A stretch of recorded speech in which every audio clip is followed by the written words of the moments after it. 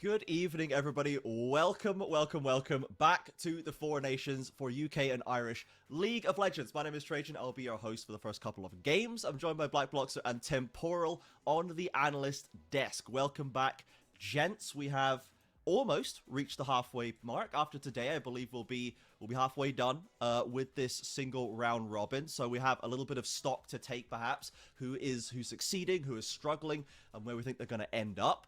Black Bloxer, we'll come to you first. If you had to pick, let's say, a single team that you're most happy with out of this first half, who do you think has really won your heart? I feel like, unfortunately, this is a little bit of an obvious one, but Venom Crest have just looked the best. They have played four incredibly... Easy feels like it's too far, right? Because it hasn't looked like the teams against them have even gotten a chance, right? They have just been playing to the next level. It would be interesting to talk about Brod and Friends, about the way that they've been looking too, but their 4-0 has come with some fluky stuff, some bigger back and forths. Every single game so far that we've watched Venom Crest play has been utter domination pretty much from start to finish. In fact, in the last game that we watched from them versus Nuclear Vikings, we were impressed that Nuclear Vikings looked okay for the first 5 minutes. So when, that's a good bar for a team to look against, yeah, I think they've been looking like our absolute best team in the league so far. Yeah, they've been winning hearts and minds up and down the country, that's for sure. Temporal, I'm not going to say who do you hate the most. I'm not going to ask you that, right? That's a mean question. But I guess, do you have a certain team that maybe hasn't performed well so far, but you think has potential to turn it around later in the season? Who do you think's got latent power that we're going to see over the next few weeks? Man, who'd have thought Good G wouldn't pick up a win in the first Right? half? I know That's me what and I'm Mex are saying. going for top and bottom of the table, but they should have won some of those games. I know. It's crazy to have put the stat line at 0-4. They are a pretty good team. I think maybe a bit back to the drawing board, a bit of a chill. They have to get through a mid game. They have to get through another throw at Articon. They have to just, even if it's not the cleanest, just take some wins, guys. You can do it. I believe in Good G. Articon is taking some souls right now in this season. 2025, Articon is racking up a big kill count, even on the professional stages, you know what I mean? It's dangerous going into that area, so watch out for it. But if we take a look at our first matchup here today, Nuclear Vikings, which we've mentioned, versus Paragon. Now, Paragon are 2-2, Nuclear Vikings 1-3. I believe the Vikings opened up with a win, but have been struggling ever since. And Paragon are just kind of paragooning around. We don't really know what's going on over there. And they have a few roster changes that we'll get into in a moment as well. But let's start with the Vikings. My first question to the room at a whole, and Block, so you can take the first crack at this one. Are we still bat-chesting about Shush in top lane? Because I was bat-chesting about Shush last split. Are we still there? Are we still happy with this guy? Where are we at with him? He has felt like the bright spark on what has been a Nuclear Vikings team that's been struggling quite a lot. He's had some really competent performances on things like the Renekton, taking over his lane, being able to put in some good performances up in the top, but unfortunately it hasn't felt like the rest of the map has really been able to play in a way that's allowing him to shine, and I don't think necessarily that Shush is the kind of player who can solo carry on these games. He wants to play the sort of champion that can do well for itself in the laning phase, but then works with the team, buys some space for the ADC, gives you that engage that then the rest of the team is able to follow up on. But if he's only up by 1, maybe 2 kills in his lane, and isn't on a champion that can completely take over for itself, it's not like we're seeing Gwen or any champion like that.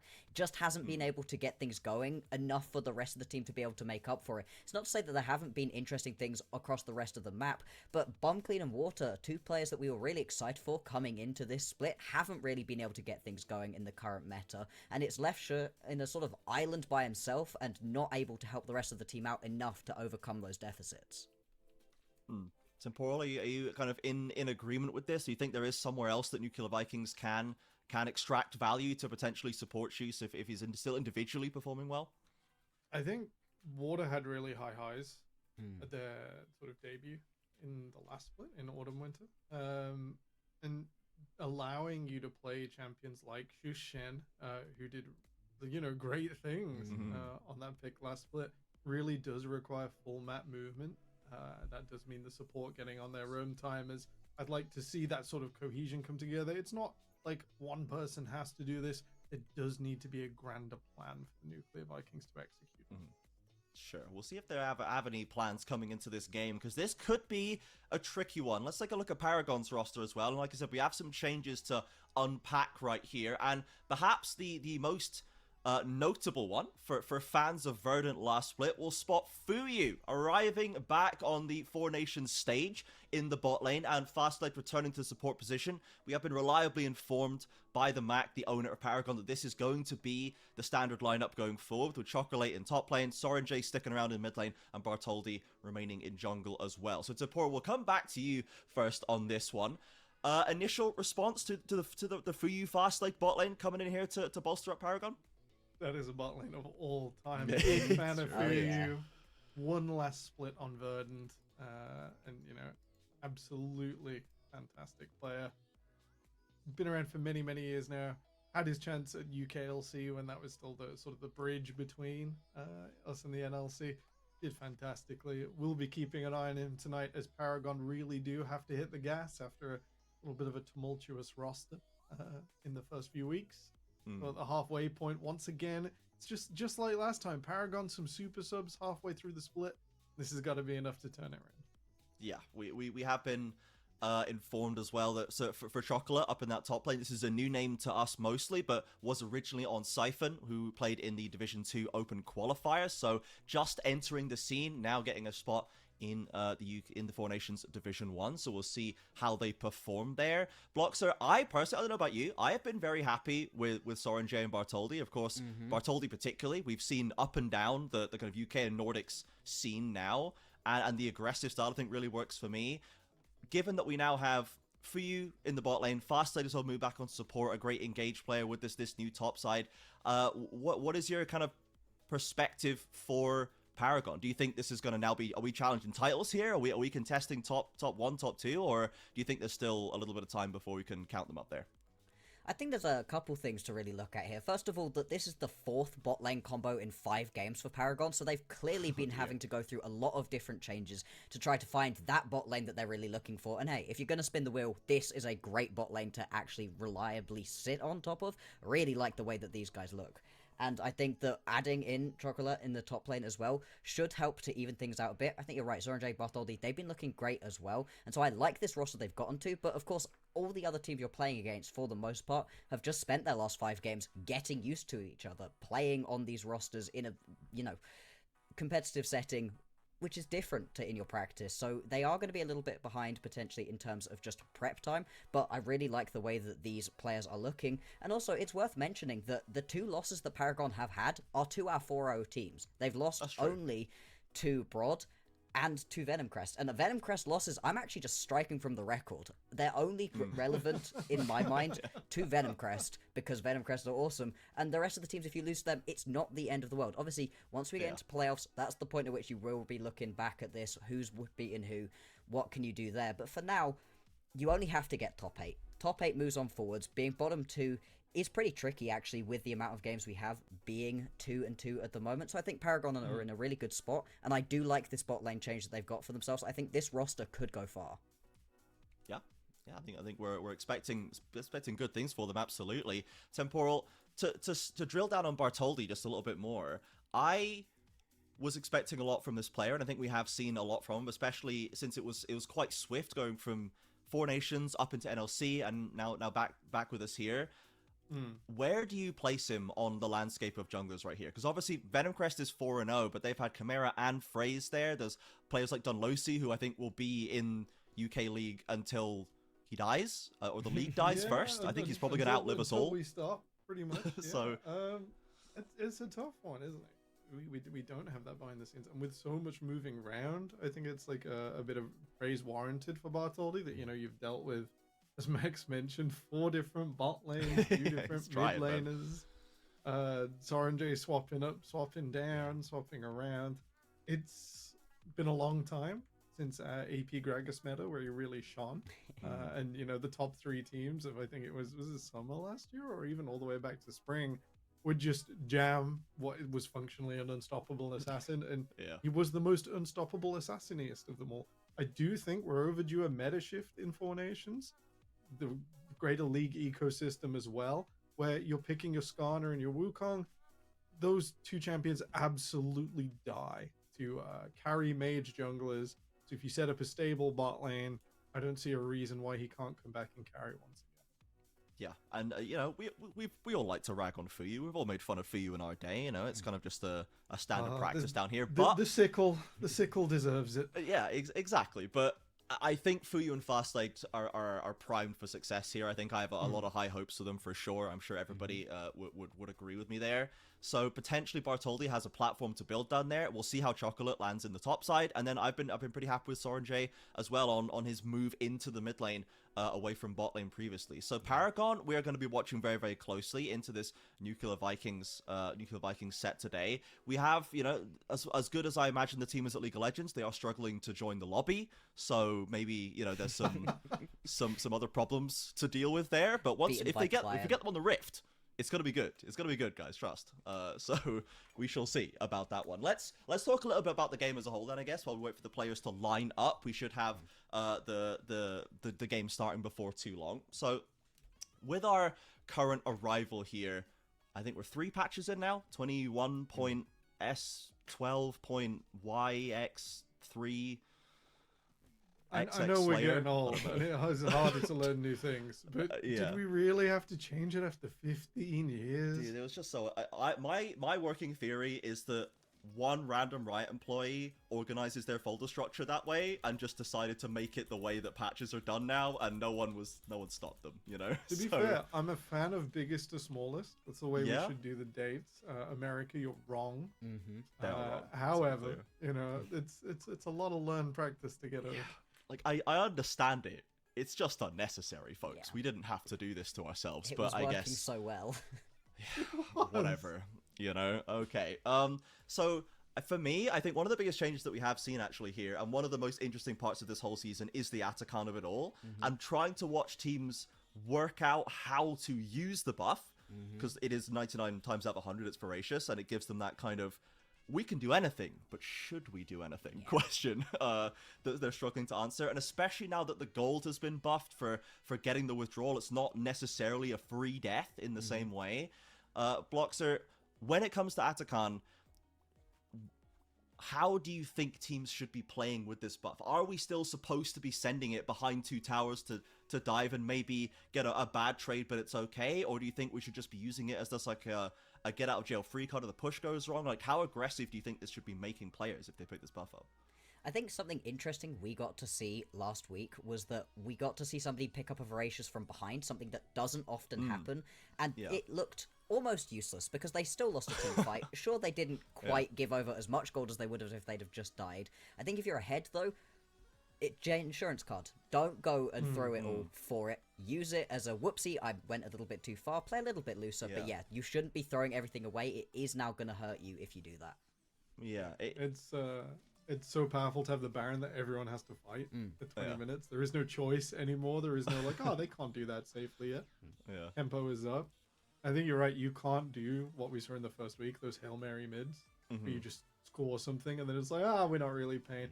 It's like the 1,000 gold Mercy prize. And talking of Mercy prizes, what is this graph? So we're still Victor B1ing in this day and age, and I've been reliably informed that it's weaker than it was.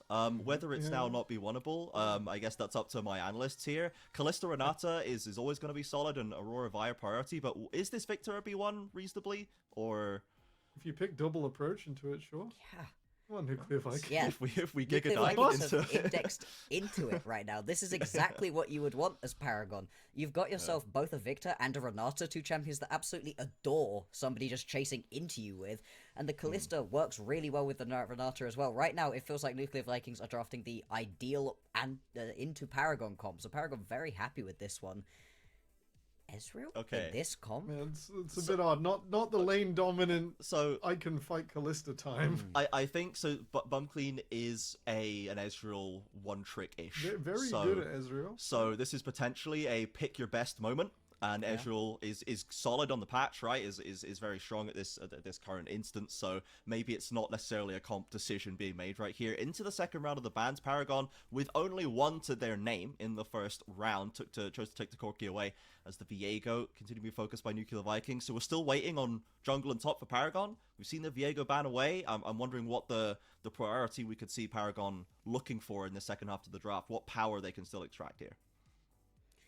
Yeah, I mean, it feels like right now, in terms of top lane power and priority, it's so open at the moment. You can kind of pick whatever you really want, especially in this composition. I think they'd do well with something like the Renekton, like the Ambessa, a sort of bruiser that can deal some extra damage in the early game. Cassante would fit that bill very well as well at the moment, but also something that's not going to take away too much jungle attention, because with the way that these drafts have gone so far, I think you really want your jungler on Paragon to be able to move around and follow about this Vi, make sure that she can't get ahead, because these lanes aren't necessarily going to be good at doing that for themselves. Neither Aurora nor Ezreal, especially if you pair it with a Bard, are particularly going to be getting things going for themselves. This Vi is going to be critical in getting Nuclear Vikings into a position where they can use these champions. If you can shadow that around, constantly be counter-ganking, then Paragon's going to put themselves in a much better position to really shut down what Nuclear Vikings need to do.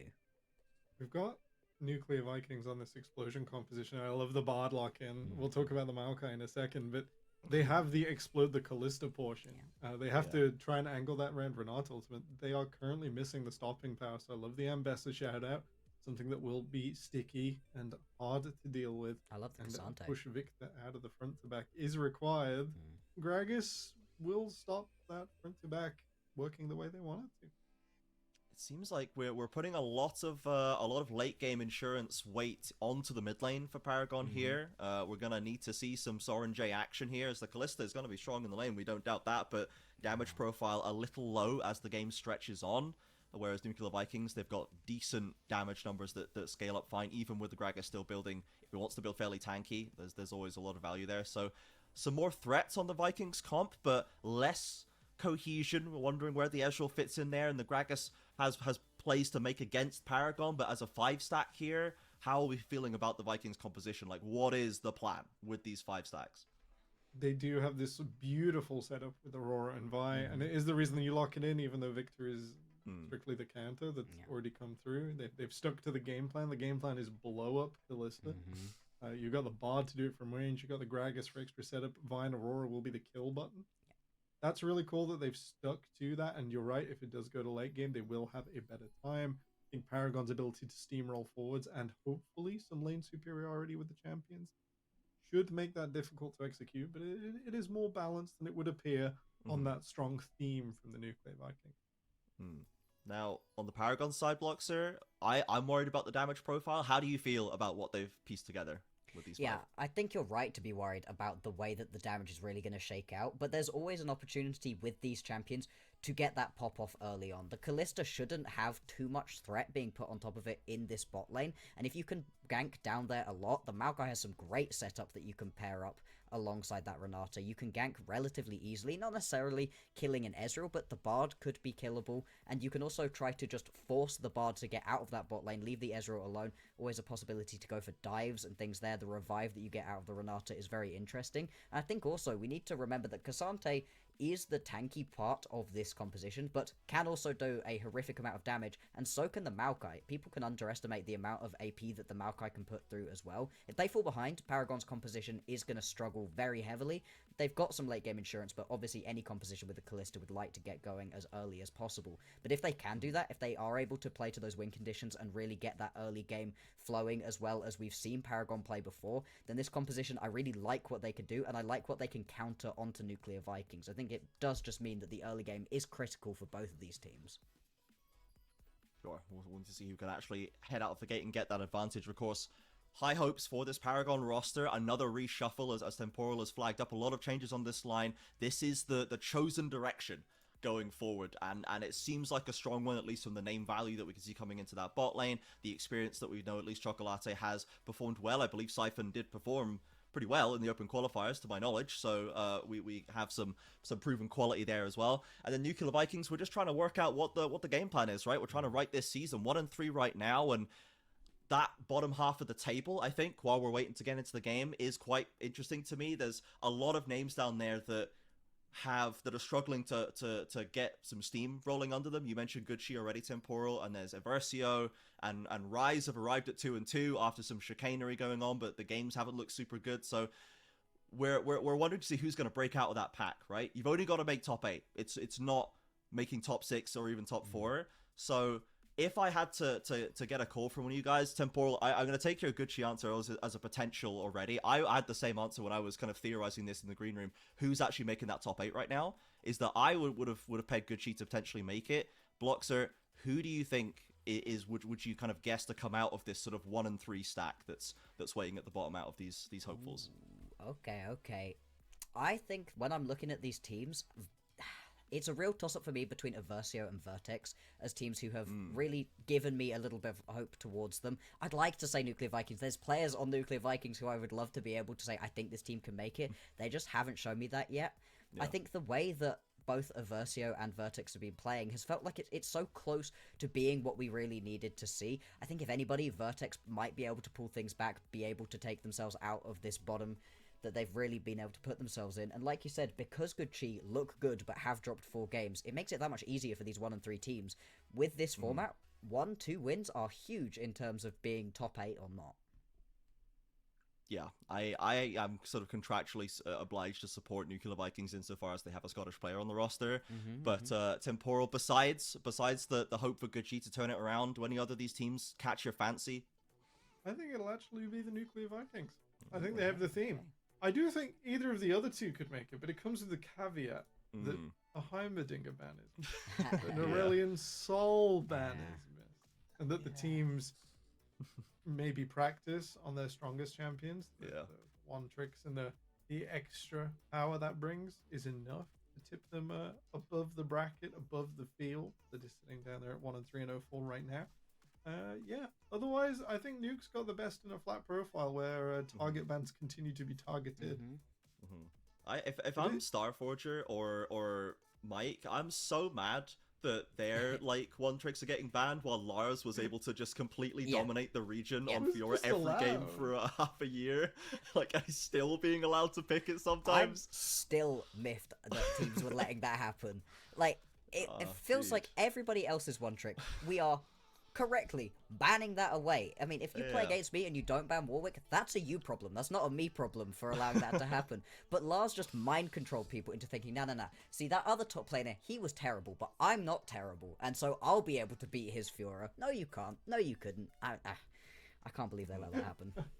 I am also looking at strength of schedule because we are best of 1. I am figuring out who has the most noble losses. Who's lost to Venom first and who hasn't.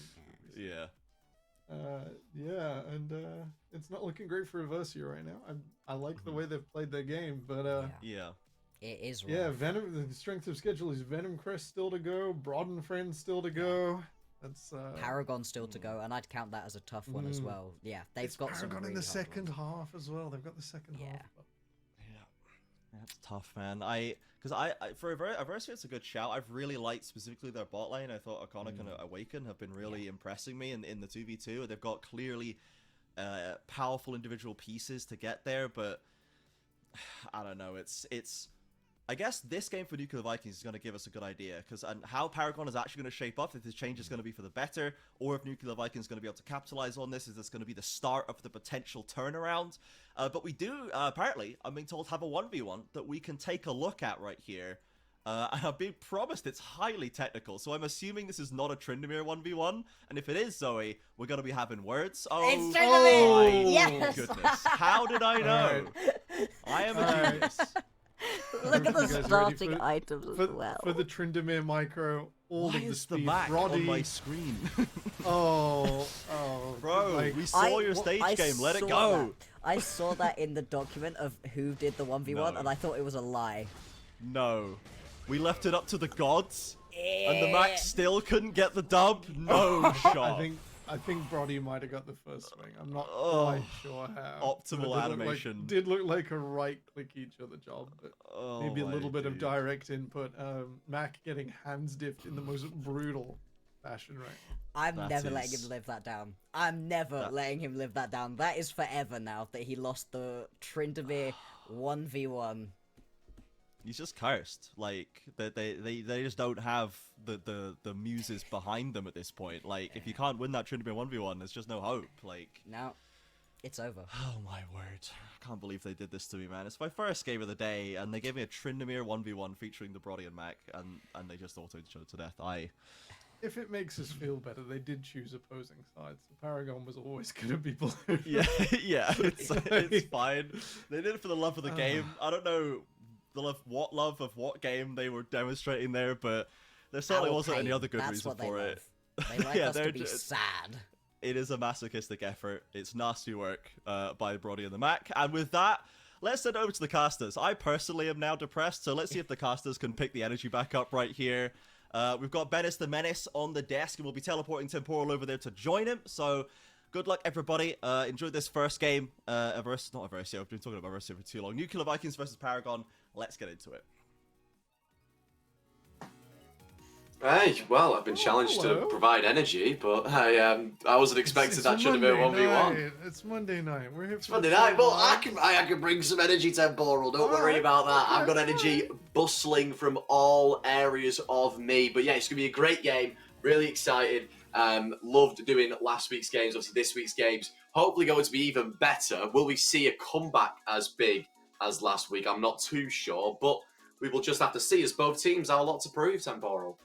They've got so much to prove that you will be with me in Venice for a moment as one computer has exploded and the tournament shenanigans will continue.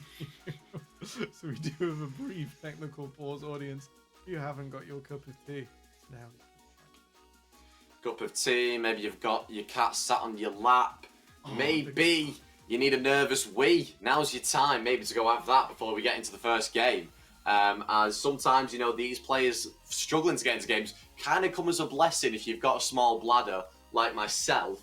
But if I do need a wee, I will just have to hold it in because nothing is more important to me than Nuclear Vikings versus Paragon, Temporal. I suppose that is the tradition of what the first 1 minute 50 seconds are for. But if you really want to perform well in solo queue, folks, that is not the play. Go before you queue. Dennis, you had a good day. You've been busy. Have I been busy? I've been editing. That's what I've been doing a lot of editing. Yeah, you know, just working on some of the, the TikTok, the YouTube, just sort of getting it in, putting some hours in. Went to the gym as well, so I weren't just sat down all day. That's meant to make me feel better of the fact that I do sit down for most of the day, but I'm doing some sort of exercise. What about yourself, Mr. Temp? I've sat down in a lab with no windows and white walls all day. Big samples, big study, very important. After I cycled to work and home, else I would have been completely comatose. Get your cardio in, folks. It's good for you. Yeah, that's what they say for a long and happy life, you know. I mean, my grandparents, they picked up dancing recently. Nice. Yeah, they're ballroom dancing now, sequence dancing, and it's good to get your blood going, you know. Do they have better footwork than Mac did in that 1v1? I'm not sure about that. I'm not sure if anyone can beat that footwork in that 1v1. I was out now, Temporal, you need to calm down, because if you start speaking like that, we're going to have a very distracting and risky cast on this game, which we're still not into, as unfortunately. But I want to talk about, you know, what the UK, the Four Nations tournament is bringing to the UK scene, especially this split. Obviously, there's been so many changes with Atakan. It's taken everyone off guard. But the UKL and the players in the UKL, how do you think they've adapted to the big shift? I think we were a bit slower for Tier 1 because I'm still watching LCK. I must admit I've let the other league slide. Put a little bit of LTA. It was alright. It was okay. I wasn't super impressed with the level of play. I think we adapted slower to Otacon first. But there was like moments where I was like, come on guys, like even in solo queue you dive on that or you at least defend it in your position a certain way. But I think on patch 3, as we're coming forwards now, we are doing a little bit better. And I think the ways in which teams are sort of shoving up, arriving on time, not being vulnerable to some sort of greedy picks beforehand, or if they are sort of re-arriving on a scene, Corky Jungle, Harry Carey, I think is the biggest one we've seen so far of that, where he arrives late to the Otacon, the team set up perfectly for him, and Vertex pulled off an ace from there, or I think it was 4 kills, but it was Corky Jungle coming out of the bushes there, and it was absolutely beautiful. I think sort of those tense moments get really exacerbated this level of play. You end up with a lot of duress, a lot of like, can we take this objective? We haven't done this on a timer before with these champions. So there is that adaptation and there is that flexibility, and I am excited to see how we're going. Yeah, I mean, apparently there's been a pause at the start of the game, which is what you want to hear, especially when, you know, it's already been delayed, and then they've paused, so there's even more of a delay. I appreciate it, because I stressed you all out. This microphone did not work for a solid 10 minutes. Yeah, but it's okay, because we're all here. Well, we're not here yet. Not all the players are here, but it's really interesting how you say how, you know, players are going to adapt to these sort of changes, the big changes like Atacam, because obviously Riot want to, you know, keep doing these big changes 3 times a season now. So it's going to be fascinating to see what they try and do with Summoner's Rift for the next region, because it's all region based, isn't it? So we're in Noxus now. I can't remember. I'm not sure if you do what the next region is. I definitely don't, and even if I did, we would be in a load of trouble if we said. There are some fan theories. I agree with the fan theories that you know, it's probably going to be something that matters a lot to Noxus. You know, we're going to explore Swain. We're going to explore Mel and her adventures. Now that she's out under the thumb of Ambassador, she's no longer being represented by her mother in that arena. Her versus LeBlanc, Swain, and Vlad, and all the friends. So it's going to set us up for the rest I'm not sure if the people of Noxus want to be known as friends. I thought that was the whole point, is that none of them were friends. They're friends. Friends, yeah. Awkward friends that you don't really quite speak to for a long time. Well, the ones you keep at arm's length and you have to go to work with. Colleagues. Yeah, we're not friends, we're colleagues. Dearest Vladimir. Vladimir, best you wishes. You would not mind pushing R in the bot lane, please. Kind regards. No, I mean, it's interesting though, like you say, like what are they gonna do with, you know, when they take on a new region? I really like the changing of the map, and I kind they turned it red. It's kind of nice. They're gonna get rid of that. Yeah, I kind of wish we had like the Otacon-ish thing in multiple splits. I'll be interested to see what they do, because this is like everyone has to play Baron at 20. So if it's like a theme like that where we can boil it down to a sentence, is it going to be like, actually no jungle, or actually like till a certain time it is better to send 3 mid, or start encouraging like really weird strategies? You know, if you could boil it down with a sentence, you can then like expand out and like make the Otacon system. Change Void Groups around, change Baron around. That's all the detail. And like the simple thing. It's quite exciting. And Josh Kang has reconnected to the game. Thank the Lord. Surely, no, he's not there. Yes, he is. Awesome. Yes, we're in the game. Two teams. Did they sneak into there? Did Zephyr see them? Okay, definitely. I think he does see it. But yeah, 2 teams with a lot to prove. And Paragon, they do know that they do know they are being watched right now. I'm not too sure. Hopefully, Nuclear Vikings have communicated that in the comms. But yeah, nothing runs happening in the feisty level 1. Maybe some wards being placed. But other than that, we've got 2 teams, Temp, who, lots to prove. Nuclear Vikings, they want to try and really get their split started. You know, they tweeted out that they're going to win this game. It's going to be easy. Not too sure about that, but I like the confidence. Whereas Paragon, they're going through some changes behind the scenes. Let's see how that translates onto the Rift. They've lost 2 games, but those 2 losses were to the undefeated teams. So it's a little bit of a pinch of salt. We'll have to see how they do against the Vikings, as Bum Clean might be seen by Turbo Granny, but a Mystic Shot will be the only translation from that temporal.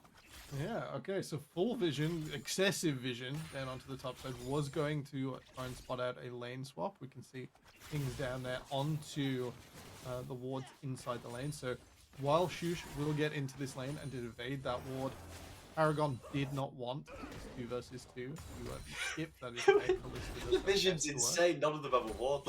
Yeah, it's a bit much. It's a little much. I'm more of a fan of what Nuclear Vikings did. 2 precise wards. They want to see where the jungle was going.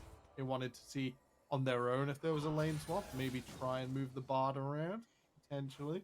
But not the path, because both junglers...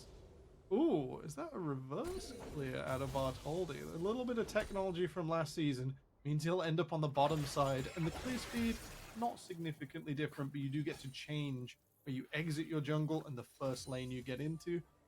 On the desk, we did highlight burning flash in this bottom lane, getting the Maokai in there to get that 2 versus 2 rolling. A really, really great way for Paragon to start off. Yeah, definitely. I mean, this is one of those, you know, in the top lane, you've got 2 champions that can fight, but they don't really love to. I mean, they've got great disengage. Mid lane, we've got 2 mages, and in the bot lane, we've not got a single engaged support. So not too much action coming out, only some fairly even trades. But it's going to be interesting to see how the junglers want to respond. As top lane, again, like we said, even if one of them gets in trouble, they've got so much disengage, so much HP.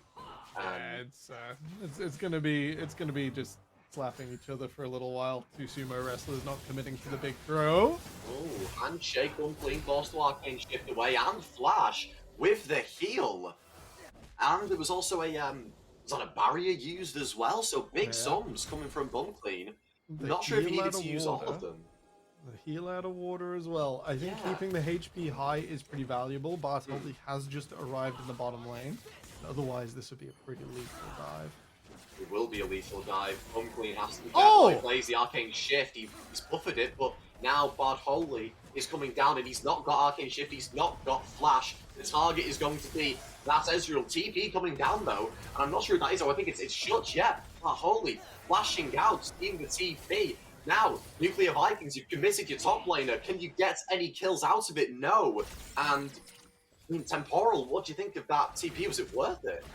It was quite a lot. I thought there were going to be flashes forwards. Soren J have been a flash out.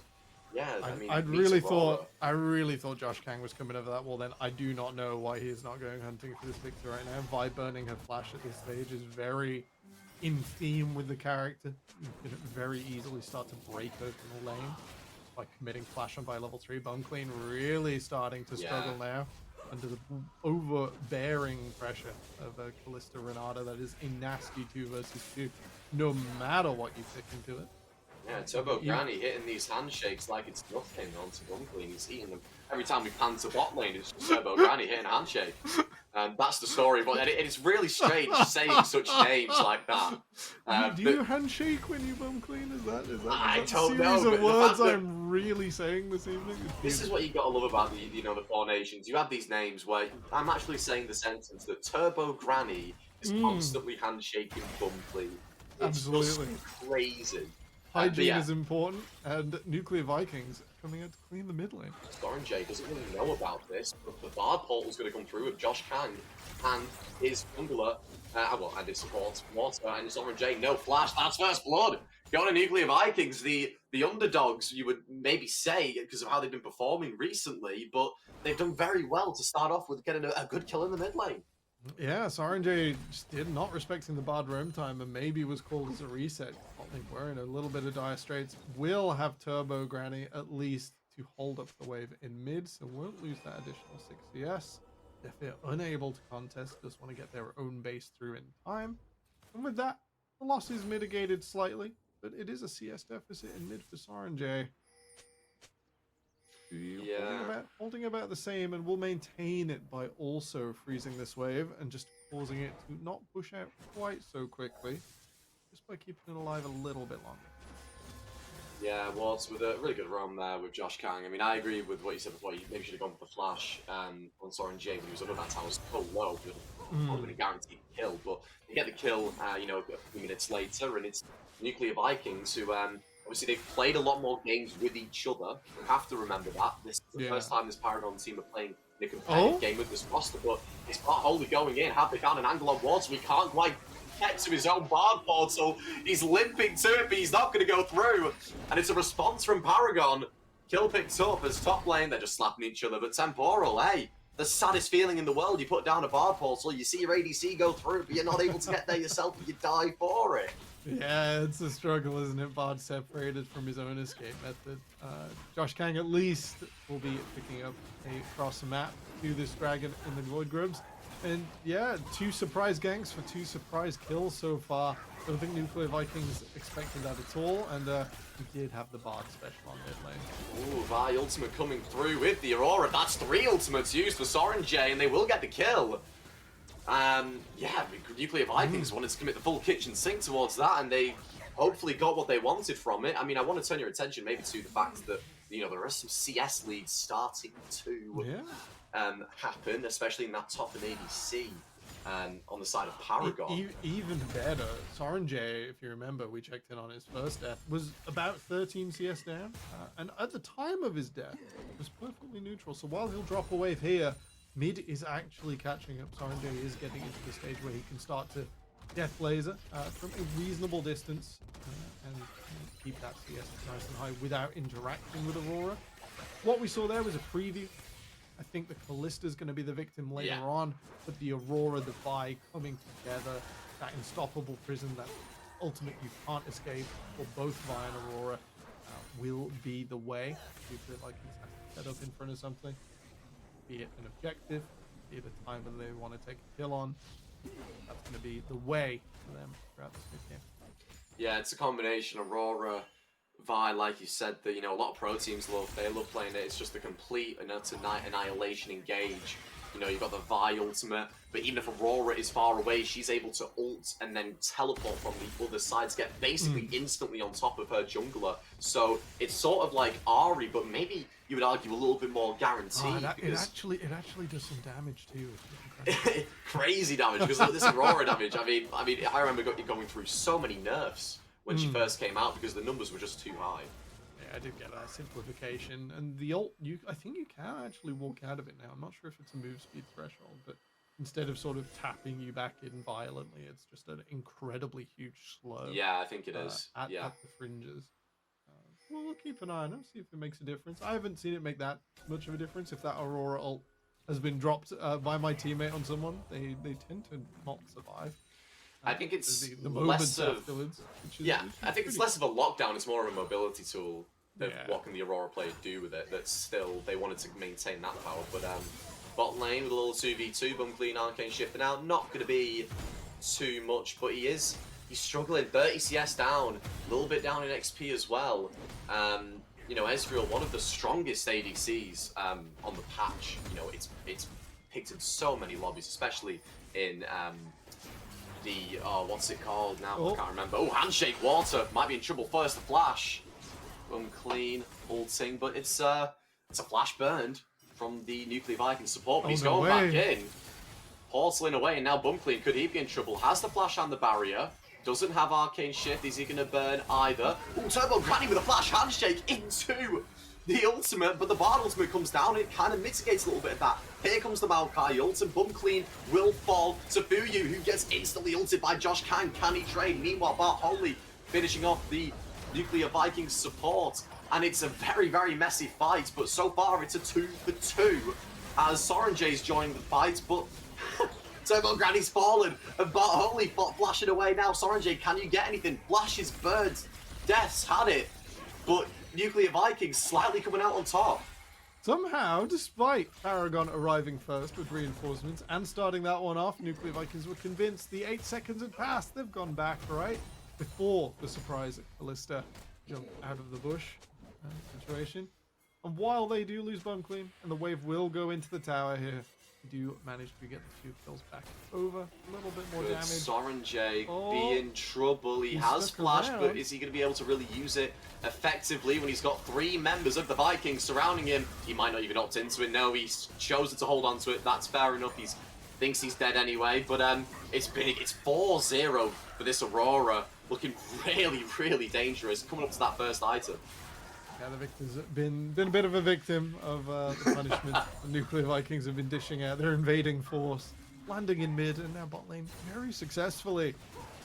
And it's I'm not too worried. Not because this doesn't matter or that doesn't matter or the CS lead. The Aurora is now a huge threat. I think the Victor is there mostly for his presence. I don't think he's going to be the one to carry this game through. I think you've got the Callista primarily for that, and setting up the gravity field so she can't be approached or threatening it is going to be a bigger part of Victor's game in game 1 tonight than most of the games you see in professional. So I'm not super worried for Paragon, but Nuclear Vikings have earned their goal lead. Yeah, I think a lot of pressure, like you said, is going to be on Fuyu to, you know, really be the damage here, because he's not going to get much from, you know, obviously Cassante crit damage is pretty crazy, to be fair, when I say that, but Yeah, it is still a tank. Bartholdi is dealing more damage than you'd expect. That is a red jungle item. True. And then he's built, oh gosh, Unending Despair. Unending Despair, yeah. Yep, it only took me a second. No, it never get used to be built. It's only recently. I knew it was forbidden last week, so that's yep. It's one of my favorite items as well.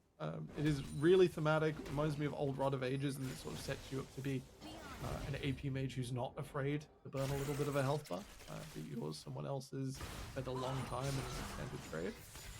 And that's what Bartholdi's got to look forward to when he gets up into the mix. We'll be dealing damage with that pretty significantly, and being able to have that extra sticking power as well can't be argued with when you look at the very short range. Wow, I mean, that's half his HP, but the Nature's Advance coming down, that's a big tool used from Paragon. Maybe a little bit too soon. I mean, they're getting a little bit jumpy as they set up for this Ocean Drake, but they are the first on it. All 5 members. TP coming down from Shudge onto that line, but should they get the Ocean Drake? Big ultimate, though, from Ezreal, hitting all 5, and the Bard ult as well, but can they get Bartholdi? The Renata ult is able to, well, put them off, essentially, but yeah, I mean, I thought that once that Nature's Advance was used, that, you know, Vikings would feel more confident going into it, but all 5 members of Paragon hitting that Drake pretty much one-shot it, and yeah, unable to contest from Vikings. Yeah, they'll win the feats of strength off of a hostile takeover of the Dragon Pit. Maokai bought them the time, bought them the space. Oh, that's tough. Are they going to save the tower? Nope. No, they won't. And Fight, I don't think is going to Oh, prove, although that's a tempting Bard. Bartholdi going through that portal, and giving me a little bit of a worrisome moment there. But no, it is nothing's gonna happen. But interesting way. The fact that Vikings, you know, you would think that they'd feel pretty good, you know, with Aurora being so strong going into a fight around that dragon, but not able to get the angle, I guess. And it's 2 Drakes for Paragon, which you probably wouldn't expect if your mid lane was so far ahead. But obviously bot lane struggling. Yeah, they have mitigated the losses, I think, out of mid. Like, you know, you see 0-3 and you're like, oh, it's a disaster, but really, like, they didn't even lose the maximum minion waves every time RNJ was taken down. And they often had someone there who pick up the pieces or a good next rotation. What I am looking on the map now is that Water has successfully completed a Bard invasion, which means he's got some more chimes, more meeps ready to play with. And has secured vision, so Bartholdi is spotted on the map right now. Yeah. Might have just cleaned that out. But in any case, a red ward in the lower quadrant of the jungle. Looking at mid right now, both teams should be up towards this Rift Herald in 30 seconds, 20 seconds or so. With that in mind, Bartholdi crossing over, there will be conflict. Yeah. Josh Kang, Blastcone just providing the safety, but Turbo Granny's taking a lot of damage there. Fuyu fighting in the top side of mid lane, completely annihilating Bunkley. He will fall under his tier 1 mid tower. Big ultimate from Josh Kang. Is it going to be enough? It is, but Water will pick up that kill. Bartholdi might be the next victim, but a good flash, and he has that Nimbus cloak, so a lot of speed provided there, but it won't be enough. Water, is he going to pick up a second kill? He is. A shutdown going over to the Bard support. Not sure if that's where you want your kills to go, but Vikings, I mean, at least you got some kills. Shush having to commit the flash and the ultimates. They're a little bit weaker. They still do have the True Shot Barrage from respawned Ezreal and Aurora's ultimate as well. It will be very difficult for PRG to get here. They're just going to double wave into mid and surely let this one go. They can really pull this out. We will take ages to arrive, even with the Hextech. Yeah, but Chocolate and Turbo Granny, they have something to say about this Rift Herald, but it will be taken up by Josh Kang. Water and Zephyr also here before the other members of Paragon. And Zephyr, the damage from the Aurora. We said how fed she was, and it's really showing in this fight. Fuyu chasing down, but has he got a little bit too deep, the AD carry he has, and Bunkleen will pick that up. Also, Soren J going down. It's 4 kills going over to Nuclear Vikings and the Rift Herald. Paragon, why'd you take that fight? Paragon clearly feeling like they should have been able to take that, and absolutely not at this stage in the game. They still didn't have the numbers after going 1-for-1 in mid. It was a longer respawn for Fuyu, was a shutdown. And even though Bard picked it up, they won that position, they won that time. Paragon did not have numbers. By the time Fuyu arrived and committed, it was already over. Yeah, I mean, we were speaking about before how Paragon are, remember, not playing with the usual roster they have been for the last couple of weeks, so maybe a little bit of miscommunication, not being on the same page, whereas it's also going to really speak into the mental point of view. If you are a team that has gone far behind and you're playing with people you're not used to playing competitively with, how are those comms going to feel? Is it going to be silence? Is hopefully they have a real big shot call or a real big voice in that call, because they've gone a little bit behind here. They need to start picking it up, but Fuyu might be caught. Big Aurora damage, and it's a bailout, but it's not going to bail anything out, and Turbo Granny's going to fall soonly after as well. Paragon bot lane going very high in the mid lane. When you're playing against an Aurora, you're playing against a Vi who are very, very far ahead. That's just risk written all over it. An absolute disaster for Paragon in the last few seconds. They get the Herald charge in on bot to the Nuclear Vikings. They get the reversal in mid. 4 versus 2. I don't know what Paragon were doing that far. The Callisto does feel confident. This is her spike. She has the blade. She has the boots. You still need to go through the setup. You still need to go through the motions, pushing that lane out, bringing your jungler along, getting that extra vision in to then push this tier 1 tower over. Going a little too fast here does mean they are left fighting for scraps, fighting for revenge. They want this Drake, though. They want that 3rd Drake. They want that soul point threat, and it's the only thing, really, they've got to play for. Feats of Strength is good, but doesn't really provide that much of a difference on the gold value, so it's an advantage going out, but it will be Paragon who pick up the Drake, very surprisingly, even though they are 6k down. But Nuclear Vikings just giving up that pressure. They were on the objective first, but all members of Paragon, maybe Nuclear Vikings will find something here. Chocolate over the wall, perhaps Water, Stun Connect, Such going over, but it is a Cassante. Do you have the damage? 4 members sort of chasing down, but I think Chocolate's going to be safe, and what do you think of that, Tim? I mean, how easy was that for Paragon just to walk in? They absolutely came together at the right time. I respect it from the Nuclear Vikings. They're holding on for Articon here. They don't want to blow big ultimates. Vi's ult for really significant cooldown. Same for Bard. And Paragon do commit there. With Articon coming up any second, they are missing key ultimates in mid and jungle that set up the fight.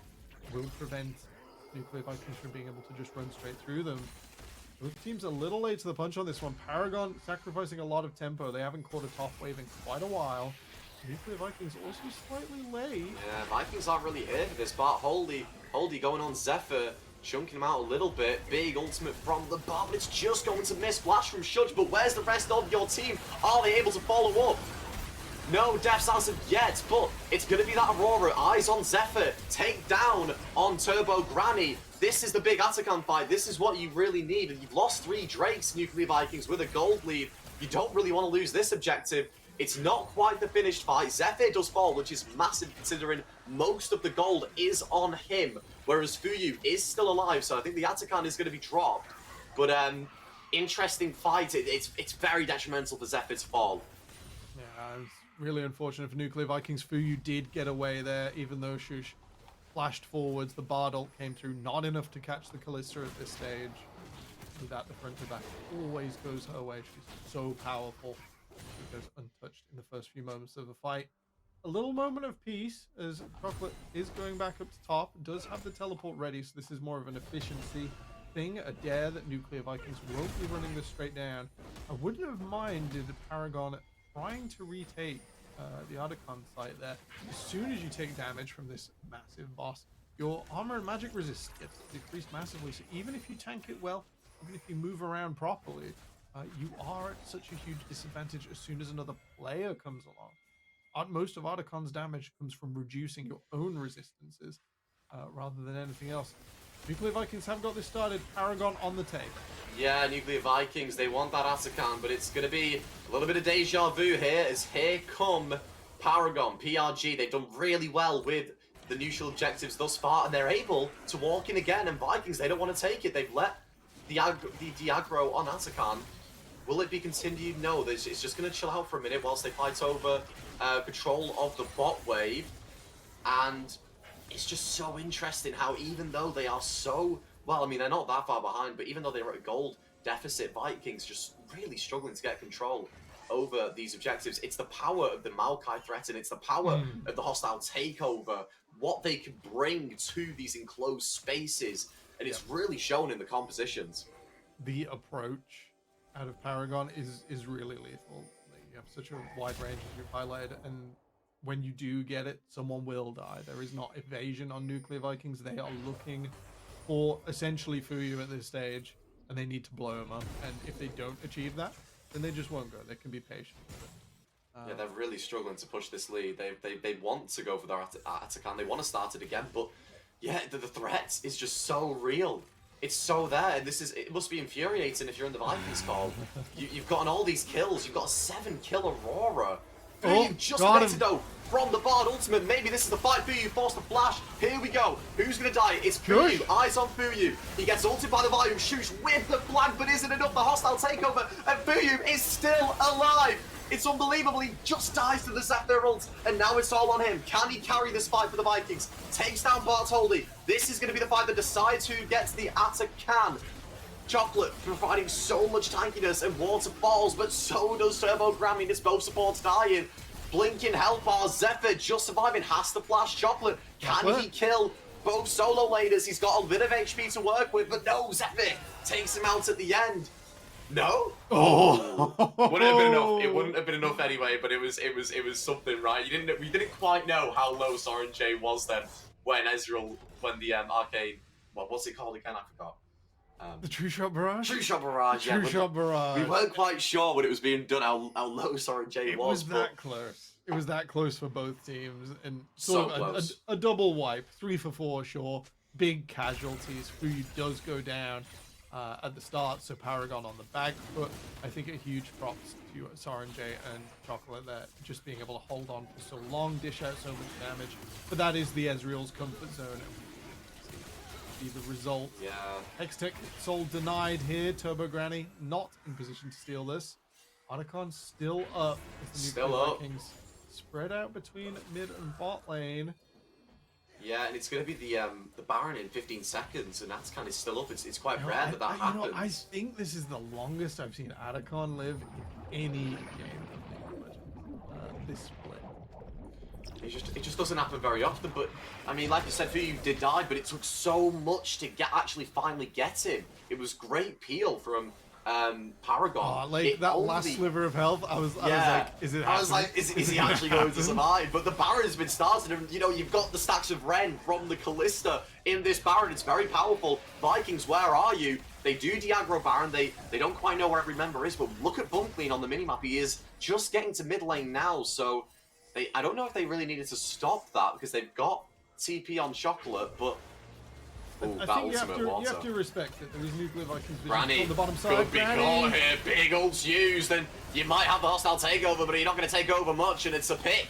It's a pick for the Vikings. Kang's low, but it's something we've not really seen Vikings do, which is pick before the objective. Paragon have done really well to stay compact in groups so that they don't lose control, but Vikings finding a pick. And kind of rough. When you use those tools not on Fuyu, that should be the Callista's go button. That should be the moment where you can pull out the stops and start to free fire. Oh no, here we go. Had to clear mid. All right, Otacon again. Josh Kang starting at half. Paragon should feel good approaching this.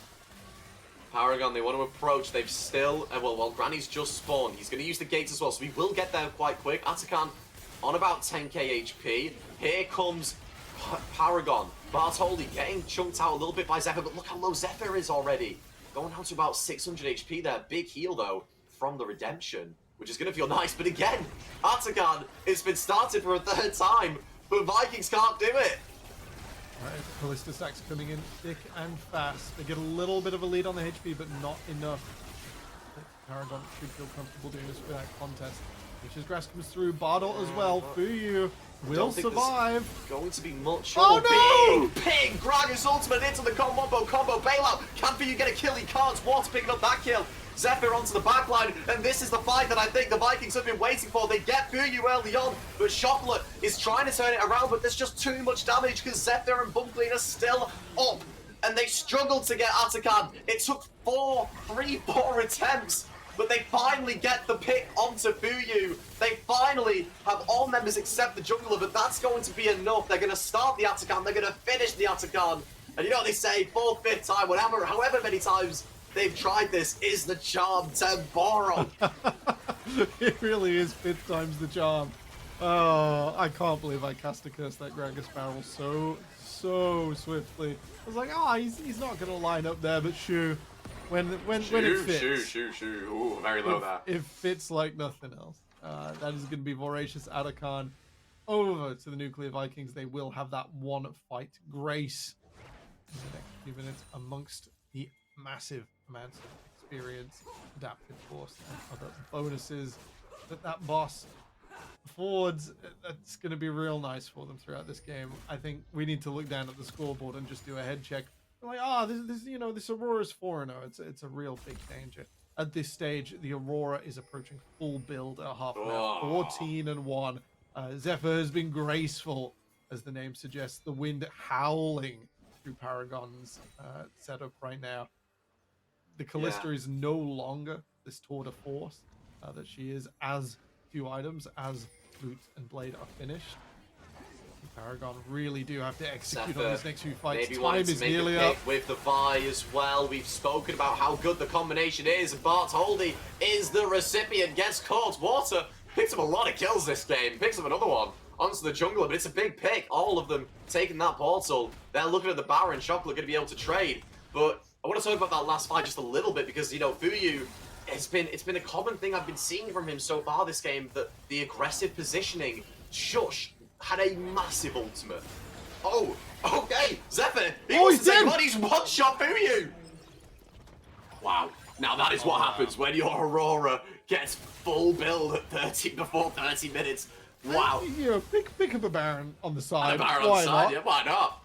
I think fair to say the Vikings are in their pillage phase now. This is going to be a real struggle. Paragon, we said in draft, you guys do have the first foot. You do have the momentum coming out of the gates.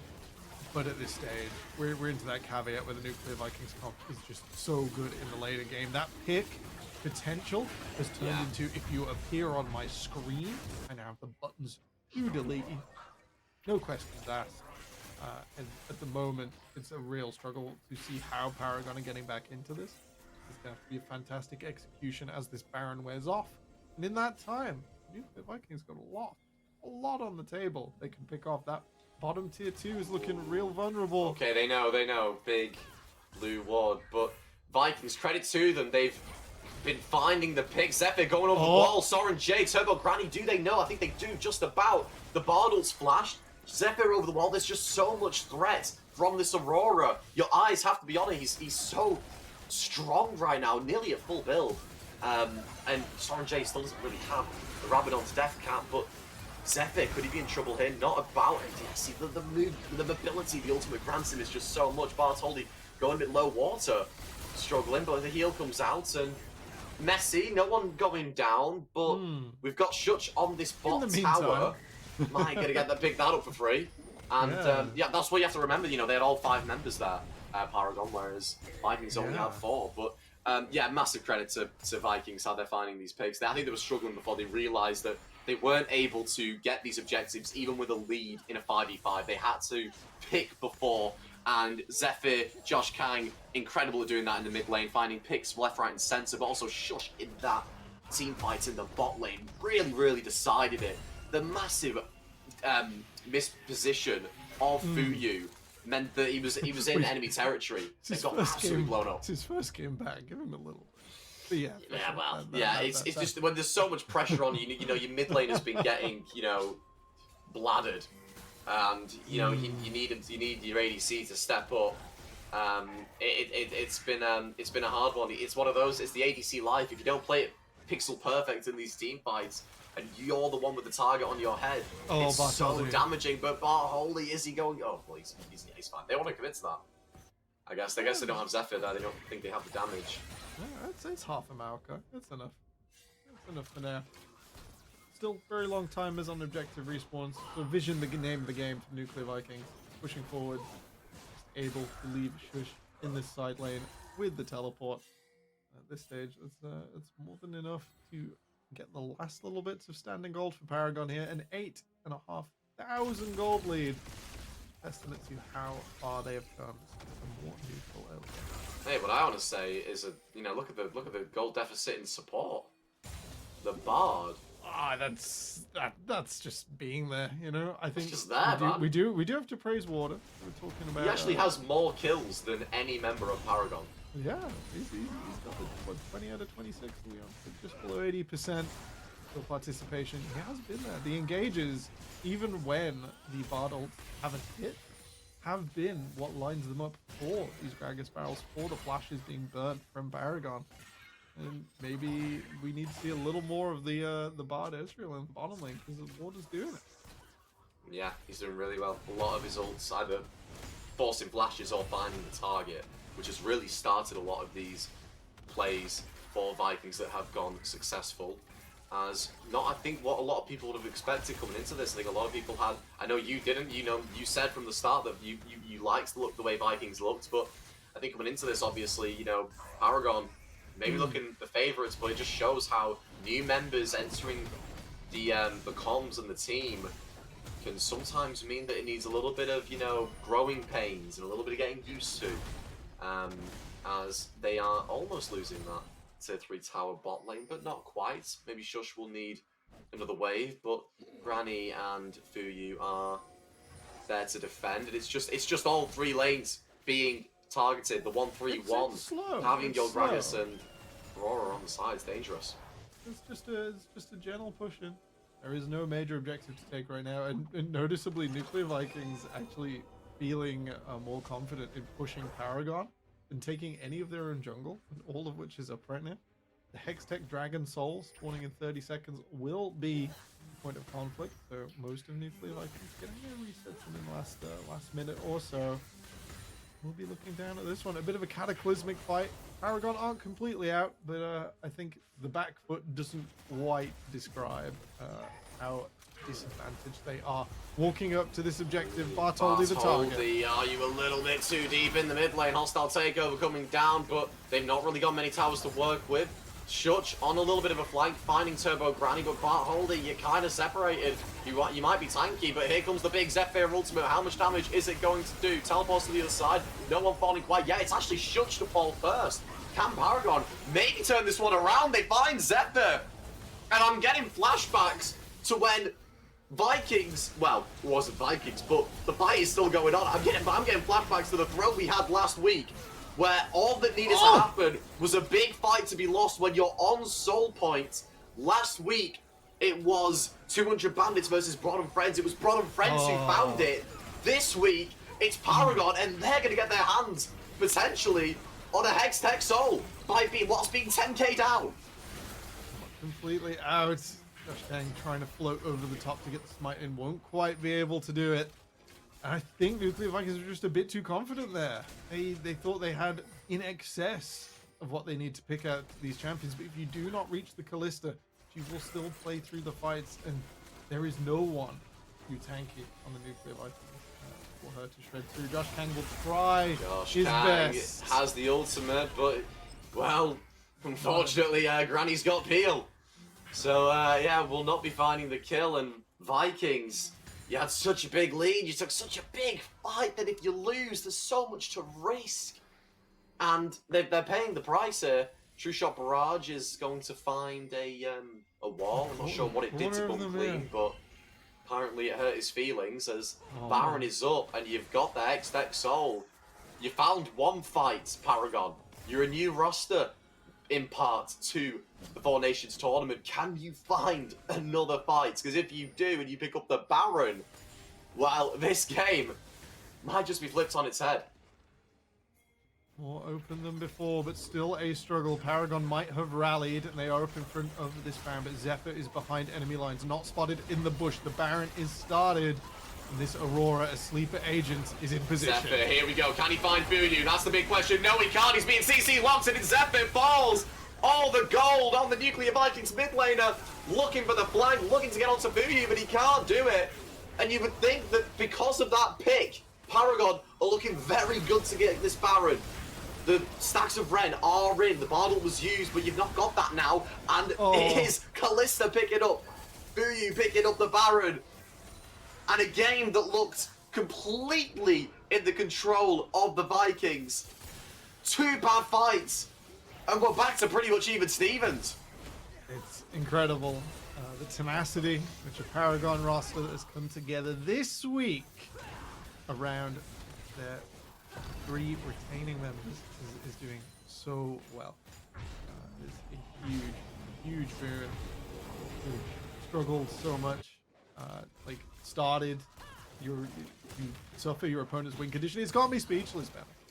It really has. Sam, honestly, I don't blame you. This is heartwarming because It is.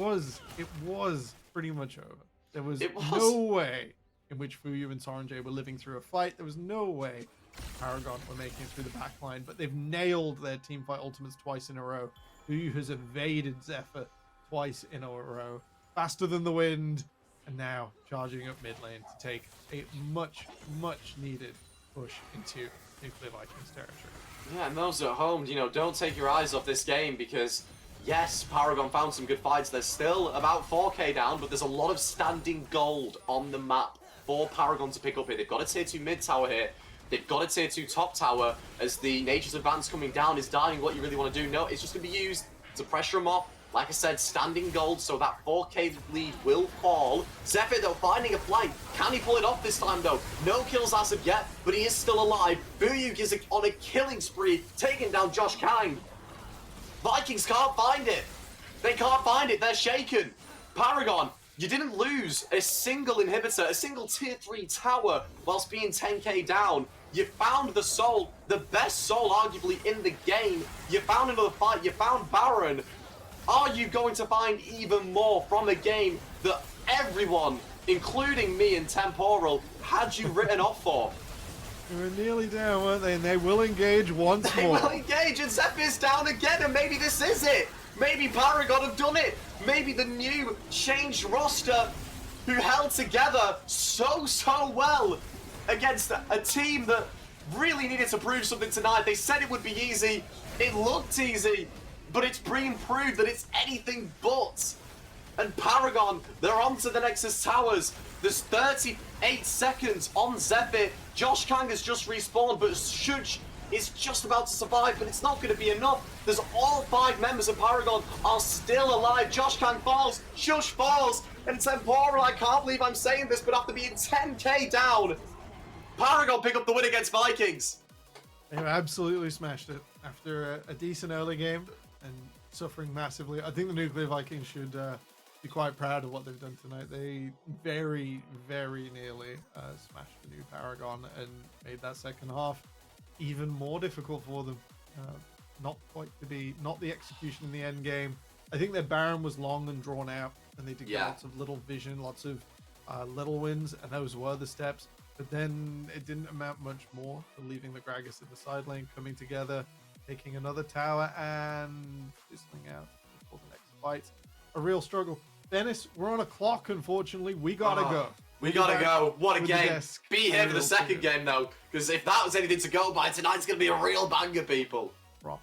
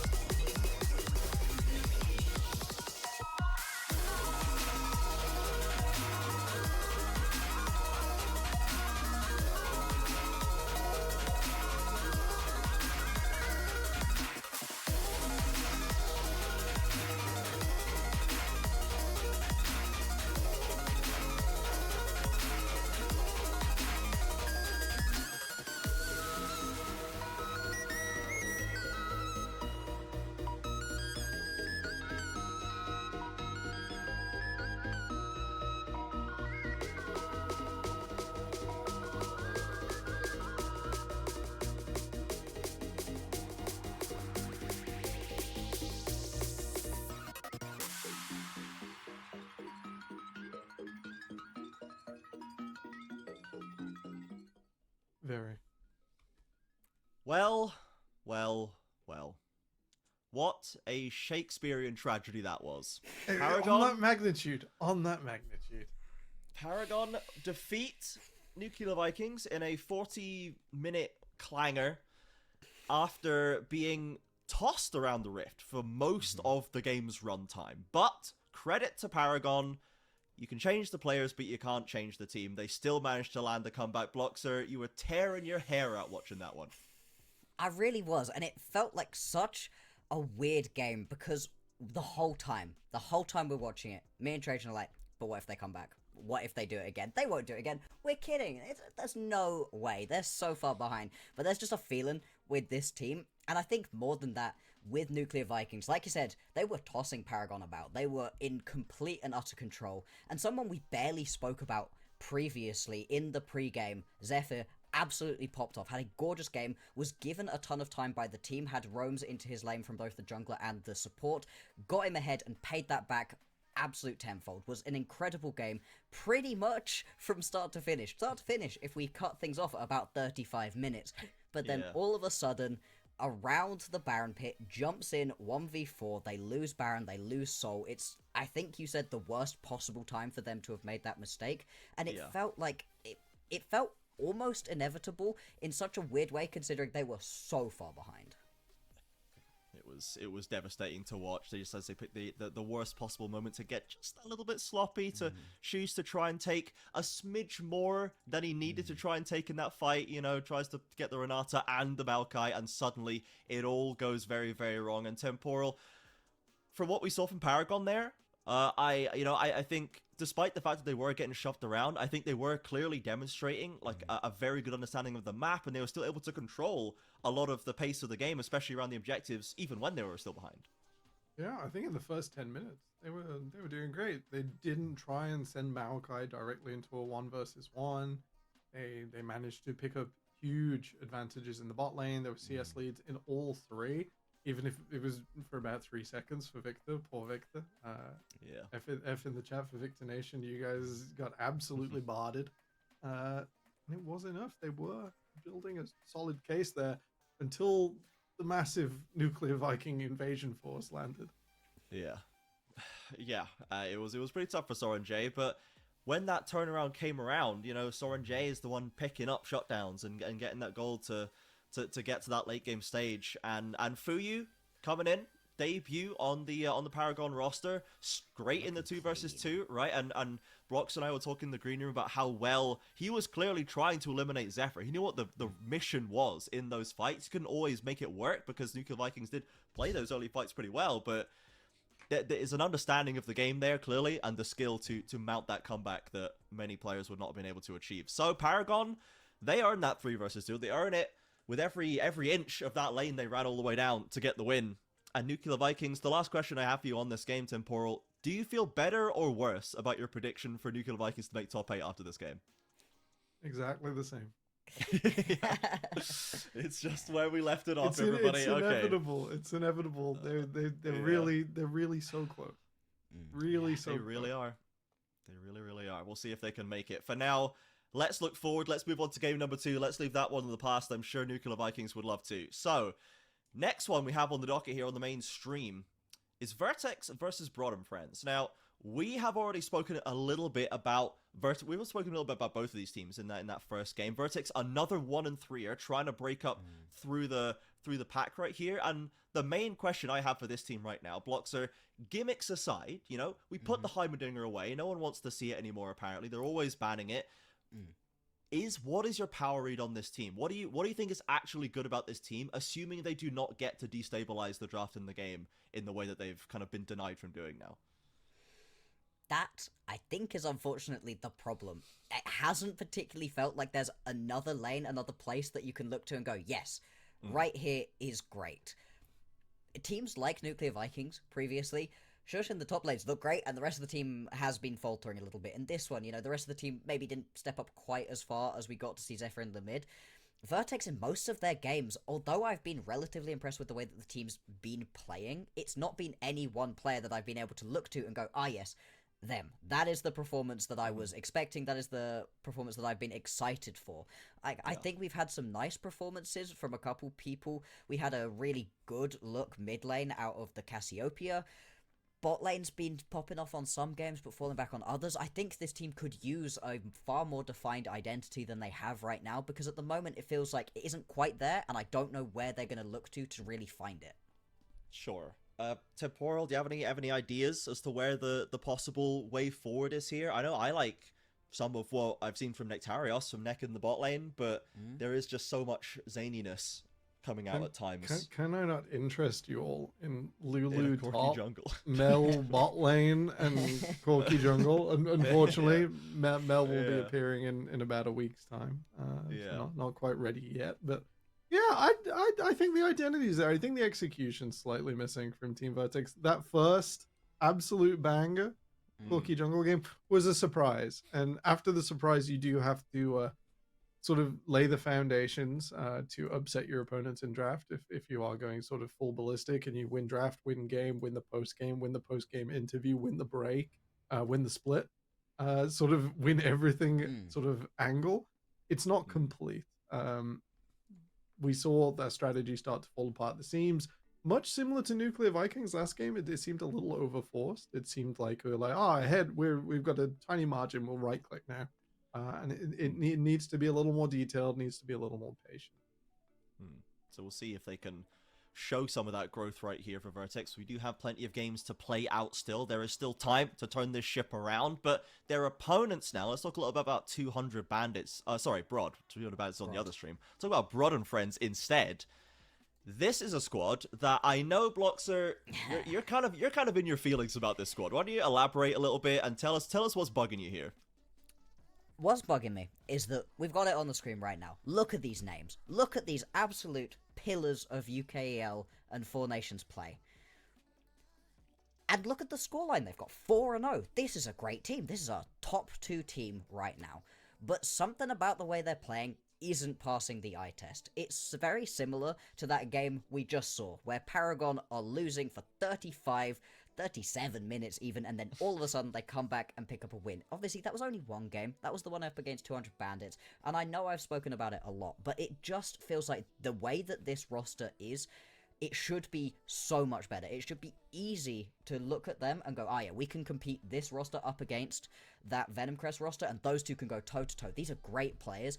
It's just something in the way they're gelling, something in the way they're playing the macro of the map that just is not quite working for me right now, and I'm very excited to see them be able to actually put it together, but for the minute, I'm holding back quite a lot of real judgment on this team because I just need to see that little bit extra from them. Yeah, I feel the same way. When I see players like Bear Tree, Sin and Jamsu down there, Akers and even Tofu from previous times on Verdant, there's just no... I'm not seeing a weakness on paper, and they are 4-0, but Temporal, do you have more confidence here than Bloxer and Broad and Friends, the 4-0 record, despite some of the tougher games that they've still managed to pull out?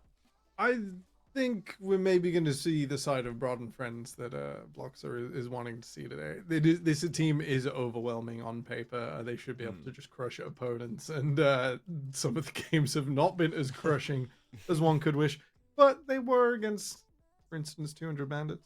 It is currently top 3. Their only loss. I think we're gonna do all right, but the pudding the proof will be in the pudding. And Broad and Friends, it's dinner time. Where's the food at?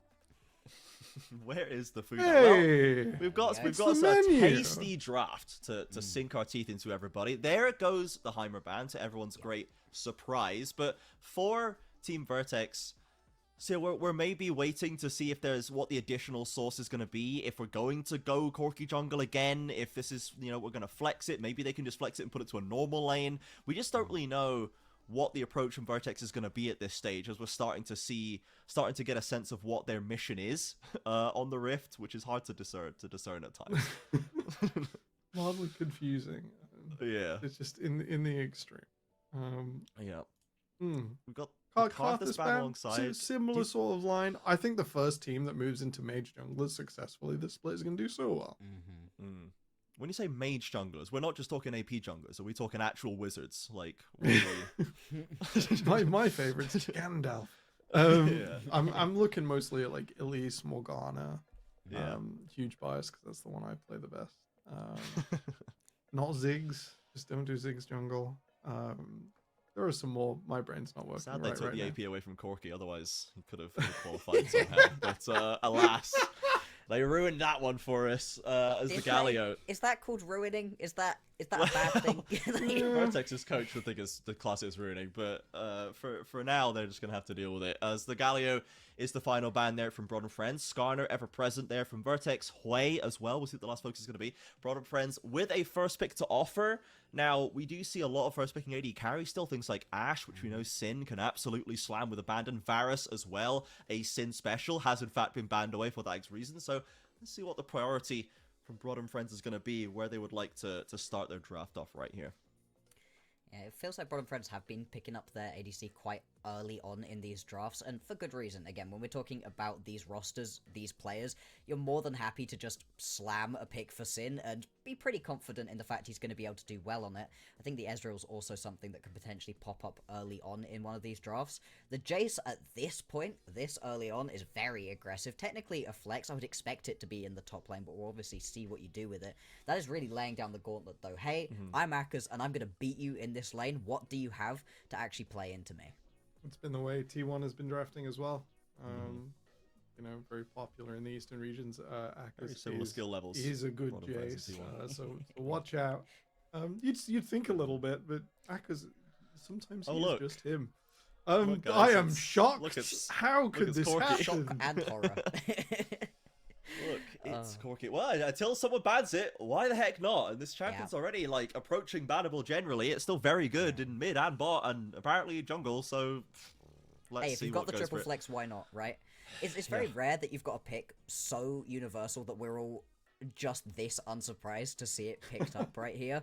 They That broke is the flex interesting, already. though. Come on, guys. Yeah, No, it's only immediately 3 not lanes. gonna put it top. Shoot, man. What a waste Also- as the... Ornn into the Jace, like, the Ornn is fine in this matchup. He can even get solo kills back onto the Jace if you misplay it, but you're not trying to go toe-to-toe with the Jace. You're very much looking to play around the team fights, try to be a bit more of a supportive carry, and that can give Akaz quite a lot of time in this top lane to do what he needs to, push waves through, maybe move around, play around the grubs, a potential Atakan spawn in the top lane. I think you're going to be pretty comfortable with this one if you're Akaz and you do want to take the Jace top here. Yeah, Low-key, Jace's- well, both of Jace's builds are fine. I kind of big. am still feeling a Bear Tree Jace in this game. I don't know why. It's just something in the wind. Yeah. I think I feel it, but we'll see. If we see a surprise jungler here now, Maokai smashes on the frequent. It does mean you're locked into Maokai to side, which isn't always very comfortable. But they're thinking about it, and maybe a little bit of Fuyu inspiration. Yeah, we don't see this from Sin a lot, honestly, the Callista. Normally it's something that has a bit more of a defined late game, but it certainly has a strong lane, and we know that Sin and Jamsu is a 2v2 that you have to respect. Plenty of engagers left on the table as the supports have been almost entirely ignored in the ban phase thus far. Yeah, I mean, this is another look where I wouldn't be surprised to see the same thing again. Maokai ganks so well into a Callista if this is going to be a Maokai in the jungle, and you can give that Callista a ton of early pressure. It's good into the Bard as well. Unlikely to necessarily kill the ADC if it's, again, an Ezreal, something a little bit safer that can play further back, but the Bard leaves himself pretty vulnerable a lot of the time. And so far, Broad and Friends, I think they're going to be feeling very comfy with the early game of this. Vertex, they've got themselves a very different one where they're looking to go towards the later stages of the game. Their composition scales much better right now than Broad and Friends will, but it is going to be a bit tricky for them to be able to survive through this early game, especially with the level of gank that you can get out of a Maokai.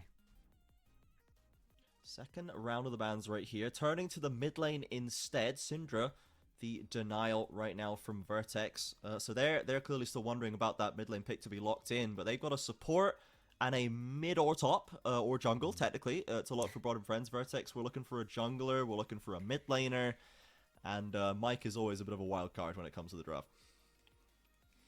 Yeah, we're expecting surprise, and surprise to be left expecting. I really would have just double banned support out of Vertex. I'm a little confused as to why they are maybe going to let this Renata come through, which will have much the same effect as last game. You've got Ornn who wants to have this big team fight ultimate. Corki does have to Valkyrie forwards if he's coming out of the jungle to sort of dominate that team fight, that front to back. And He's very, very vulnerable to a hostile takeover or other big team fight ultimate, and you're already contending with Maokai as well. Yeah, we are currently just waiting for the draft to catch up a little bit. I think the Rumble locked in as the last ban right there. So trying to cover their bases, Vertex. Just trying to ban strong champions away from various lanes. Of course, the Rumble would you know, fry and spit roast the Ornn a little bit up there. So just trying to fix that matchup. As the Ashe ban comes out last, which is not common. We normally don't see the Ashe make it this far into a draft in any sense, but the final ban there locked down. So Vertex, of course, with the Corki, you already have another AD threat scaling later on. So plus the Ornn, I guess there's a lot of kind of insurance built in there. So we'll see what the method is going to be for Vertex as to how they take this forward. With this Bard already locked in, you know, there are a fewer number of AD carries that I think naturally synergize well with this pick, but I wonder what the actual choice of Vertex is going to be here. It's Twisted Fate. Okay. Like fine. it. Sure. I Okay, like cool. it. Is there... Are we doing Twisted Fate AD another lane still, or is this realistically going to be mid? Man, I don't know what year it is anymore. I don't think Vertex know what year it is anymore either, which is completely fine. You know, you got to play your game. They're I on think their the own Twisted timeline. Fate's great setup. I think nearly every modern mid and Jace give it trouble. Not the flavor of the month anymore. Oh, yeah. Absolutely. And Yeah, this is a Silas being Silas able to game. take it away for Bear Tree. He's so known for the Silas. Yeah, this is a Silas game and a half, and like you said, Beartree loves this champion. We got to see some gorgeous performances on it last time around, and if you're looking at ultis to steal away, there's 3 great ones already, never mind what that final pickup is going to be for Vertex. I think it also gives you that threat in the mid lane where even if you get a Corki or a Twisted Fate, both of those are going to have a problem trying to deal with a Silas who can close the gap, especially once you get that level 6. And the Rel, it's a good engaged support, works really well alongside the Callista. Those two synergize incredibly nicely, and that pretty much locks in having that Maokai in the jungle. That is also nice alongside the Maokai because those two can go in together very effectively. Vertex, they technically need themselves a... I don't know. I don't know what they need right here because I don't know where they're putting these things. Okay. Urgot the final lock. So are we Ornn jungling? I think it's Ornn jungling. Unless they're pulling Corki jungle, but I think and this then makes Ornn more sense. Mid or or top or Urgot mid. I don't know, man. I don't know. I don't know what they're doing. Urgot has a good matchup into the Jace. He has a much easier time into champions like the Jace, who to get their full combo off want to jump right on top of him, get within range of those shotgun knees. That helps in that lane. If it is indeed the Jace who goes into the top lane, because you could still move that around. The Silas would have a better time up into the Urgot if you wanted to move things that way. But even beyond that, maybe it's not Urgot. Maybe it's Urgot jungle. I've not seen it, but who knows? I've not seen any of this before. What is this draft? The only one not jungling is Bard, probably. Yeah. I think we can be confident with that. I think don't say that to me. Jungle's better than Urgot. Don't tell me that. I've been in my practice tool era again, because I'm waiting to get a group together for the multiplayer one and trying to figure some bits out, which is always so much fun. But I've been working too much. And yeah, I think Bard better through than Urgot. I did jungle Bard on release with no major changes and the jungle getting easier. So it despite the first clear being a bit pants, it's very doable. And you do as soon as you your passive racks up so fast. As soon as you have 2 clears through, you're a machine gun. It feels like Silas is happy enough into. I mean, against TF, he's just gonna get shoved in, but you can still the ult and follow the plays. That's good, right? Into you don't Ornn, even get that shoved in. His Q is just better than TFQ at the moment, which is really sad. So he's fine in mid. In top lane, I feel like he's going to beat the Ornn in the 1v1 extended. Like a lot of, I mean, obviously, I think Ornn can beat anybody in a 1v1 technically, like in the first 3 levels if you're silly, but Silas is going to win extended against the Ornn. Silas has taken a few base HP nerfs since, but used to be the OG counter to Ornn. And also gets to do the ult thing, like... So Silas is happy anywhere. Callista, Rel, classic Callista and engage into Bard's or Bard Corki or Bard TF, I suppose, depending on who's going mid. But I think I've got it. Vertex, if you are doing this, you are a very acute angle.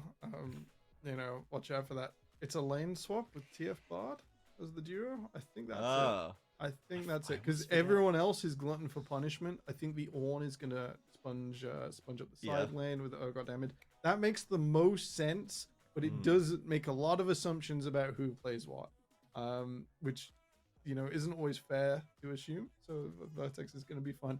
That is the way I would get out of this, because it's the only way Jace and Silas don't run through lanes real Yeah. quick. Okay. While we're working on this, we have another 1v1 to show. I'm fascinated again by another 1v1 coming post-draft. Last time we had to witness the worst Tryndamere 1v1 of all time, but perhaps the most honorable. So I guess we'll see what the ARAM map has for us today, as we try and work it out. Who do we have? Oh. Okay, Oh this my is actually a lord. lot more based. love it. Heavy melees. Yeah. And a Briar that has to just send it at some point. Yeah. It's going to be real hard to send it into that Ignite. Akkers can wait until the Berserk is on for that, and you get locked into the play. So little bit of impetus there for Harry Carey to come up with something creative. A genuine Mark Dash selection on a professional It's- 1v1 it's as well. incredible. Love that. Just gonna go for it immediately. Okay. Okay. I like the stun. I think that's one of the few ways Briar's going to actually get out of this. Yeah. Is stopping If you can chip Akkers. this across the course of 3 or so fights, rather than it just being one where you sit and hit, which is usually what a Briar would want to do, I think this looks a lot better. Oh, they're Oh. getting... Oh, gets the Ignite out Yeah. early without the Oh. kill threat. Flash as well. He lives. Oh, that's Didn't huge. even need the exhaust at the end of it, but if Harry Carey can stabilize, that's going to be nice for the next few minutes. Yeah, health's coming up. Still just lower by percentage, but That's the 2 fights beforehand where you get everything important, and now you can just go for it.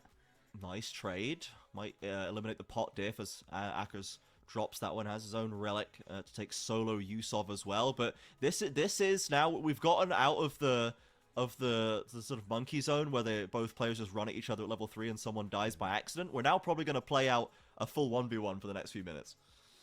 yeah, we'll be looking at level 6s. Yeah. As while Harry Carey's does add a lot, I don't think you can use it. Volibear adds more. It takes so long for that ult to come through that you can be Yeah. walked back under tower. I think It's- using it is almost a death sentence. It's more the doubling. Once this wave is off, you can take that full trade, and then you can immediately initiate another one before the Volibear is sufficiently out of the minion wave. Will be difficult though.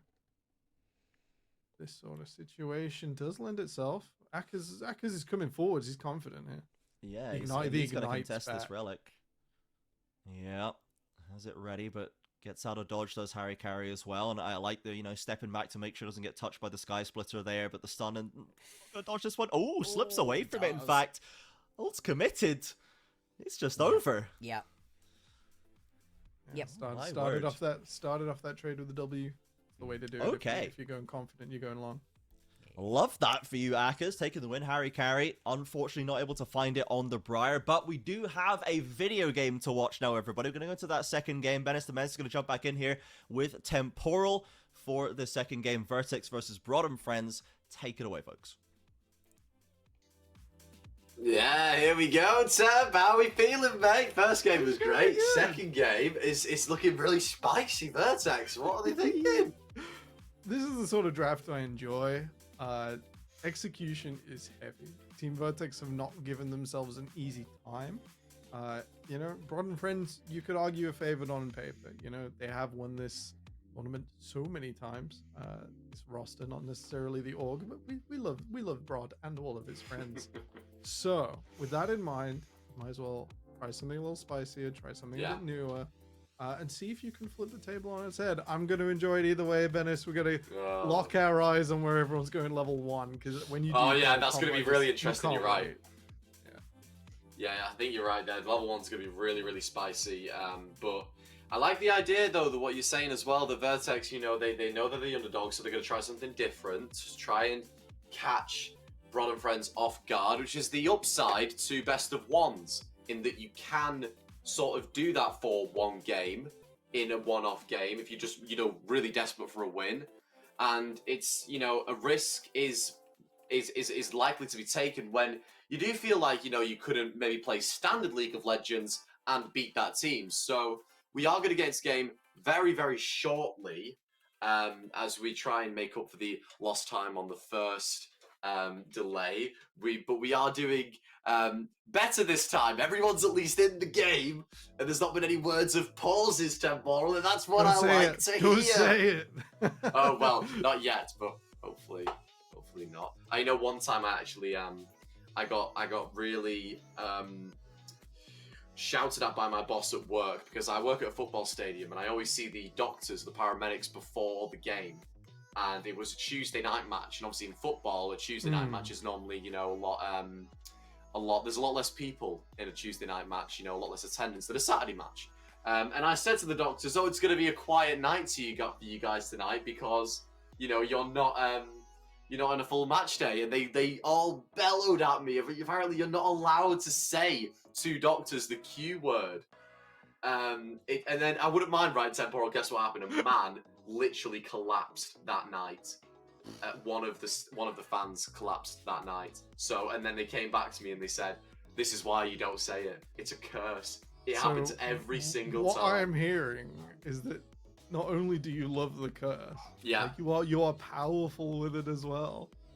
Yeah, I'm. Not that I want to do that. The guy is okay. To peel the curtain back slightly, we have very official documents that advise our people who go on the camera what we'd like on the camera, you know, how to do the thing. And I am just writing in here, Bennis only, never, ever, ever say the P word. never say that there's no. Oh my god, no! There was a pause. No. Why does my curse work? He's powerful. He's powerful. I need to stop. I need to stop. This is ridiculous. This is getting scary. So, bro, did you know that about the quiet thing though with doctors? Because I had no idea that was a thing. I have a similar power at work, but you know, I'll say, "Oh yeah, the machine's definitely gonna work." You know, they're very, very precise piece of analytical equipment. Everyone's like, "Oh, it wasn't working yesterday." It's like, no. We don't say it doesn't work. And I'm luckily I'm getting away with a reverse curse where I'm like, yeah, you know, just break it. It's fine. And that confidence has got me well so far. But yeah, any sort of big feeling situation is very dangerous. Yeah, yeah. But you know, like I said, the fan was okay. It was just I made the doctor some food to say sorry for cursing them, and they loved it. Finished the plate. So it wasn't, you know, it made up for it, and it was only in good stead. But I will never say that to a doctor ever again. That it's going to be a quiet night tonight or a quiet day. And I advise some people who are watching to not do that to their local doctor either, because it works. The curses work, and we're seeing that firsthand with a pause. Bron and friends are probably trying to just sort of contain themselves of what they're actually facing from Vertex. They're probably enjoying being able to look at the scoreboard and just being like, so which character was which human? let's get our first 5 minutes written down here, folks. Because it is a crazy one. Team Vertex have picked a comp of all time. You know, it's something to be studied, something to be written down carefully in the annals of history. But is it going to work? Is it going to work, Temp? Or is it just, you know, them clutching at straws? I don't know. I'm gonna take this time. I'm gonna sort of think on Discord, because there's nothing that can prepare me for this. No, and there's something to prepare the audience at home. We are having a slight word that I think that we are going to be shortly getting into game. Although I don't want to curse it again, so I don't know. Oh, yes, we are. Yes. We're in the game. The pause is over. 2 teams, Bron and Friends. You know, they're currently undefeated right now, but picking up some messy wins along the way. Critics have made it known versus Team Vertex, who are trying something different with the Ornn jungle Temporal. It's a fun one. I played this a bunch on ladder. The most famous player for it is undoubtedly Nick Disizet LS on the Korean ladder. Absolute fan of this pick. And it does have an all or nothing approach to it, where you get a big swing team fight. It used to be second dragon. There aren't a lot of games for this champion. I can't say one I've studied. I always see it on the Jungle Clear spreadsheet. I'm like, my old friend, we'll see you again. It does play into the mage jungle playstyle, where it is easy approach, hard to approach itself, and then a big swing ultimate. What I'm looking for in this game is it being able to twist around mid.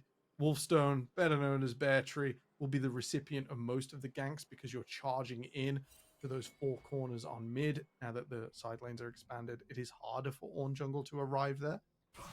Gonna be clearing from topside. Oh, and Faulty. Wolfstone finding that Silas-y connection, chunking out Faulty.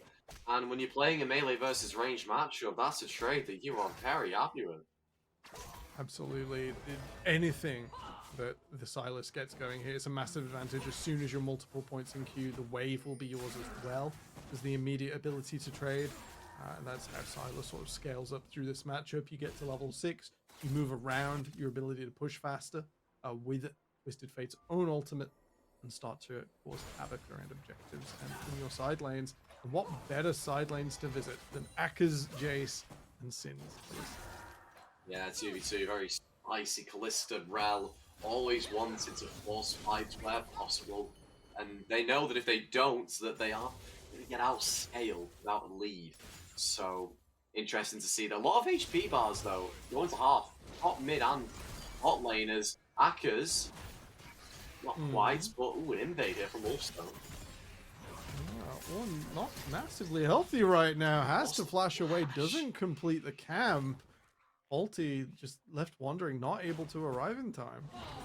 Yeah, and definitely taking advantage of the Ornn clear, having the information, and obviously an Ornn is not really something you can, you want to take those early fights, because Topu also seeing the opportunity. Here we go, Battle of the Junglers in the Wolf camp only before 3 minutes. They're pretty tanky, but I think it's going to come down to which mid laner can get there first. It's Vertex's mid laner, it's Faulty picking up first blood. And Temporal, what do you think about that one? It was a bit misleading there, because Harry Curry's health was lower, but gets the grass proc, gets the camp completed, and that's more than enough health to survive and then turn around. That gank Akka's should be lethal here. Akka's. Oh, the shield! Just enough. Warrior, very, very fortunate. That shield coming in clutch, but he's clearly struggling in this early lane phase versus Akka's. And meanwhile, Wolfstone and Faulty all out brawling here in this game as Brod and friends. They lost first blood, but solo laners trying to put their mark, trying to get a kill back in the game. As Wolfstone will pick one up, he will trade 1 for 1, but wow, I mean, Faulty was not expecting that.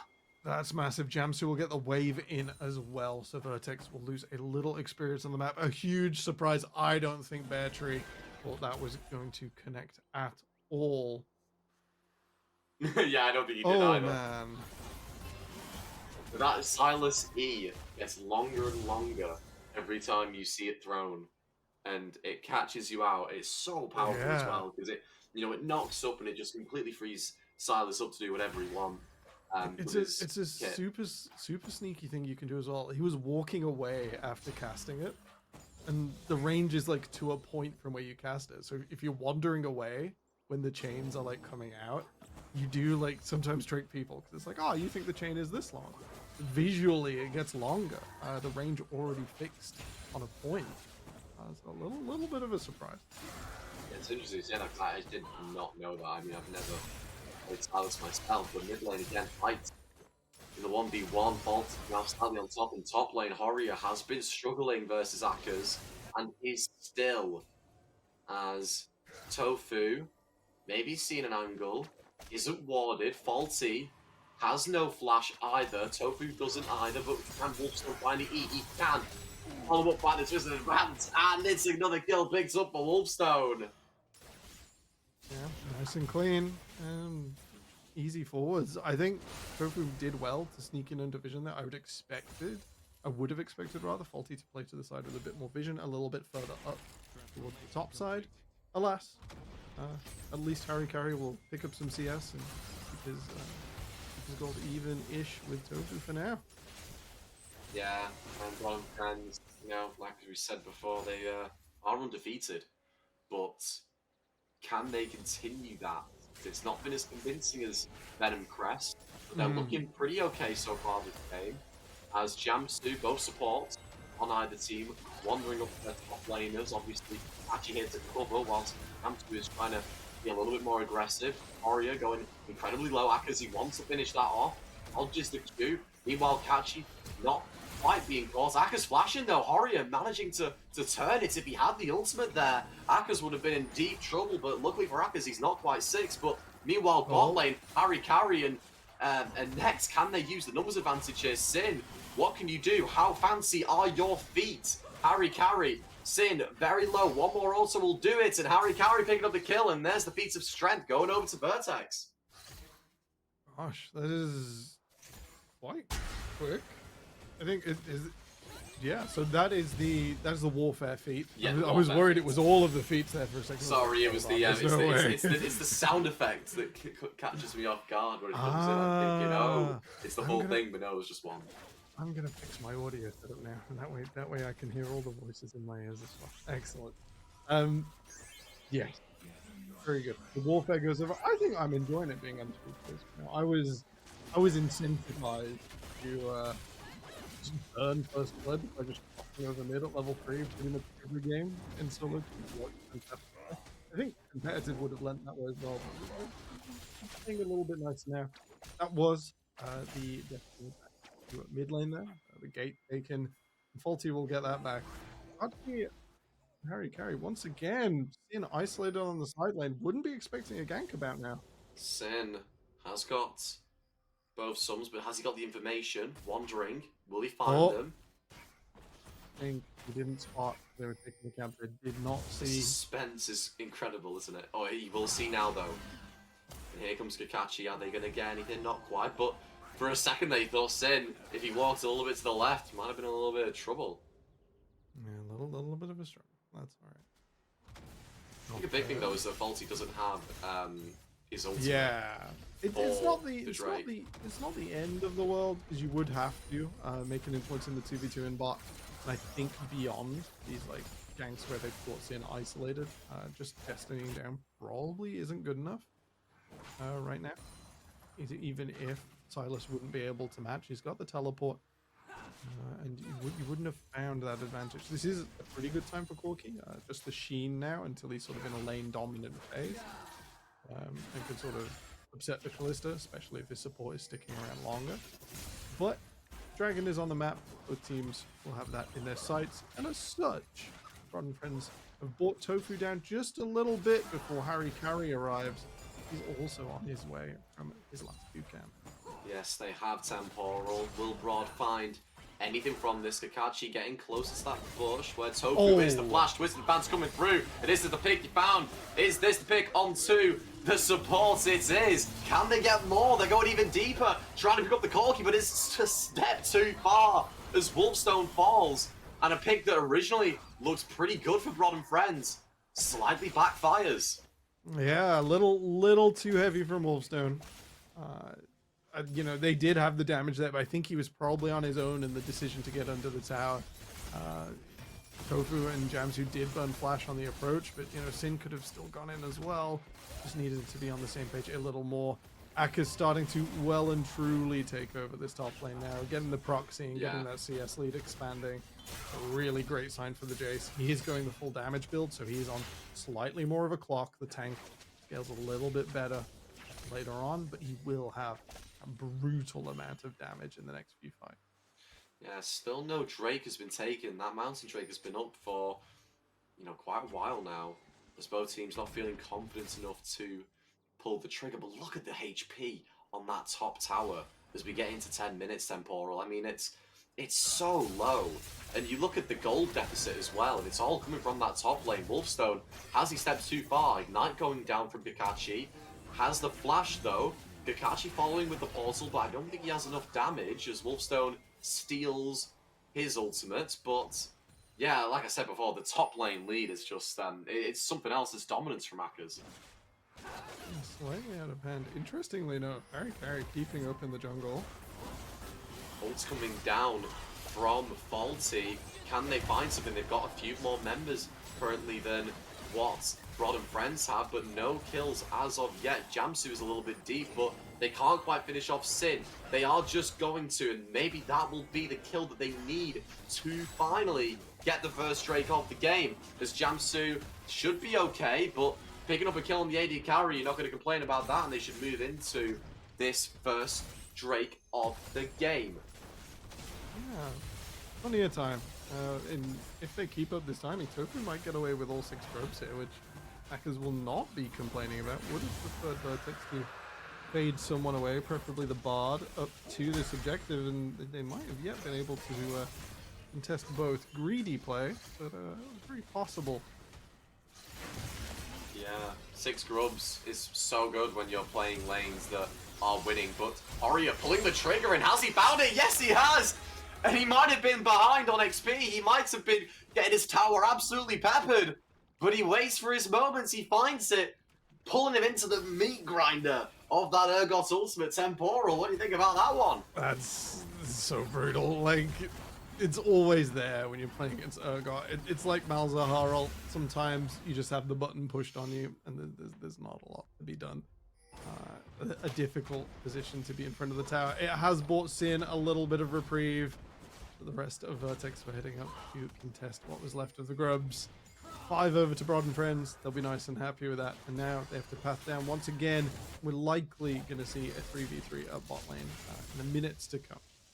Yeah, Akers will definitely be kicking himself, letting himself get caught, letting himself lose a little bit of that lead that he's been building all game, and he might lose more of it as here comes Harry Carry. Ult not quite connecting, Akers sidestepping quite well, but he's not got flash. He's taking a lot of damage here, he's got a lot of lane to run through. His team might have picked, well, he might have picked up the first tower, but he's on a slither of HP. He's just about going to survive. No, he won't. Harry Carry with the flash, confirming that kill. The Bristle Breath, I think is it Bristle Breath? Is that what his E's called? Just about Bellows. picking up that. Bellows Breath.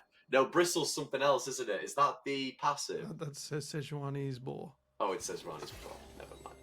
Hey, we're on for big creatures. We're on for big animals. No, the breath of the forge there, Yeah. just enough, and how stylishly as well. Harry Carey just like flash W's. It's just like, yeah, he's in range. I'll just clean that up. Just Really they're both Freljordian, right? So that was the connection. Yeah. Quick temperature check, Bennis. We said the Vertex were going to struggle. Broad and Friends, fantastic team, experienced, storied, land championships under this roster's belt. Vertex have got a gold lead. 13 minutes. But it is slight. It is slight. It is slight, but I wasn't expecting it with this team comp. Their team composition is not lane cheese. It is not designed for an early advantage. It's designed for the mid game, and we're only just arriving there with them at an advantage. Yeah, and I mean, this mid lane's been so volatile. Wolfstone, so feeling confident to trade with Faulty. He is recalling, and he will get away with it. Tofu not going to go over the wall, but I totally hear what you're saying. I mean, yeah, we definitely had written off, well, maybe not written off Vertex, but obviously you've got to think about how each team looks on paper. I mean, you've got to remember, guys, Broad and Friends are a top 2 team currently. They are undefeated. They are 4 wins, 0 losses. Team Vertex struggling a little bit more, so you know, when you see them do such an unorthodox pick, it's a big risk, and so far, you'd think, I mean, the longer this Ord is able to scale into the game, the better that risk is going to pay off, Temp. We're going to see little spikes. It will, like, this Corky's got a lot of heavy lifting to do. The way the game is going, we'll maybe be able to do it, but Nectarios will be responsible for the later fights. You've mentioned the volatility in mid, the setup there. More than possible. Tofu will steal some of his own jungle back. Bard already moving from bot lanes. They will give that one up for now. Dragon's still a minute away, so you got an extra round of vision to come through. You've got an extra base before that objective spawns.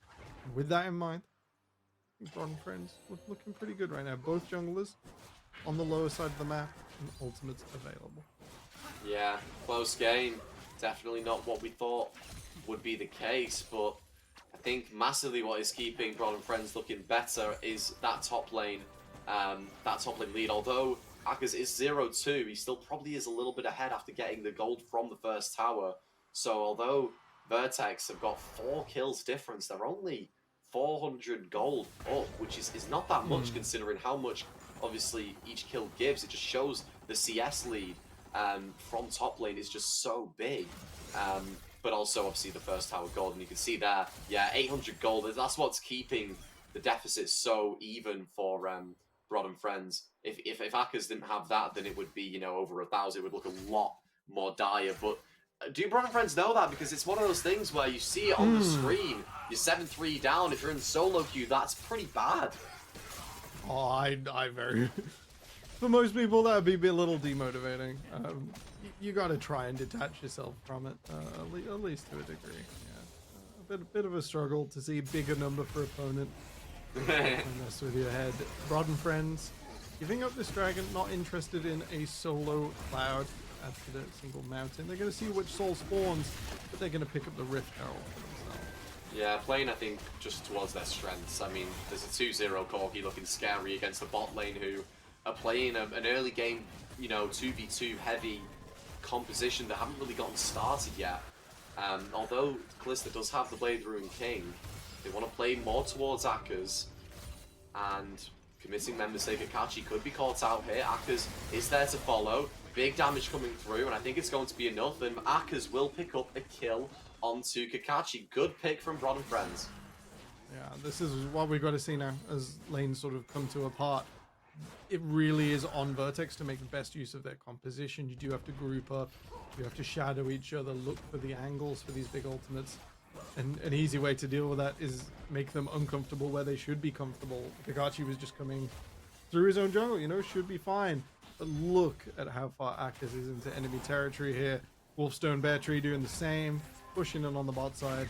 Without those tier 1s, moving around does get a lot harder.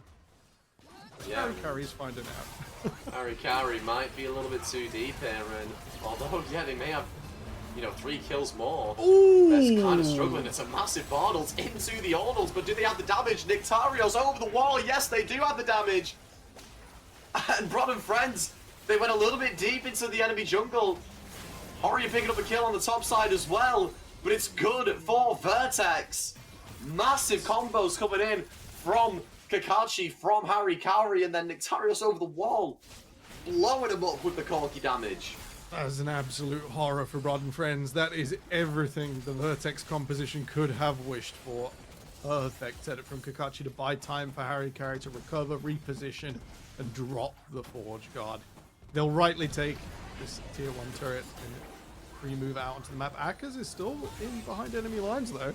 Yeah, they're gonna chase this. Akers is very, very strong. Wasn't in that last team fight. Was the only member not to go down in that last team fight, as he was, you know, getting more damage on that top tier 2 tower. But exactly what you said, Temporal. This is the tools, you know. I mean, you look to see what Vertex have, and I mean, 4-man Bard ultimate into a 3-man or however many he hits on the R2 from the Ornn is on that checklist. For sure.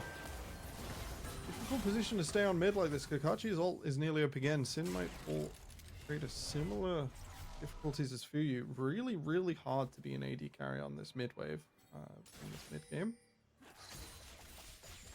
Even with all of the teleports and you having priority in the side lanes, it's just so risky right now. There is a lot of burst out of this Corki. We haven't seen it outside of that team fight setup. Absolutely brutal to be caught up in front of that. Only half on the mid tower. It's not immediately under threat. Rod and Friends do need to try and get some vision into their opponent's half. The Maokai will help with this. Those saplings are really cool just for checking something you wouldn't otherwise be able to. But right now, we're on Rod and Friends pushing forwards into enemy territory. Yeah, and Brod and Friends are able to do that because of, you know, how successful they have been in taking these tier 1 outer towers.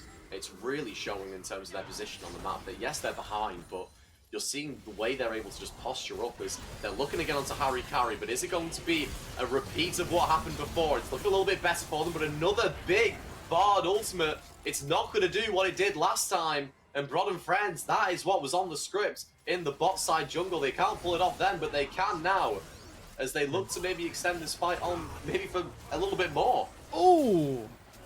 Wolfstone came through, wasn't enough. Massive engage from Jamsu, and maybe this is it. Akers picking up a kill to Kakashi, and Horia will fall as well. Kalista picking up that shutdown, and Brod and Friends taking a better fight. Re-engaging, using Wolfstone's stealing Kakashi's ultimate. Quick thinking from Brod and Friends, and it pays off. They look towards the Atakan. Time and time again, split after split, Jamsu finds these crazy engages. and always finds a way to make it work. Be it Nautilus, Rel, anything in between. The man engages. He engages. He might lose all of his armor and magic resist and go down to 200 health versus armor, but he will engage, and that's the most important thing.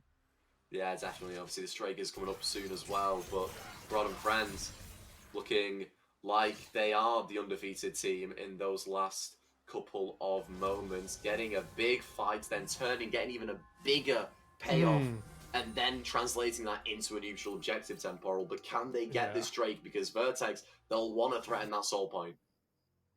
I think the Silas showing its weight so well here, being able to take Teamfight Ultimate after Teamfight Ultimate, and Rod and Friends, you're right, will be contesting this Infernal Dragon. They've got potential to stack all 4 if this game goes long, and you know, potential to set up at least around this mid tier 1 tower. Once again, trying to push the Ornn jungle out of his own space. The sort of setup where that damages him early levels isn't so much true anymore, but you're still making Vertex use big teamfight ultimates or just feel under pressure as they have to now approach the dragon rather than being the ones in control of it. Yeah, Wolfstone, as you can see on your screen, stole Call of the Forge God, another massive teamfight ultimate, which is terrifying to, you know, walk into. As I think, yeah, Vertex, they've seen them, and they're not in the power position here. They're going to give the Drake, but have they found a pick onto Wolfstone, who is in the topside jungle when his team is on the Drake? Luckily, it's a withdrawal. It's not as big, but it was something from Vertex, and I'm happy to see them using the Twisted Fate to its full advantage. Yeah, they got something for it. That's a little cross map. It's still 200 gold. It's more than we were expecting out of front of season. A little bit of a struggle. Rod and Friends weren't quite able to get through that. Trying to find the big engage, but he can't find the Corgi. He has to settle for the Ornn, which is not the juicy target that you're looking for to one-shot under tower. As, yeah, you've got the Guardian Angel, and you're trying to dive under towers to use it to its advantage, but not quite able to now. Can they do it on this wave? I don't think they can, because Tofu hasn't got the position that he did before. And obviously Vertex, you know, they've got some more members here to shadow, as Wolfstone starting his own little push on the top lane. Mid lane, it's the top lane matchup of Jace pretty much hitting the tower and not having much to be able to do about it with the range disadvantage. But has Akkers, Horia, no, maybe. Oh, they're going under this tower. Can he connect the Yi? No, the minion wave providing the shield, and Horia will be okay. Does just go to half HP Temporal. What do you think about I like the respect. The sieging, the destruction of the infrastructure. I think pretty good respect from Akkers and Wolfstone there. You know, everyone at home was like cheering for blood. I definitely was in the back of my head, but when you've got Bard, you can just move around in your own territory so fast. And knowing that everyone was going to move up to mid, a good time to call it quits. And, you know, just take a step back. I think this game just speaks as to how important turrets are. You know, you can get kills, sure, but when you're down in turrets, it's just so difficult to get a position on the map. Is Akkers at your nexus? Potentially. It is. But do you have 4 more kills than the enemy? Yes, you do, and that's what matters. It's points versus prizes, isn't it? And sometimes you can just take the prizes and forget the points. And Akkers has been such a threat throughout this game. You know, 2-2-2 isn't the most exciting scoreline, but plus 55 CS, and I'm about to break in the tier 2 tower. There's certainly a more threatening aura. Baron finally on the boards. Ardakan fully worn off. With that in mind, Ron Friends moving up towards the purple worm. They've had priority in so many lanes through this game. So much time over the halfway line. The stat I think we should be using more. With that in mind, you know, you've got these big team fight ultimates. You don't wanna push the button too fast like Paragon did last game. You also don't want to get picked out in the side. I think Akkers is okay, but the big thing is just, you know, it's the Maokai ultimate. It's what Wolfstone can steal as well, but also Jamsu's engages have been so dangerous this game.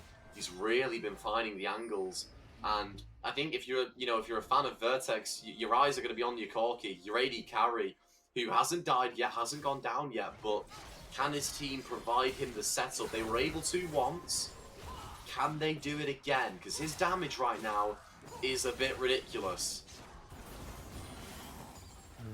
Mid waves both start to disappear. A little bit of chip damage. Top laners, or rather solo laners on each side of the map. So that tier 1 will likely go down. Well, Akers is speeding up there to try and catch 3 minions in his pride. Holding his tier 1. Not a lot of immediate movement. Bardal is probably going to be the way we start this off. Be it a Bardal from Broad and Friends or Vertex. Yeah, could be either. And this dragon coming up likely to be the focal point. Despite, Otacon being a 20-minute Baron, you got to fight me now, you got to do it now. Baron himself still more of a challenge. You do have to take your time to get up there and not have your opponents pull the trigger, Destiny Gate in to meet you. With that in mind, we've got some bases come through. Akers still a commanding lead on this top side. Wow, yeah, 2k, over 2k, that's crazy. That is crazy, but yeah, definitely. I think they're not feeling confident enough to go for the Baron. They're going to maybe settle for the Drake, which for either team, obviously if Vertex pick it up, it's going to be their third, which is a lot more threatening than Broad and Friends picking up a second, but it is stacking Infernal Dragons, which is quite scary, although Horrier, I'm not sure what the angle is here, friend. I mean, you were able to pick up a solo bolo before. I'm not sure if you can do it again. Yeah, oh yeah, here comes Kakashi. All the way behind the pit. Here comes Kakashi, has the shoulder guard. Do they have the damage? Faulty is there with the ultimate, and yes, they do have the damage, but they're gonna give the Drake for it. Is it worth it? I'm not sure. They're not immediately able to move up to this Baron. Harry carry on the far side of the map, so no double punish from Vertex. But they do manage to take down Akers at least and keep their towers safe for now. I like the angle from Vertex, I do. It's just a shame you've got to give up a Drake to do that. They committed, well, 2 ultimates. I think obviously Kakashi didn't have to use his, but they still don't have that top tier 1 tower. I think that Horrier should just finish that one off. But they don't like getting towers, this Vertex team. They want to win the game through kills. That's all that matters. Production, I got to see the health bar. I got to see how many more lone minion waves I've got to pile into that top tier 1 for it to fall, because it is just absolutely holding on for dear life. That's outrageous. Yeah, I mean, it's only 30 minutes into the game. And, okay. I mean, even a if you sliver. threw a stone at it, it would probably go down. 93. Now, your average minion at this stage is pulling 4s and 5s. 5s for the melees, 4 for the backline. So there's, you get like 10, 20 shots in on a minion wave. It's about a minion wave round from dying. Broad and Friends this time reinforcing Akers, trying to call the bluff of a Vertex that is very much enjoying chasing Broad and Friends top laner around the map.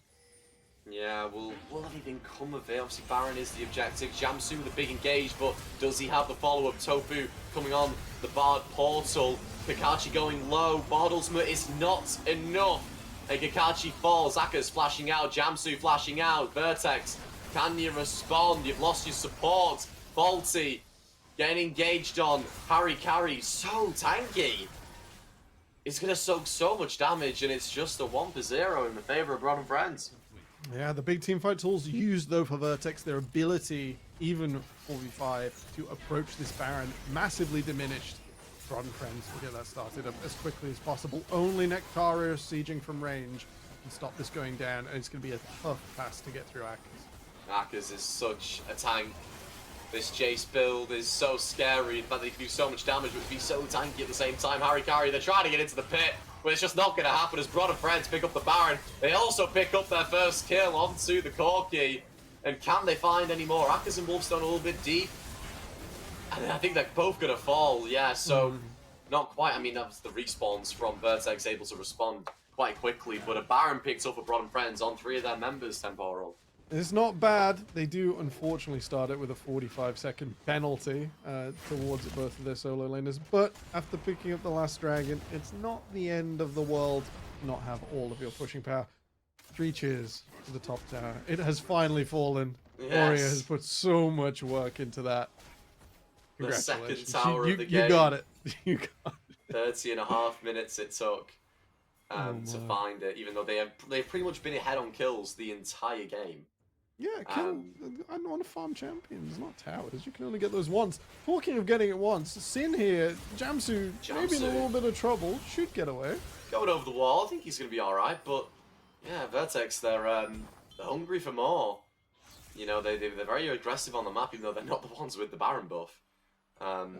Numbers advantage just about fading away. But they want to get the setup for this dragon. They don't want to have to walk into their team fight ultimates reflected back at them again. That was a difficult proposition.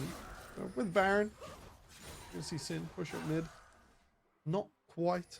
Got Akers or Beartree back into the sides. With Beartree arriving now, they should be able to score priority, should be able to get onto this dragon first. See what Vertex do after their latest recall. Yeah, and if they do, and they get 3 Infernals, they're only 1 away from a quadruple Infernal stat. Which is... Horia hasn't got teleport here. terrifying. They are going to have to abandon this top side. As Bron and Friends trying to siege, but they've not got the best siege comp. Callista doesn't have much range, and yeah, they've got Akers. He's their only real siege power really in their comp, so he kind of needs to be here. Although he doesn't have a Baron of his own, as he fell with Wolfstone before following the Baron. And the tower going low. I mean, that cannon just slowly chipping away. It's satisfying, isn't it? Yeah. Really cool to watch. They'll keep getting more damage. They're inviting Vertex here to go for it. Go for a fight. The dragon on the mind. I don't think Vertex will want to give this though. I think they're gonna see that it's Infernal Drake stacking. I think they'll want to maybe try and take this fight rather than, you know, letting Rod and Friends get to a soul point. That would be pretty detrimental on their carries. It's a real struggle. You have that question though. If you blew an ultimate there at the tower, Rod and Friends just fade away. And now you've still got to walk into them. You still got to get through the vision they've just left behind through setup on mid lane. Yeah, maybe a fight break now here. Jamsu, Horia. Jamsu's lost his engage, but they do have the Drake. Jamsu falls. Can they get any more though, Vertex? Because you've lost Drake, so you're going to have to get kills to respond. Wolfstone with a good flash over the wall, but it's followed by Harry Carry. And this is maybe what you need, but can you get the finishing touch? Because Sin is still alive. Akers is still alive. It's not quite enough, Vertex. Oh, the Rod and needles. Friends are here. But both carries are still alive. And although Horia is strong, I'm not sure if he's strong enough, because Sin has got stacks of Ren and he uses them. And overall, if you're a Rod and Friends fan, you're going to be happy with that Temporal. So happy. Faulty got the pick there onto mid. Wolfstone going down, but dragged the rest of Team Vertex through the angle, through the chickens, and once they were through the Raptor pit, Sin burnt cleanse, able to hold that distance that he needed to not go down, not have the Callista be chain CC'd, and with that the Callista provides more than enough. The Terminus, the Jack show, so hard to lock down this Callista now.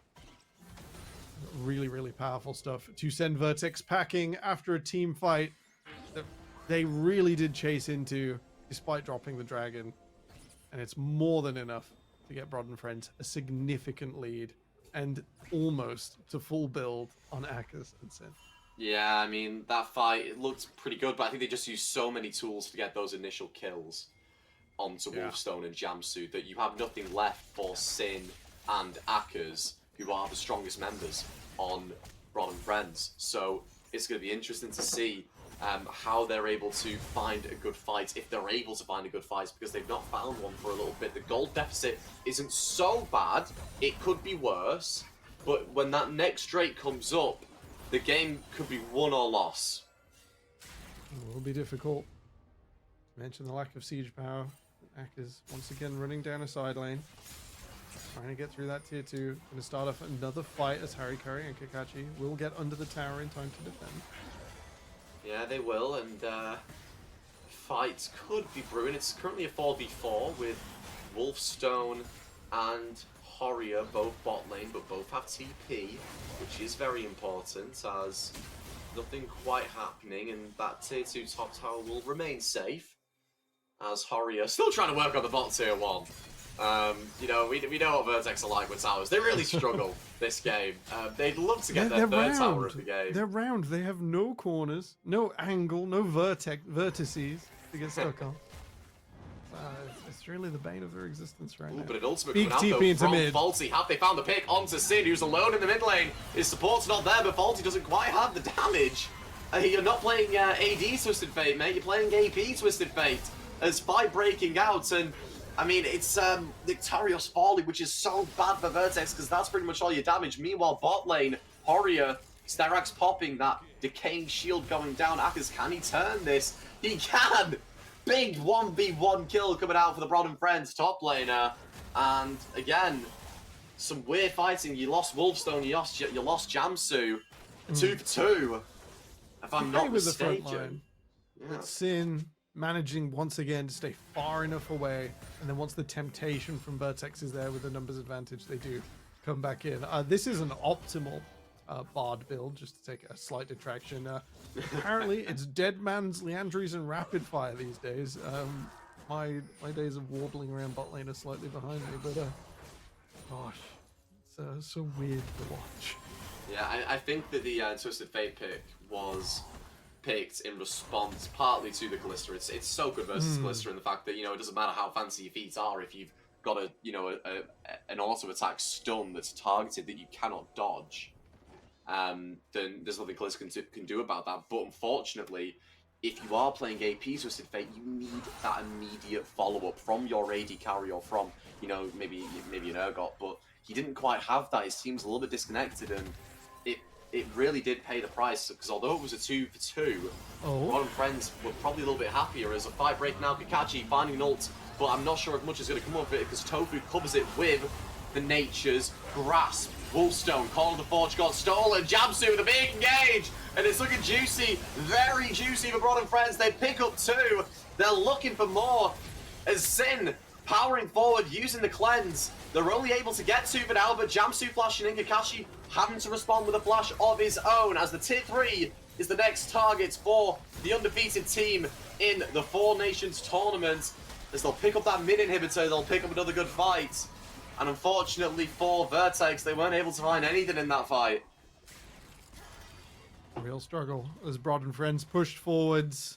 I think, unfortunately, the missed Ornn ultimate, the Unstoppable, not coming through in sequence to guarantee the headbutt on the other side, or at least make it more likely. Does mean there'll be the 4 stacked Infernal here we Dragon go. for Broad and Friends.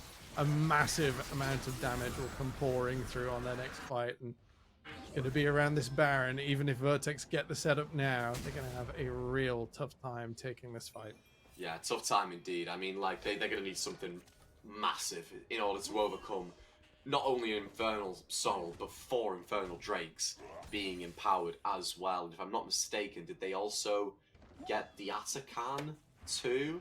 But it was the one that doesn't... It's the one that doesn't, if I'm mistaken, it doesn't empower the Drakes. Or is it the one that empowers Drakes? I'm not actually sure. I don't think it is. That's the other one, isn't it?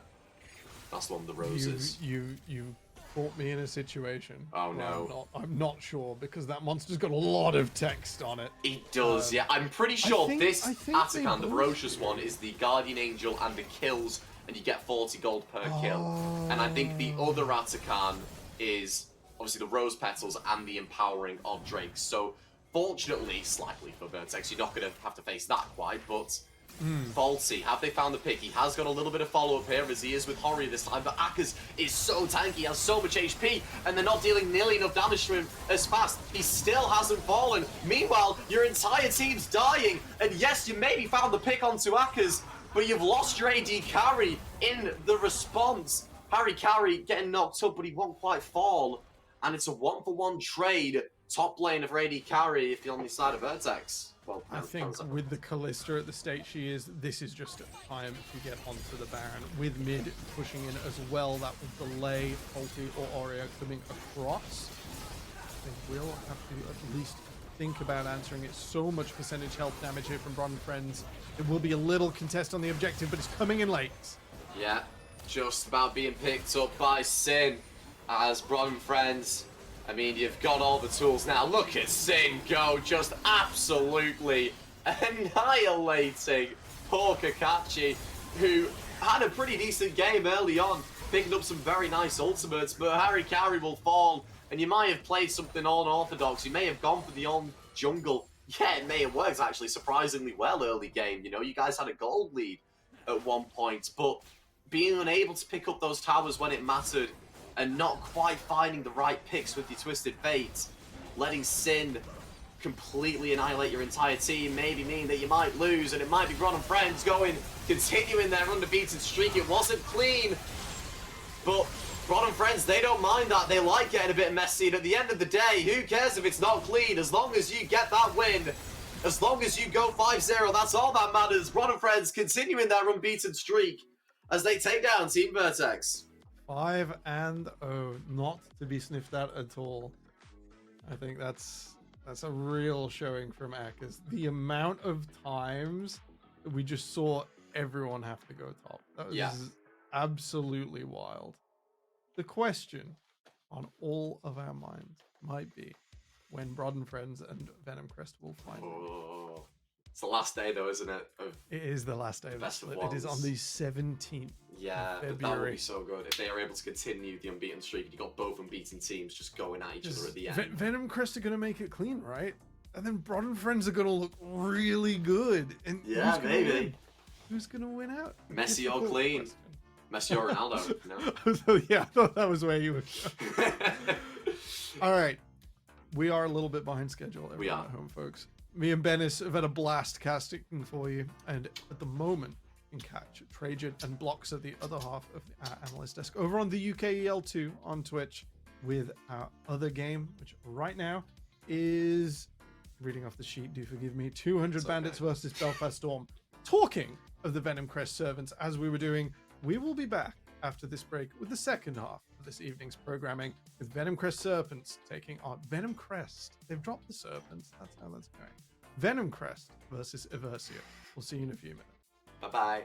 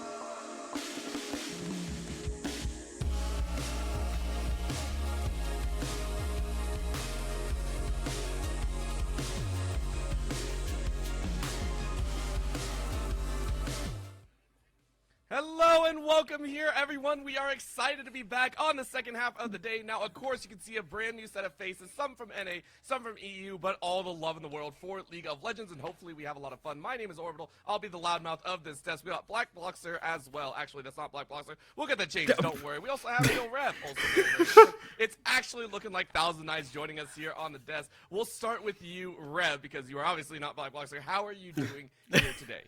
Well, which Rev, me or the other one? Because I don't know. Like, All right, am let's go with the am I OG the Rev real before one? Am I someone the fake slaughters one? me in the comments, okay? Yeah. Okay, so yeah, well, I'm doing fine. I'm excited over here. Ready to see 2 more games. Honestly, I do have some slight favorites in my heart and in my mind, but I'm trying to keep, a fair eye right now and judge the teams after they misplay, not before.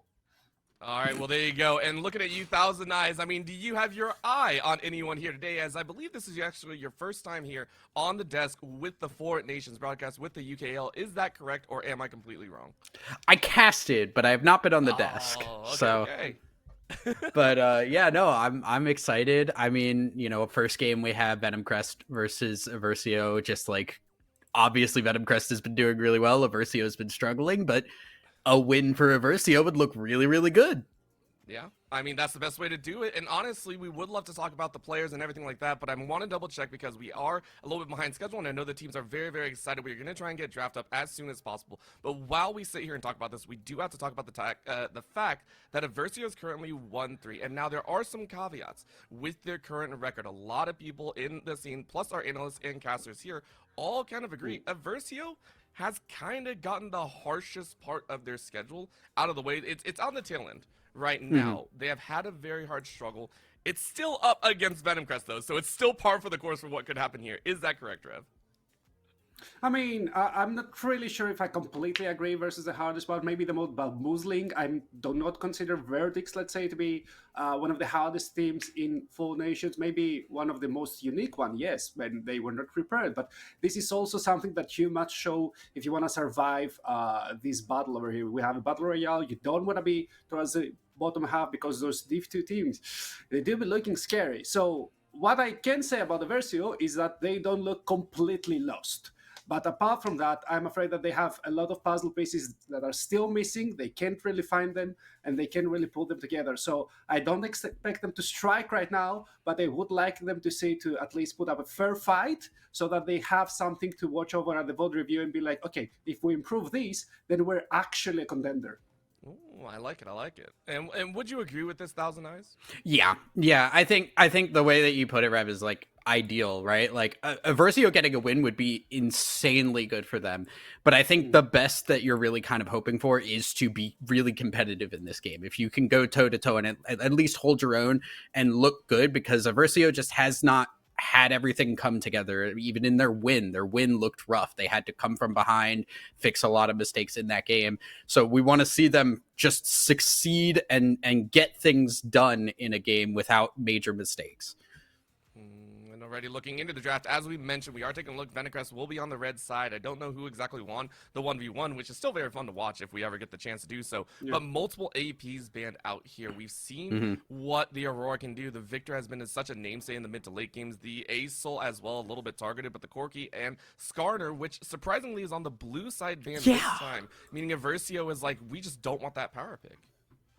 Yeah, and also it's a really nice evolution of the draft meta right now, because usually, you'd see the Skarner being left for the red side, but now you see picks being skipped, like the Varus, which is still very, very strong, especially in the early game. It doesn't allow a lot of scaling picks like the Jinx, if especially the marksman is well-versed in his early right clicks. Picks like the Victor maybe need to be locked away from the blue side. And there are also a lot of flex picks that are appearing. Corki for Vertex. The Elise right now can be used as a flex pick as well. Jace is one of the best flex picks. So sometimes you do have to lock away some of those very strong power picks from the blue side just to make sure that you don't allow an uneven number of champions being blown through. Because if you allow 2, that's fine. You just trade. You use your blue side advantage, but you trade. But if you allow 3, then you're kind of doomed.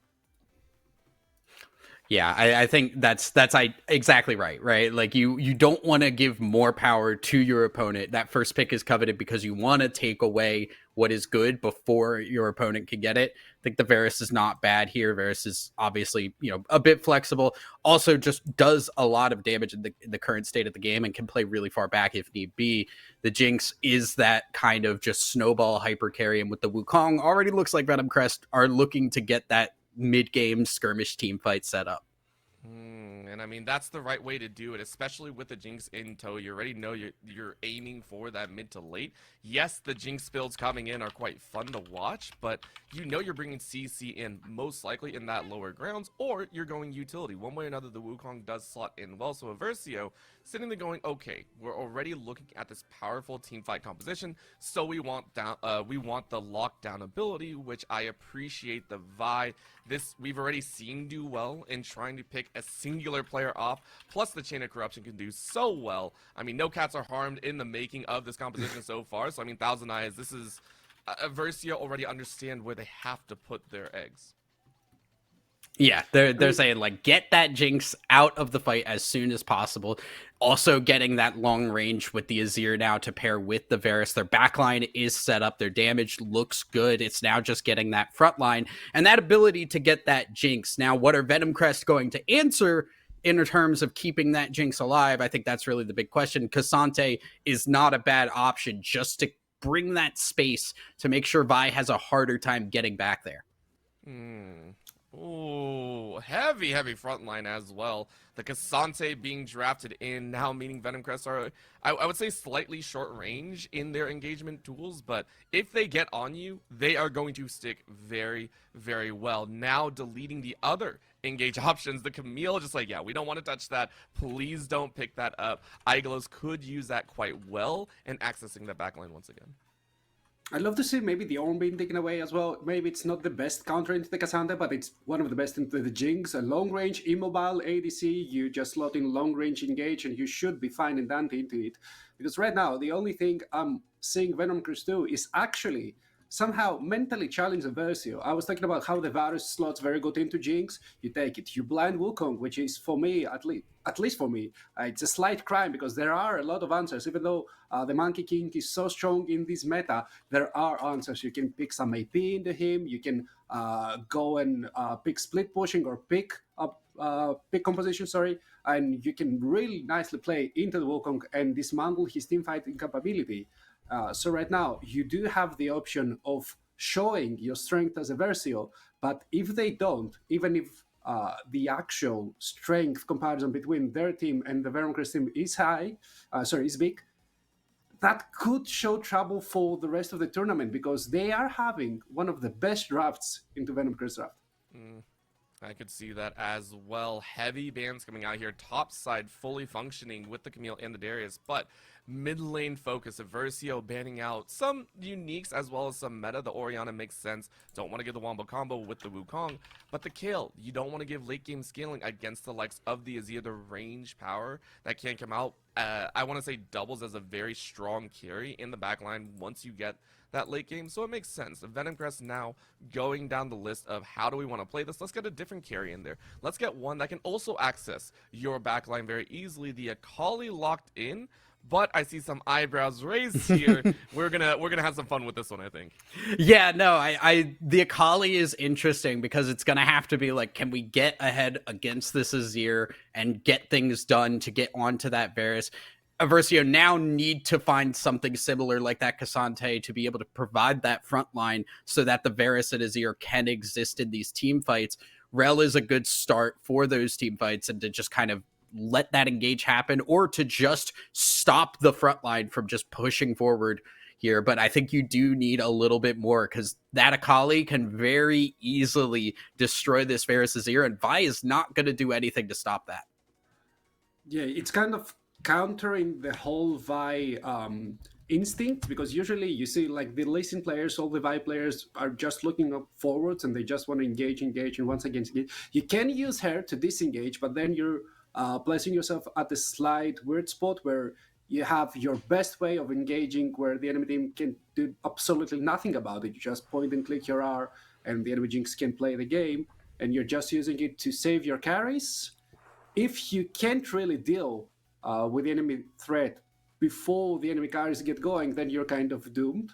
Now, I do like the Poppy pick as well, because you can isolate the Vi completely from the rest of the team, but still, the only thing I'm getting from Venom Crest's draft is that they're screaming, "We're just better than you." I would actually hard agree with that, namely because these are a lot of hands check style. I mean, the Akali #1 screams to me, hey, we're going to look at this mid lane, we're going to either throw hands or the junglers will throw hands and we'll pick up pieces at the end. I want to double up on that Poppy, though, because I feel like this R5, we're not looking deeper into that. Take a look at the B5 Renekton, plus the Rel behind. This is a great disengage tool as well. We mentioned when you grabbed the Jinx earlier that this is such a power pick that you want safety. The Poppy does so much more than just denying tools. It means that if the Vi goes in, you're pretty much alone. If played correctly, I want to point that out, if played correctly, the Vi is the only one going in. Ain't nobody else helping out, so this pickup here for Venom Crest really rounds everything out. Yeah, no, I really, really like the Poppy because, like you said, it can stop the Vi if you get her pre-ult, but more importantly, Azir can't dash in easily for the ultimates. Rel gets stopped on her crash down. Renekton dashes get stopped, so it's great in lane. The Poppy does a lot in here. There's a lot of opportunities to stop playmaking potential for Reversio, and that's not good because their composition is a lot more focused on trying to get that playmaking down. That Vi needs to be able to do her job. Whereas Venom Crest, you have Cassante and Wukong, you have Poppy. There's a lot of beef on that front line to just kind of slowly walk at them and just play that fight out front to back. And let's not forget about Akali as well, because maybe she's not an engage option, but imagine she just R1 through your front line and just sits in the shroud. You can't really risk it. You have to give out all that space, and maybe sometimes, especially in narrow scenarios, maybe if you're playing a fight behind the Drake pit, let's say, you are corralled in very narrow spaces where the Wukong, where the Poppy can actually spread havoc, creating so much space for Jinx that can actually get her lethal tempo ramped up, especially in those later game scenarios where she will have the time to buy that Infinity Edge, that LDR, because early on, I don't really think that she can deal with the Renekton. And I mean, what you said earlier, Rev, you were mentioning that it feels like Aversio are getting a lot better draft against Venom Crest when we saw the opening 3 picks. I want to go back to that point and see if you still like this draft at the end, now that we've seen the last 2 pickups here, because obviously it does feel like it changed the scope of the entirety. Do you still agree that Aversio have gotten what they want into this Venom Crest composition, or do you think it's kind of fallen to the wayside now that we moved into the All-5? Good question. Now, I want to start my answer by saying that if I analyze this draft by having 5 I'm not saying it just to BM any players, but we have 5 intermediate boats on every side, so the player skill is completely the same for all of them. I'm looking at a Vi into a Jinx with an engaged support on both sides, Azir into Akali, and Renekton into a Cassante, with also a scaling jungle, because Wukong needs level 6 before he is able to become completely useful in any state of any skirmish. Like, pre-level 6, he can jump in, he can deal a little bit of damage, but he's just a little annoying fly. So yeah, I still think that Aversio has the upper hand, because if they manage to get themselves rolling pre-15 minutes, they should have the tools to keep rolling. If they control the vision, they have the way to just keep engaging, keep picking up people one at a time, getting a bigger goal lead, controlling more area, and then getting all the neutrals needed to close out the game. But if they can't, then Venom Crest has all the tools in the world to create some chaos in the battlefield, to scale up, and in the end, they will outscale. Thousand Eyes? I agree with you in a vacuum that Aversio, I think, does have like the draft that can accomplish more, especially getting that early lead. I think the problem is that we have not seen Aversio be able to capitalize on that yet. Meanwhile, Venom Crest, they hit that mid game where everybody's got their ultimates and they just play 5v5 front to back. I like Venom Crest's composition a lot more because the Vi, like we said, is going to be one of the only people that can consistently get into that back line. The Cassante and Wukong are going to be difficult for Azir and Varus to be able to pull down, take down, versus the Virel Renekton. So I think Venom Crest, I would put my money on Venom Crest just due to the nature of the teams, but I think Aversio do have the opportunities here. I can sit back and agree. In a vacuum, without player skill interpreted, it makes sense. However, we are going to our first instance of where player skill does kind of matter. We're going to go to the 1v1 and see who got the side selection and who had a lot of fun in this matchup, because you can go ahead and see it's going to be a mollywop. We got melee versus melee, and one of the silliest, weirdest ones that I've ever seen. And thank you, for the love of all that is holy, a Volibear that does not run Flash. If it's melee versus melee, you go at it. Oh, granted, on the other side, it's the same. I mean, this is gonna be one of the most honorable 1v1s 4Nation has ever seen. Tryndamere got through the ban phase, and there's no Tryndamere picked? That's insane to me. God bless. God I'm bless. so happy. I despise that Tryndamere champion. It is so nice to not see it for the first time. Oh. That's fair. Also, why no Volibear is running AP? Like, his AP scalings are insane, and that I don't remember the name. That Snow Globe is also so strong in the early game. Yeah, I mean it's a mainstay powerhouse, and the fact that you actually opted for boots instead, to me is quite silly, right? Well, not silly, but it is an interesting factor. Normally you'd want the straight defensive or offensive stats, but Bust is saying to actually stay away from some of those abilities and also chase down with this Q. You want that attack speed, and you can already see it just being an annoying bully in this lane matchup. I love this. Yeah, I think it's difficult for Yorick to walk up here, especially because as Volibear goes in, you use the W for Yorick, and then, okay, Volibear hits E and just auto Qs, takes down the W, and just gonna go in, forcing the exhaust already. This is a really good control of this lane here from Rust. Yeah, I mean, Bust is doing very well in that setup, and the fact that Iglos and Bust will be facing off in the 1v1 anyway, in this top side with, I think it was the Cassante and Renekton. This is almost like a treat to the eyes, right? Yeah, Bust has been such an exceptional player lately. Last time I was here, I named him one of the best. Oh, do it. Do it. Yes, you love to see it. This is why you go Bust. No, You go Bust or not. You go Bust or not. Hey, listen, I respect that. I respect that 100%, okay? You dive, you pray, and you win or lose. Level 6, it did not matter.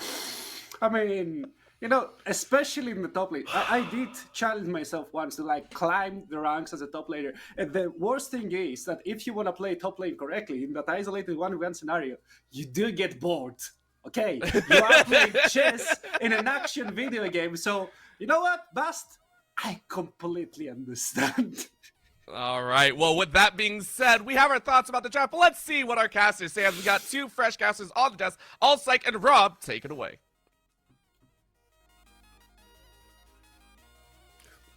Hello, how we doing, Rob? I'm doing well. I'm excited. We've had a bit of chat behind the scenes in while the desk was on about what we think about the drafts, about the sort of state of the league. This game today, it's the march for Venomcrest to go undefeated, and we'll have to see if they can bring it to Versio, who I think have looked a bit better than we expected. Yeah. I mean, Venomcrest, this will put them after this win, right? 5-0, right? So really on track to, secure a top standing. I mean, they're already doing very well.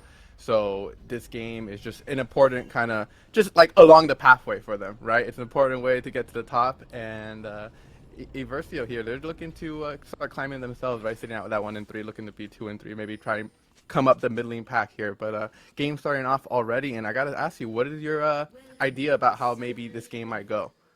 I mean, it's hard to say with nameplates on that Venomcrest don't look strong, as we have to stop for a second. We might see an invade coming through here. A little bit of a cheeky invade onto the red buff just to get some vision. They're not looking okay. They're not going to get any kills. I was expecting a rail jumping in and immediate aggression from Versio, kind of how you see these teams that maybe are lower rated play into teams that are seen to be sort of top of the league. You see aggression, you see power as a counter invade already. They're just getting information. I really like this. I like how we're seeing it being covered by Starforge as well. Anyway, back to the point you asked before. I think Venomcrest take this game. I'm really big fan of their draft. We're discussing again behind the scenes. I find it interesting to see how they are able to get onto this Jinx here at Versio. You know, they're going to have to try it. Vi jumping in, Poppy denying that space. It's going to be a very, very difficult game if Versio go that route. I think we were also saying if Versio can play to stand their ground, they have a good chance, maybe taking on that late game Azir damage. But Venomcrest, they've been phenomenal. And Rhythm in the ADC role for Venomcrest, my opinion so far, probably the best player of the split. Yeah, best player of the split. That is a bold claim. You got any other ones? Any other contenders there? You think I can't. I would be biased, so I would simply have to go for a member of Venomcrest.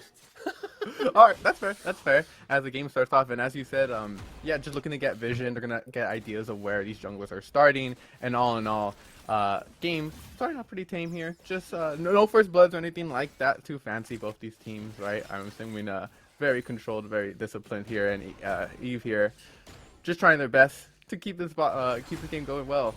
But what do you think about these lane assignments and the runes chosen here by both these teams? I mean, we haven't a bit of aggression here. The level 2 taken, not too much Renekton, a little bit stronger on that spike, but still it's fine. I mean, we've seen Venomcrest do some lane swaps and they've been pretty decent in them. I'm a little bit surprised they didn't go for it here, but I guess they feel pretty confident having that Poppy into the rel. They're pretty happy to take that, even though most people would favor, a Jinx versus, a Varus versus a Jinx. Overall, you're not seeing anything particularly strange, other than the grasp. I think on the Azir, obviously into the Akali, maybe feels needs the HP. Yeah. We've seen a lot of like lethal tempo Azir. Yeah, we've seen the lethal tempo Azir, then going like Liandry's first. I'm assuming we're going to see Liandry's first this game, but with the grasp. However, I have a little bit of a concern here for the Azir as it goes on. You see electrocute. This Akali's looking to kill him. Yeah, the Akali. I mean, you gotta. I mean, you're playing Akali, right? You gotta at least go for that, you gotta have that killer instinct. And seeing of that right now, Ceiling looking to dash towards Starforger, no mana available as he's gonna have to back on, use those pots, and that's a scary health point there for that Azir up against this Akali. You've got to be a little bit careful, right? In this lane, the Akali, we were also saying, if this champion gets online, it's gonna be very hard for you to deal with this. Rel's in a pretty awkward spot here. Yeah, as Poppy does knock it back as well. Awaken looking to knock up the ADC here, proving a point. Does not care. It's just going to get the first blood, and Awaken going to be the first member to go down. And that is first blood for Venomcrest. Oh no. Oh wait, hold on. I mean, Tazak is there at Ceiling. They're going to continue the pathway. That's going to be 2 kills going over to Venomcrest within the first couple of minutes as top lane maybe looking to follow suit, but no, it's going to end up as a tank fight. And we were saying how Venomcrest were favored if you would nameplates on. Oh, Rhythm. Oh, okay. Rhythm overstepping. Oh, I just, it's caster cursed. I just praise you for what could be the best performing player so far of the split, and you've just gone and died in a 2 versus 1. No, but still, I think right there, Rel, bit of a misposition, not respecting Poppy wall slam. It's very, very hard to get out when you're slammed there into the Jinx traps. Goes back in, but realistically, you're already dead. And in the mid lane, Azir disrespecting the early Akali damage. Yes, she's not always the strongest in lane in some matchups, but in this one, she's incredibly strong versus pretty much any mage, but Azir in particular, you can never hit her. And you see there just Air showing how confident he is on this champion in this matchup. And I already, it's a bit concerning because look at the side of Venomcrest. Akali has a kill, Jinx has a kill. And these are the people that you really need to shut down if you're a Versio. And look at the items they picked up as well, right? Akali has picked up this Dark Steel, right? The Ceiling is expecting to keep on getting kills as the game progresses and looking to, benefit from that lead. And meanwhile, proving a point, got opted into that Cole. Also looking to maybe set himself up for a better state later on in the game. But Ceiling looking to get more damage off the Starforger here as he gets chunked down to nearly a quarter of his entire health bar.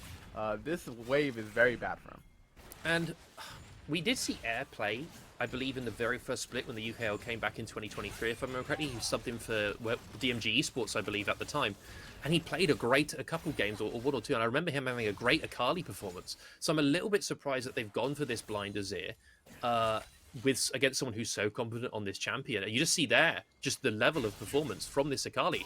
Level 6. As we look in the mid. Oh. Level 6, we'll actually be able to dodge the Shuriken. Still going! No flash available forever, then they're just walking to it, and he will be able to confirm the kill. The tower shot will leave him slightly alive, as we're recalling in the middle of this. Oh, dodges the Vi Q there, as walking away, will eventually finally go down to the tower, and the shutdown will go over to Starforger, so he will get his money back there for those 2 deaths. Air has just broken some ankles, I believe is the term I would use. Dives between not just the tier 1, dives the tier 2 to kill the Azir, and then dodges out on the Vyq. Yes, does end up falling because can't get out really, but only the kill. Not a kill and an assist. It was a shutdown, But that's not really enough for Azir in a matchup like this with Akali coming back with that Hextech Alternator. She's already so strong. Trying to do grubs here, though, by the Wukong. A little bit of an interesting choice, but he has Prio, and there's a very strong Akali. I think Akali might have to answer, though, because Azir's moving. Yeah, meanwhile in the bot lane, Iconic looking to get another kill, but cannot do it. Proving a point, has just made his point as Awaken, put the Ignite down. Meanwhile, on the other side of the map, you have the top side of Eve looking to kill the jungler and confirm these grubs. So we have a double kill for the Jinx on the bot side, and meanwhile, grubs for Eve on the top side. We're trading across the map right now. Never say that despite playing what is probably the most standard draft we've seen today, that the UKL is ever boring. Else, like, we see fights in the bot lane, they almost manage to get the kill onto Varus, doesn't happen, he falls down, and then, even though the Royal trades it back, a double kill to the Jinx. And that top side, just before we cut to the bot side fight, I was saying the Azir is moving there. The Azir was looking to match, you know, be there before the Akali. Bust might have been walking down, but that wasn't going to be enough. This Wukong getting caught out on the grubs. Two of them go over, so they don't get, you know, that first tick towards getting that feat of monster slaying. But still, Eve is at least fighting back here as the top lane matchup as well. Bust, obviously, in a matchup which people prefer to play the Renekton in, but Aglios taking it to a top laner that historically has been incredible in the UK. But Bust, he's looking for the solo kill. Yeah, as Bust prefers to take this fight, forces the flash out of Aglios. Renekton getting slowed by that Q. Bust looking to get more. Can he hit the knockup here? Aglios stepping back and forth, does not have the fancy feat, and that's kill confirmed for Bust here in the top lane. He didn't have Dominus. You didn't have Dominus, Bust has the all-out, and there's a bit of disrespect there, not knowing your boundaries as the Renekton. This has gone from bad to worse for Venomcrest. Yes, your Wukong died on the grubs, but does it really matter? Look at your lanes. Look at top mid and jungle, top mid and ADC here. All of them are in a lead. Even in that top matchup where you were down a bit of CS, now Bust has been able to recover that. Your tank is ahead. Your assassin and your carry. I'm very worried for Aversio because we've seen teams that have had better early games into Venomcrest before, and they've faltered in the mid game. Venomcrest don't let off the gas; they're already going for the dragon. You can't give an inch to this team. They are so experienced. Also, like some of them are playing in the second Spanish division, the first Spanish division. Rhythm's obviously been an incredible UK ADC for a very long time, subbed in from numerous teams across the league ecosystem. They are so experienced, and you just can't let them have these advantages. Absolutely not, as they will confirm that first Drake and get closer towards those feats of strength. Already having claimed the feats of warfare, they put them in a really good position to get those upgrades on those boots. And looks like we have Ceiling walking down towards his bot lane as we have a fight happening, as the Poppy getting kind of low health here, but there's me alright, gonna back on up, but Wukong and Kali are collapsing. Rob, what are you? They gotta run. The play okay. They gotta run. They gotta run. That's the play. As on the top side, Cassante, now with that Sheen online, hasn't even gone towards what you'd see in that matchup sometimes with the Bramble. Aglios trying, but I think this is too little too late, mate. You're going to fall if you keep this up, because All Out will be back up in about another 30 seconds, 20 seconds, as he just dies without it. He dies without even needing to use it. Bust. I mean, Aglios was the one who opted into the fight, but Bust was the one who ended it. That's a 2-0 lead in the top lane for the counter pick. Against the counter pick. Sorry, this Renekton was supposed to be the one winning this lane, and now you're sitting at probably nearly a 600, 700 gold discrepancy. We were making jokes behind the scenes about how standard the two drafts were, and I was wanting a bit of spice for reversing the top lane. Hold on, Fraser's just going to show. Iconic is in such a bad spot. Oh. As FaZe will be the one to confirm that kill. The Jinx Rocket ending that recall. And Rob, you said it's such a bad spot for Iconic. Not going to blow that barrier or anything. Just going to end up dying here as push gets... As Jinx will be able to get a push in. But Rob, this is not looking good. Already a 2k gold lead here for Venomcrest. Yeah, and Jinx is going to get the crash. Varus is going to have to come and pick that up, but most of those minions are going to die to the turret. Jinx gets a play, so she's now 1,000 gold in the lead just herself, so half of that gold lead is already on a hyper carry champion, on a player like Rhythm who's so confident on playing them. Meanwhile, on the top side, which is usually you like to see some advantages somewhere, you're not really seeing it for the side of Aversio. Actually, we were saying behind the scenes, this Renekton, we wanted to slice, Renekton didn't really provide it. Yes, if you're confident, you can play this matchup. It doesn't look like they're confident here, and Poppy, they're just going in. They're just going to fight across. They know they're ahead.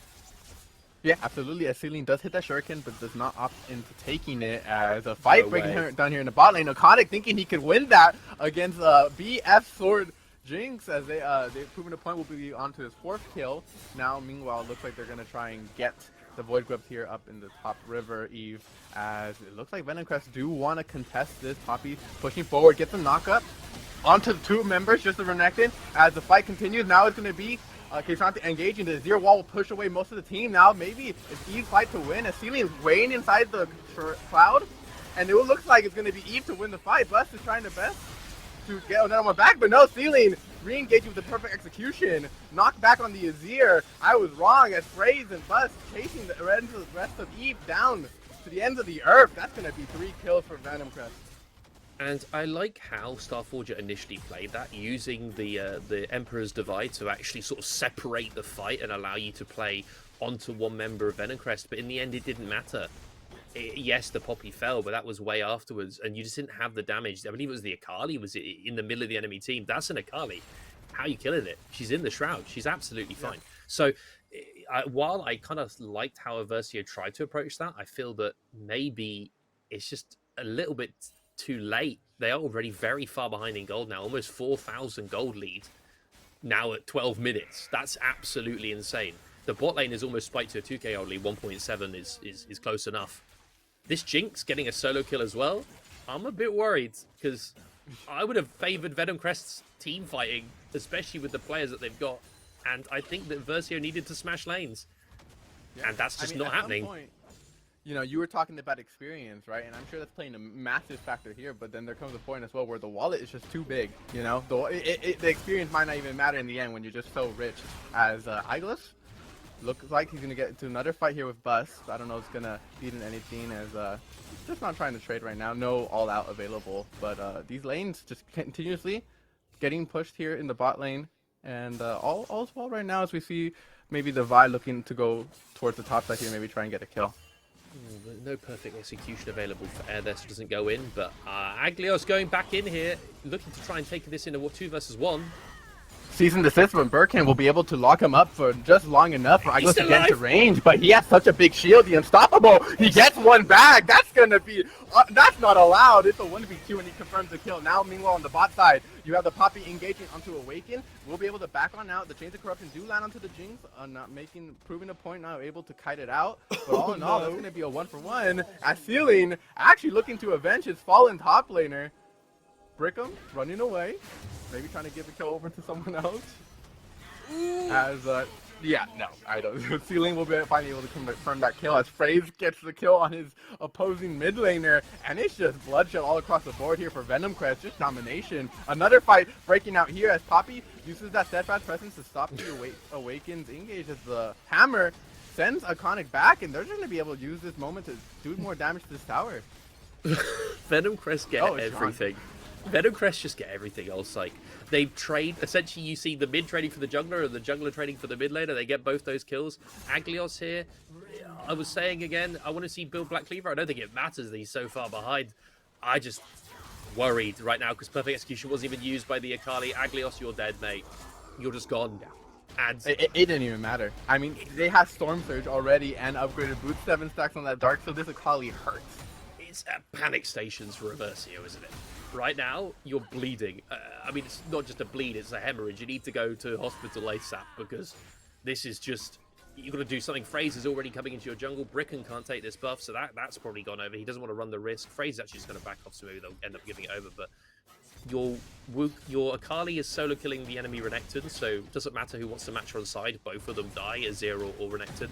Bust will also probably solo kill whoever he wants. He's that fed, 5-1, already got the Iceborne Gauntlet completed. So even against the Azir, yes, that's not going to give much protection, but you're still Cassante. You're still going to do Cassante things to him and kill him. Aversio now, they don't win on sides. Their team fight probably doesn't win either because of how fed the Jinx is. They need to come up with a few miracle picks. And yes, they've got the Vi and the Rel, so maybe they can do that. Maybe they can see an overextension from Venomcrest. They have a couple times Venomcrest gone a little bit too far. They did do it against Paragon, where they did overplay their hand in a mid lane fight. But if they just play this out from here, it's very hard to see how Aversio get back into the game. It's going to have to be a lot of delaying and looking for Azir to do anything in these fights. He has gone for the Leandries. He needs to start getting a lot more damage online because they're going to have to get through the front line of Bust. That's not even talking about the other 4 members of Venomcrest. I mean, yeah, but where these team fights gonna happen is it looks like Evercrest is the one who keeps getting caught out as Iglos going down yet again to this Akali. 5-1-3, nearly completed Dark Seals. They're gonna head on down to this mid wave as this objective, the Rift Herald, I believe, is just gonna be taken by Venomcrest, and there's just really no counterplay to be done on the map as they walk down to this K'Sante. But this is a beefy. Look at the level lead. Look at the level lead. He's level 12 to level 9 and 8. I don't think he really cares. He cares a bit now. He cares. Now he cares. He cares a lot, actually. He's starting to carry yet. As all that will connect onto Iconic, and the kill will actually finally go down, deciding to maybe thinking he was already dead, looking to buy as much time. And so that's a shutdown there going over to that Varus. Not too bad there for Evercrest. But still looking at nearly a 10k goal lead. I think actually a 10k goal lead, sorry. That you still need to surmount, and you lose a lot across the map for that. So a bit of a bittersweet victory there. You get a kill, so that's you that's get the a beginning. kill. It's the beginning of the comeback. It is 7-18 in favor of Venomcrest. Right now, with all these turrets that are going to be taken, you could see that 10k gold lead. I'm still waiting to see the mythical 20k gold lead, and maybe it happens today. I was already worried, and then you start losing a Renekton again in top, who's going back in to fight the Wukong because he feels he has nothing else to do. Okay, he's just going to take a little trade. Wondered if he would just like try and do something, because I feel it's at that point in the game for Aversio where we've seen Venomcrest demolish teams. Yeah, Get away from my tower. Yeah, please don't have teammates with you, because I've died of a couple of times to that old bait. Yeah, I'm worried. I'm trying to think here of how Aversio come back, and it might legit be get a couple picks on side, slow the game down. It is a massive concern. How do you slow the game down when you have no more time? You have the turtle in their base. They have they already lost the mid-hour tower. The top hour tower is so low health. I mean, it's looking rough here, but Rome wasn't built in a day, right? So it starts off with just one kill, and then they can snowball from there. But I will say that even walking out of their base right now, look, right now they're trying to get vision in the river. It's a scary step right here, because you always are wondering where the team is. As they do find the Wukong here, the top jungle. Sprays will be forced to give up his red buff here. Does use that clone to get away, and all in all, Evercrest were able to get a red buff. So that's step one, right? They're trying to find numbers advantage fights, because that's what they need to do with this gold lead, right? Or this gold differential. And yeah. It doesn't give him a red buff. It doesn't give him any kills. Starford is going to be very careful here, because this puppy is still going to kill you, and you can't go in. Oh, it's a disaster. He's dead. All dead. So uses the flash to get away. Yeah, no shuffle to push him out, but no, he's able to clear the way. But no, the Akali's here now with the Jinx, and it doesn't even matter. Jinx was shooting rockets across the wall. He tried his best, I will say. That was an admirable attempt to stay alive, but we'll be going down no matter what. I'm surprised he stood by the wall and got a Jinx trap. That's a great thing for a fight that you're now going to have to take. You're going to hurt. Wells goes in, and look, they're trying. Yeah, that's proving a point. Is going to be using that amped up the Jinx to do some more damage to Iglos, as he does have to back away, and it's looking pretty rough here. That Poppy last pick really getting a lot of value this game. The amount of time Steadfast Francis has interrupted, a Rel engage, a Vi dash, Renekton dash hasn't been. Too many times to count. Yeah, I think I said to you behind the scenes, this Poppy pick on 5 feels a bit like an Exodia, and I think they're going to send Aversio to the Shadow Realm, because this is just a bit of a masterclass. They've given a couple kills over Venomcrest, but every single time they've lost something, they've usually gone even or traded up. Other than, I think, the kill early at the beginning of the game where they come up onto rhythm. Other than that, it just feels like they've always traded up Venomcrest.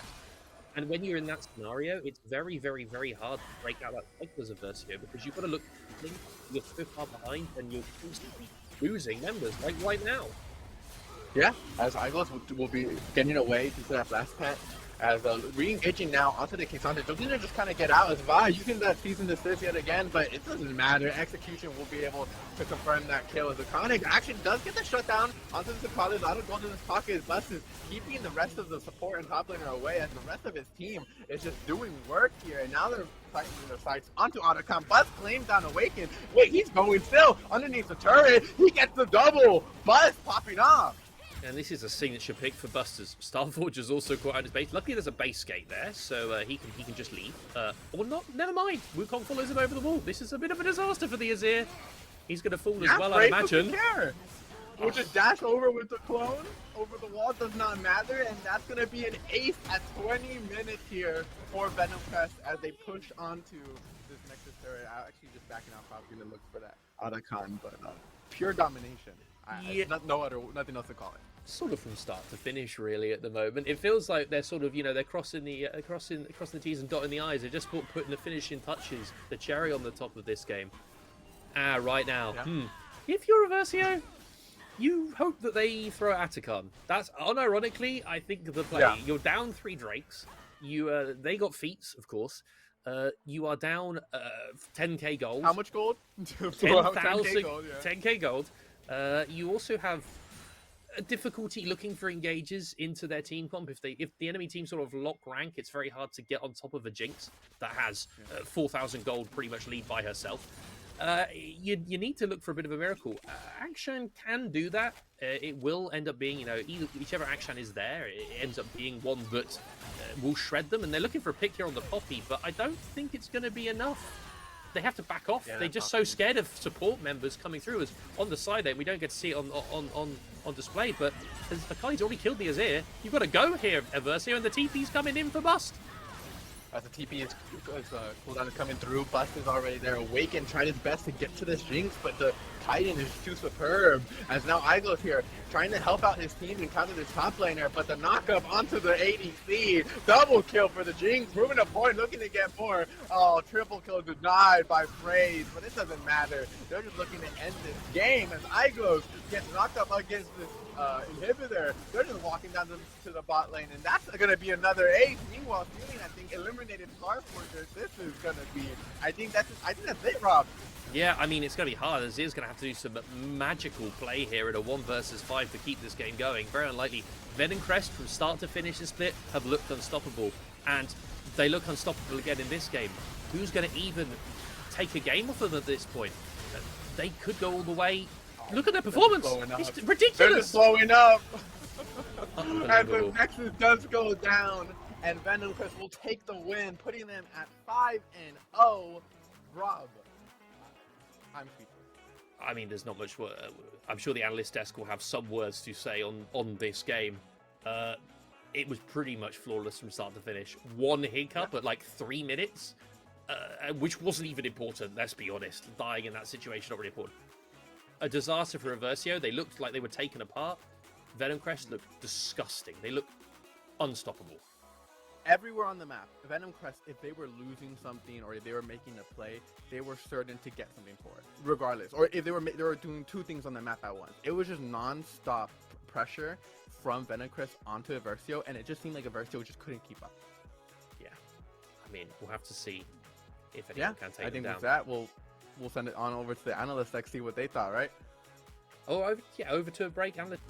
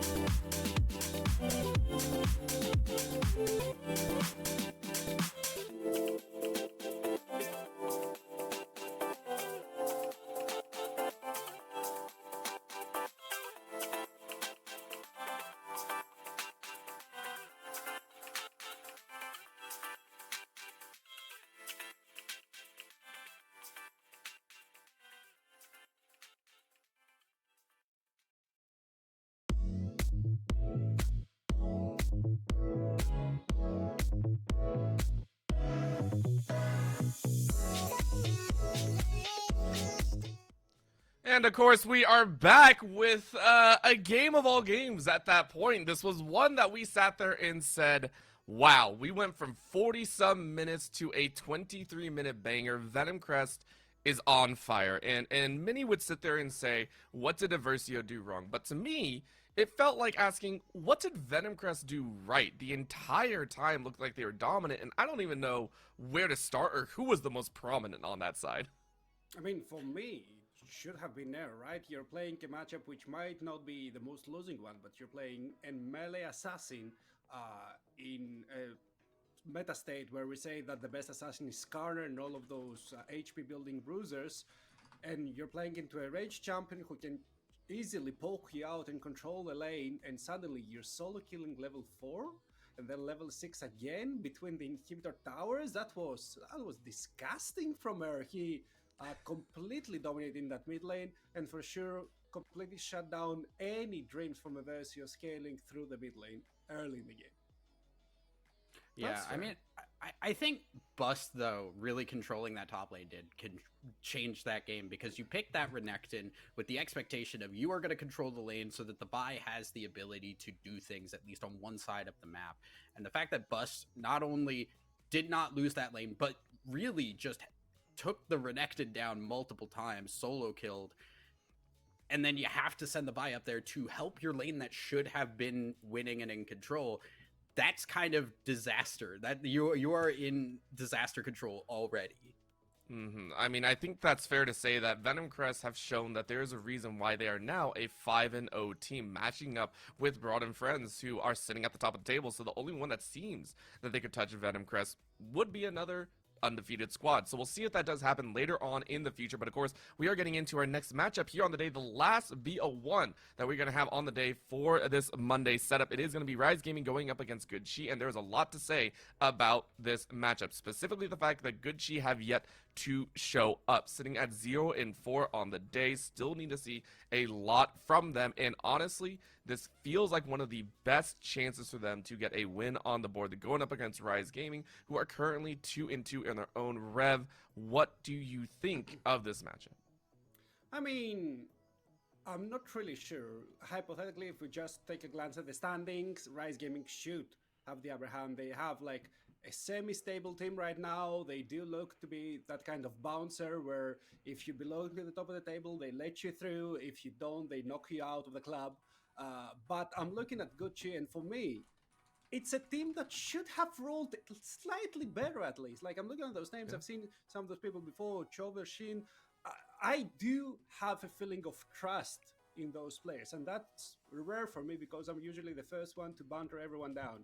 And seeing them just collapse time and time again fills me with, the feeling that you get when everyone question mark pings you. Because I'm not sure what's going on there. I'm not sure what the issue is, if they haven't got a complete grasp of the meta, of the new objectives, if they are just completely in shambles in their voice comms. But something is clearly missing, and they did have some time to try and realize what that is. But until they do realize what's missing, for me, Good Chi is just a good waste of potential. I mean, I do want to say that at least half of their losses have been to undefeated teams, so there is like that factor to keep in mind. So there's not just like oh, they're losing to bottom of the barrel teams. They're losing to the best teams in the league, which everybody has lost to so far. So I think there's opportunities here. But I do think, yeah, you've got to like show up now or never. When you're 0-4, like everything's on the line and every game starts to matter a lot sooner than you'd hope. So hopefully Gucci can show up and have something good happen today. I mean, I'm sitting there as well, and honestly, I would tend to agree in that same vein, but we just saw what happened to Aversio with a squad that we sit there and say, hey, you're playing up against the best teams. You gotta show something in the games as well. I think I can agree with Rev, and a lot of people can, that it feels rough that a team that we had such high expectations for has fallen this far. Now, granted, there are quite a few games left where we're hitting about that midway point of the regular season, that if there is a point to turn it around, this is the time to do it, and we need to see it fast. If this game does not come out in a good way, then there is a high chance that Gucci are going to be sitting at the bottom of the table and be looking at a possible relegation spot, and you do not want to be there at any point, because those teams in Div 2 are hungry. Eyes, though, on specific lanes, anywhere that we are looking to keep fresh identification, because in the Venom Crest game we did see a lot of solo kills. In the earlier matches as well, we see mid lane be such a high priority with the Auroras, with some of the Victors that we hope to see coming out unless it's banned. Do we see the mid lane be a hyper focus here, Rev, or do we see other lanes be branched out from maybe top lane or even bot? I mean, if I'm looking at Gucci, my eyes are locked on the Danish superstar Chover. Like I have good expectations of him. He has shown ways to control the lane and to try and get the reins of the whole game to carry, at least earlier. But for Rise Gaming, it's my god Zapdos. Okay, he is the one, and he's the one to prove that AD carries are not useless. They don't care about the inflation of the items. They don't care about tanks just building one Eternal Despair and actually bringing Eternal Despair to your marksman poor life. He is the one to turn the whole scenario around and carry the game. So I'm looking at those two players who will get ahead and who will actually has the game set up for them to carry the whole game. Okay. Well, we are going to go straight into draft here because we can, and we can already see the bans shaking out here already. Targets against Rise, who are sitting on that red side. You can already see those bans straight to the jungle side. So looking at Learning Arc and saying, yeah, you're not going to get the favorites. You're not going to get that freedom to play with, and we're just not going to let you do anything. On the other, the Aurora is banned out with jungle target bans. I would assume we are going to see the Skarner ban come out here on that red side, and there it is. Very easy to see. Yeah. Glad we're taking the Skarner out on the red side here. You know, I genuinely think that champion is just like, if you're blue side, you just have to take that. So I do also enjoy seeing here the Viego and the Italy band just taking out Snowball, right? Like if you're we talked about it with Aversio, if you're a team that is behind and just not doing great in the standings, I think you got to go back to the basics. I think you just don't want to have a game state that's going like all over the place, skirmishy heavy. You want to have that front to back 5v5 and just play standard League of Legends, because that's what everyone knows. So I like the pick right now. The Maokai has a bit of flexibility, but probably I would expect to go in that top lane. And it's frontline. It's allowing for that ability to just walk up, have your backline do damage, have your frontline tank. I mean, I really like the flexibility. I don't enjoy it being blindly flagged for the top lane right now, because there are some counters that are being developed. Let's say the Cho'Gath right now, because he can sustain through all of the damage, has slightly better sustain than the Maokai, because you do sustain from everyone dying from you, not only when your passive is up. But I'm not really sure about that answer, because you do have like long range reliable engage, and what do you pick into that? Long range immobile low damage, or like bursty damage dealers? I am not really sure what's the plan here, or if they know that after the Maokai there's no more frontline and they say, okay, we don't care, we'll just ignore that tree, let the Amazon keep breathing, and we'll kill the rest of your team. There's so many different things to kind of look at here, and namely also Rise going for that long-range poke. I mean, the Hui and the Jin both locked in. Ari to now try and navigate around, bringing that mobility in to also help out. And you go for more mobility. Good Chi actually throwing down with some of the more technical characters out there, some of the more technical champions, and honestly, the Kalista previous games has had some success. I really like what good Chi have so far. I think, like you said, the Maokai having that long range engage now against Hui and Jin. Cool, you ult, and they're at the very least likely to get caught out by that, or somebody has to tank it. And Ari has the ability to just follow that, right? You can put it long range, Ari can dash and chase. Now we have the Kalista going into a Nasus, which feels pretty bad. I'm wondering if this is just going to be Nasus support. I hope not, but at the very least, Nasus in the game does make Kalista feel really Don't terrible. pull a Rev here, Thousand Eyes. That's a Rev special to call that stuff. You don't get to pull Rev's job here. I mean, no. Let him do it. It's I'm so delighted when people come into my cooking streams and start cooking themselves, because this is an actual good Nasus angle.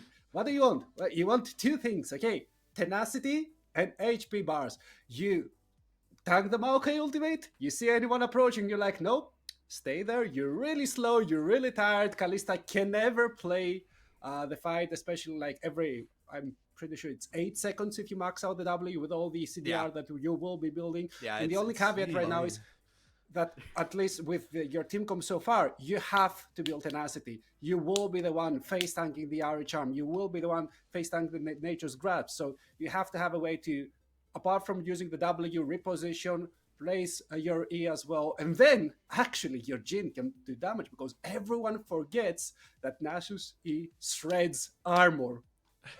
Yeah. This is really rough, actually. The Nasus pick is really smart. We're also seeing bans here from Rise. They're taking out supports. I do like the Renata ban here, because that's just like, okay, if we're gonna like run at you with the Nasus, Renata would stop that and incapacitate the Nasus for at least a little bit here. And Nautilus is just a good pick with the Kalista for that bot lane to try and get early leads. Well, you can already see where the focus is as well. With the bans coming out here, that is the Cho'Gath, that is the Sejuani, great engaged tools that I think Rise Gaming were hoping to have in their back pocket, because they are sorely lacking on that engaged front.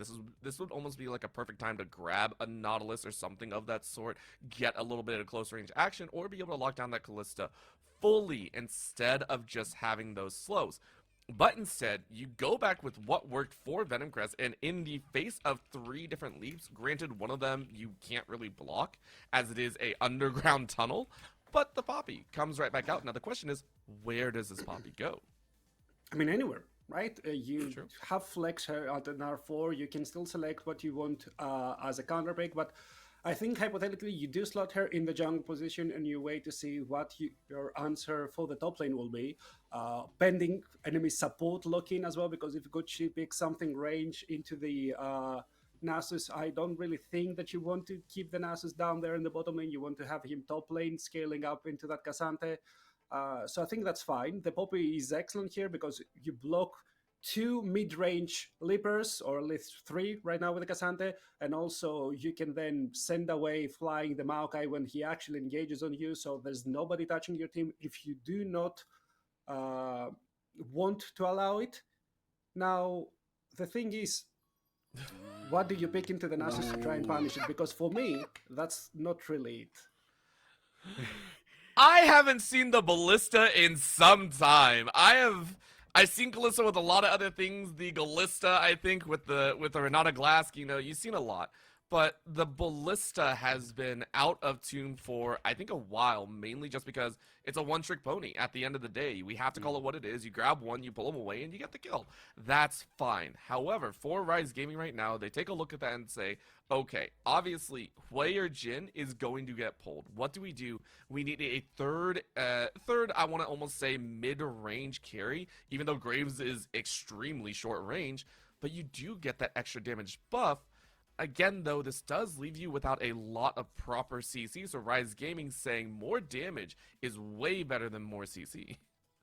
Yeah, I mean, I think Rise Gaming are saying, like, you know what? We are just going to try and skirmish. We are going to play the fight, let you guys run at us if you want to, and we are going to catch that engage and turn it back around on you with the amount of damage with the Hui, with the Jin.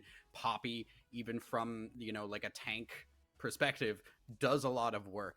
I know you said you don't like the Blitzcrank. I do at the very least like that Gucci are not shying away from the capability to try and snowball here. They're looking at the Kalista and saying, okay, yeah, Nasus exists, but if we're going to get something done, we need the crowd control. And I think like the Poppy getting locked in took away a lot of options there. The Rel is not available. The Leona is not available. Like you can't engage with that because of the Poppy W existing. Blitzcrank negates at least a little bit of that. I mean, the only caveat I have with that is that the Leona for me right now is more of an ult engage. So you're looking at all those in the battle carries. So you want to stand still for a second to QW, Yehwei, get Leona ulted. You want to use your ultimate Jhin, get Leona ulted. You can't really do a lot of stuff since your long range and immobile is the same with those AP jungles we had last year where they are long range, they are immobile, they just suffer from the sun. You know what I would have liked to see here, actually? What? The Bard. Bard, I think, would have been really good here because you can stop Jhin out, you can catch Wei and Jhin out, you can even stop the Nasus from being in the game and just crowd control him with the Maokai Cassante. I think that would have been a really good setup, and it does give you a little bit more control of that bot lane too with the range, while still being kind of like the Graves in like a ranged frontliner. Yeah. Plus, you can build whatever you want. You want tank, you go Deadman's Plate. You want AP, you go Leandris. You want Shred, you can build Cleaver. Bard is right now an interesting pick. But if we're like nitpicking picks, I'm not really happy about that Graves. I understand why you're taking it. A lot of mid-range options, which you can deal a lot of damage to, a lot of AD damage as well in the early game. But hearing all that, this is an excellent Wukong angle. You can tank everything with your clone. And also, you can disrupt the enemy so much. They are so mid-range. You can spin on them twice or thrice, even with their clone. And then your team can actually set up their long range, have the time to hit the Deadly Flourish, hit the, I'm not sure, don't remember how that Hui spell is called, and actually deal damage. And it's not that Wukong is not a real carry. You build all those bruiser items, your damage does scale up. It will never be like a Graves late game, but it's still pretty fine for the rest of your team to finish out those targets. I mean, I would say the Graves does land within the bounds of what Learning Arc likes to play. You know, those heavy aggressives. I mean, that's why we saw the Viego and the Nidalee both get banned away. These are not, you know, the bruiser type. These are the I'm going to kill you and I hope I don't die in the process. So it does line up, but I do agree the Graves just seems a little bit out there, and it feels like he went down the list of what can I play and get away with. But I do want to pose this question. We know a lot of the Otis is currently on Good Chi. This is a squad that currently is running 0-4. We need to see that turnaround. Rev, I need to ask you. We have a lot of mechanically proficient champions on the side, a little bit of cheese in there, but these need to be executed to a certain degree to do well. In conjunction with the fact that we know these players can be very good, do you foresee this composition doing well in this matchup? Okay, I'll try to save like a couple of seconds for me to think, and I'll ask, this comp needs to actually do some stuff early in the mid game, right? You have Kalista, not the best late game champion. You have Ahri. She's fine if she rolls, but usually if she doesn't, she's 0-0-1. She's a mech champion, no other damage dealers, and you have to hit all your spells. Can you take complete control of the game by 22 minutes? Ooh, posing the question over to the other side, which I appreciate. Again, and I think that's a very fair point for Good Chi. While we give you some time to think about that, I want to ask you, Thousand Eyes, we're looking at Rise Gaming, who are sitting at 2-2, which is not a terrible scoreline, but we do want to see themselves be pushed up into that above 50% range. With the composition that they built out, triple threat composition with a little bit of CC in there, but nothing heavy. Do you think this is going to do well? Especially we see the mechanical prowess of Good Chi come out here in maybe a surprise fashion. I think the execution of fights really is going to matter here, because I think, Nasus needs to be Wing Kalista at every opportunity. The Graves needs to be able to just get out of control and start to take over the game by either just power farming faster than we're going to see the Maokai, or we're just going to like get early ganks, do something here to get that going, because if the Graves is behind, the Graves doesn't really do a whole lot. And the thing that I'm really looking for here is how do Rise Gaming handle the long range Maokai Ahri engage, because Maokai can engage from really far away onto that Hui Jin, and Ahri isn't as concerned about the NASA slow because of the ults to be able to dive into that backline. So do they keep that Ari Maokai combo from doing a lot of work on those two important carries, or do they just fall apart as the dive hits? Well, you know, that's a very real question. I have to agree that Nasus came out of left field, but honestly, it's going to be a good time to see because right now they are still making sure that the connections are solid. So we are going to go ahead and play the 1v1 because we get to see. But before we do, I want to get predictions because we had both Cardinal and Chover go ahead and join in. Of course, Cardinal, the mid laner for the side of Rise Gaming, and then Chover, of course, for Good Chi. These are a battle of the mid laners with Cardinal on Garen and Chover on Rise. I want to get predictions on who you think took the victory.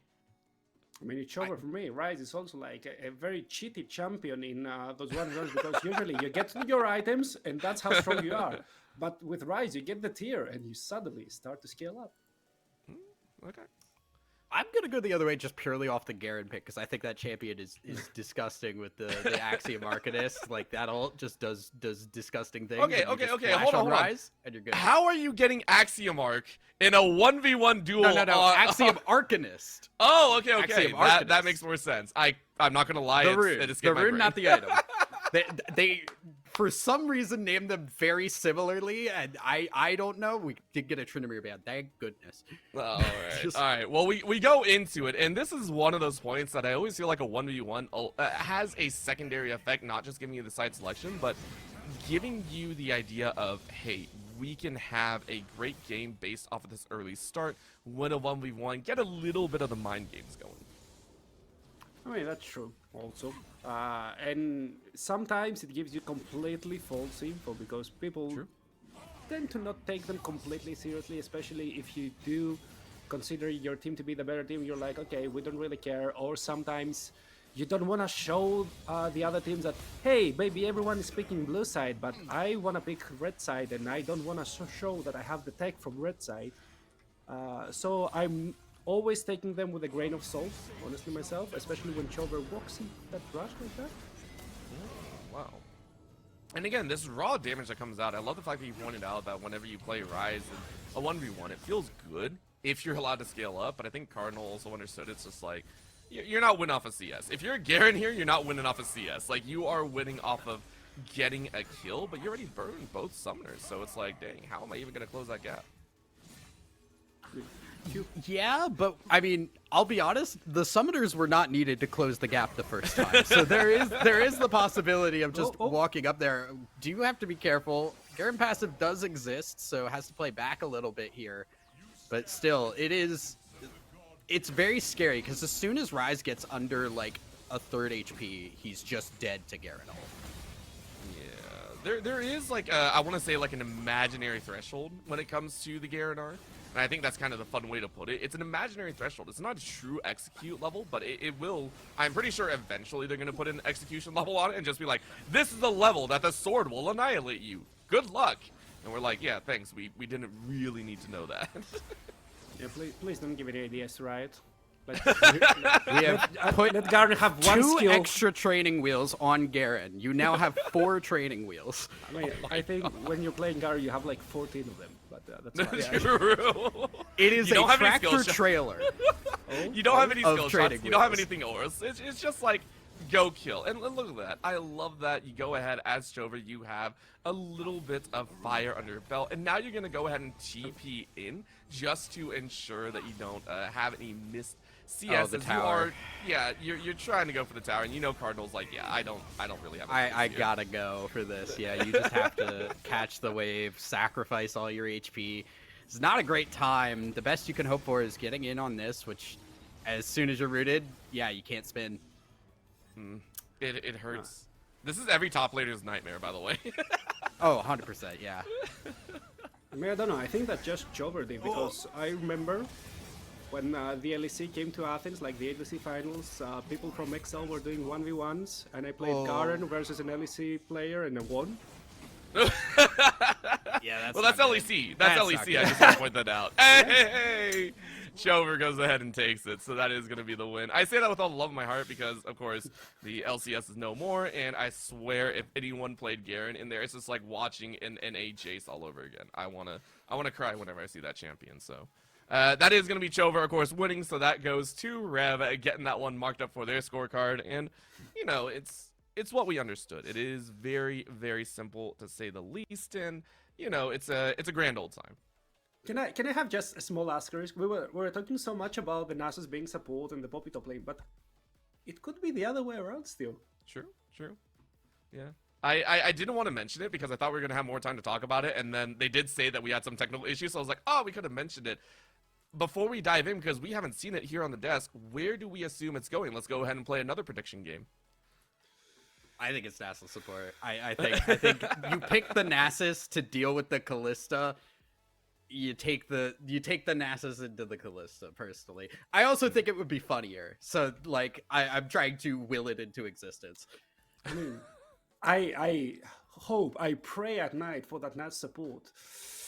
But sometimes, you know, my pessimist heart says, no, Poppy survives that lane better, she can engage. Also, Poppy can also deal with the Kalista nicely. We saw, like, the tech where you W flash on her when she tries to auto-attack, and that can also work.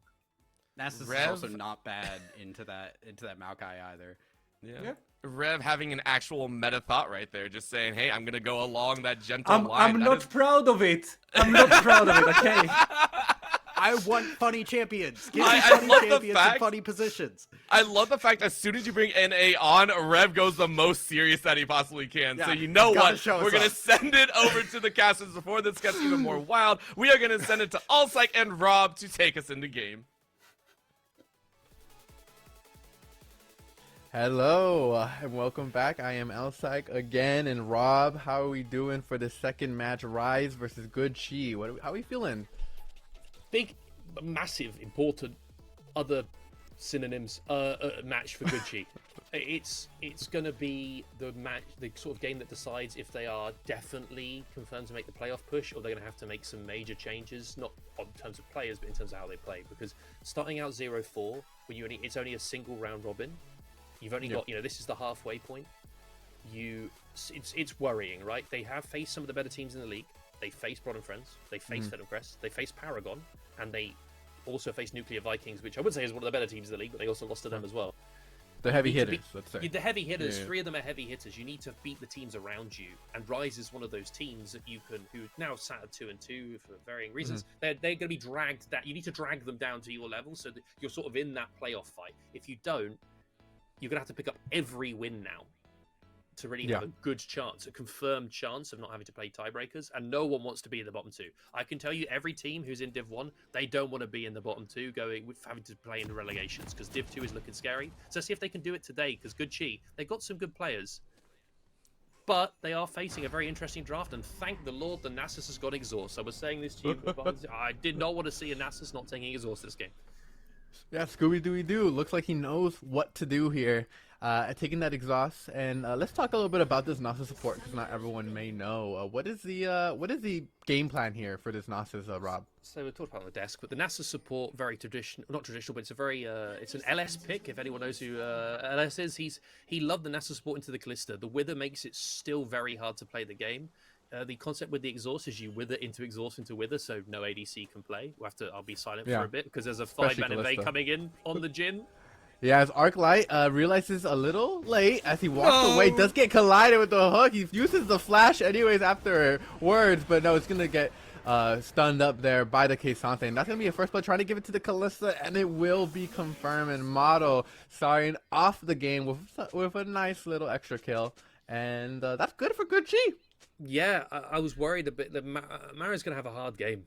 Let's be honest, it's going to be hard in the sense you're against the Poppy, you're going to fighting into a Graves who's going to play in your range and try and one-shot you. You're against the Nasus support, which before the Invader was saying it's the counter to Kalista. It's what people traditionally, they thought about playing into it. The Wither makes it very hard for her to play. You play it usually with an AC like Jhin, Ashe, these champs that can exploit the armor pen on your E as well. And it's interesting to see them bring it out. Maybe Rise feel they needed to bring out the spicy picks here. Scooby-Dooby-Doo, he's got the dog in him. He's getting hooked. Never mind. Yeah, Ichari does not miss on these hooks yet. Maru's looking to continue, has that dagger to kind of assist with the attack speed, and Scooby-Dooby-Doo will be going down. That is 2 kills already for this bot lane, as this Kalista hopefully is going to be able to weather the storm with this bonus gold. We were having this conversation. I believe my words were, as long as within the first 2 levels you don't get hooked in the lane and die, it can be pretty stable for the side of Rise in this bot lane. If, you know, no one really is used to facing the Nasus, but still it should be pretty stable. And you can see there why you can't get hooked. It's Kalista, level 1. She's got the Rend. She's going to run you down the lane. You don't have the Wither yet, so you can't dissuade her. And he's still level 1, Scooby-Dooby-Doo. He needs to get level 2. And even if they fight here, Fanwan's in assistance. This could be another death for the bot lane of Rise. Yeah, Arclight and Scooby-Dooby-Doo think they're in a pretty good position here, but Fanwan is in the better, as there is no flash available on either of these players, so they just gotta pick and choose who they want. Arclight has that force trying to confirm the kill into the Blitzcrank. He's kiting around, but I don't think it matters. Maru confirming the kill, and Feats of Warfare also confirmed by him. All 3 kills, 150 gold bounty already. This Kalista is looking scary.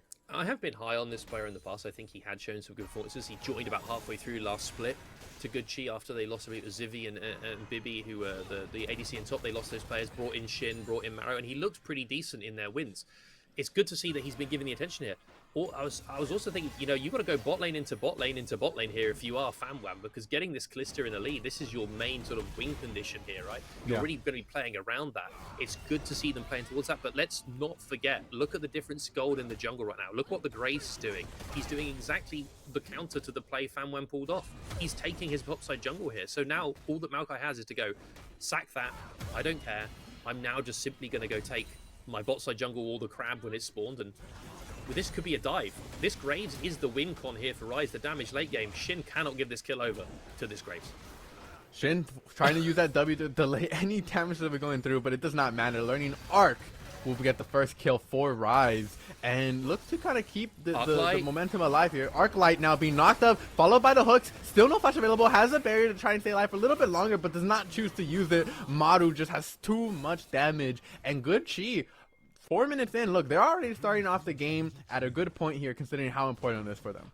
This is well played by Good Chi, recognizing they need to make sure Maro has the best chance in this lane. You cannot let it get to level 6. You can't let Scooby-Doo get a few points out there with her. Graves is now defending his bot side jungle. He is a level up. He has got that Dirk already. Let's see if Chi try and fight for this Gromp. They're not. They're just going to back off because Arclight is coming in to support.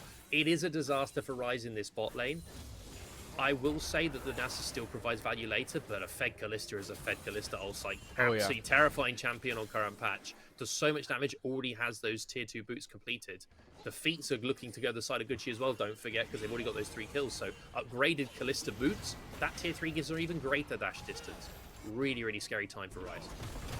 I mean, certainly, and a lot of the value that this Nasus was supposed to have, like, I know you mentioned it will still have value in the late game, but a lot of that value was supposed to be during this early laning phase. You know, you'd be poking down the enemy with the ease, the Wither will be coming out, probably making those trades a little bit harder, but now Berserker's boots already available, already has that, the lifesteal item as well. This Kalista, all that early game benefits are essentially gone, but Learning Arc and the rest of Rise are looking to keep the team afloat, and will be getting their first objective here as Drake does go on over. No, you can't. With no contention, but whoa, Ichari with a wonderful hook onto the Jhin yet again, as they're Learning Arc and the rest of Rise will have to run away. Chover is here, has ultimate available, looking for a charm, and it doesn't even need it. That's Learning Arc going down, and any sort of lead going down with him as well, as Chover will be able to get away, as Fanwan looking to get more. The hook with the charm connection. The CC is so well done. Flash forward will confirm the kill. It's a trade 1-for-1, but whoa, he wasn't flashy there.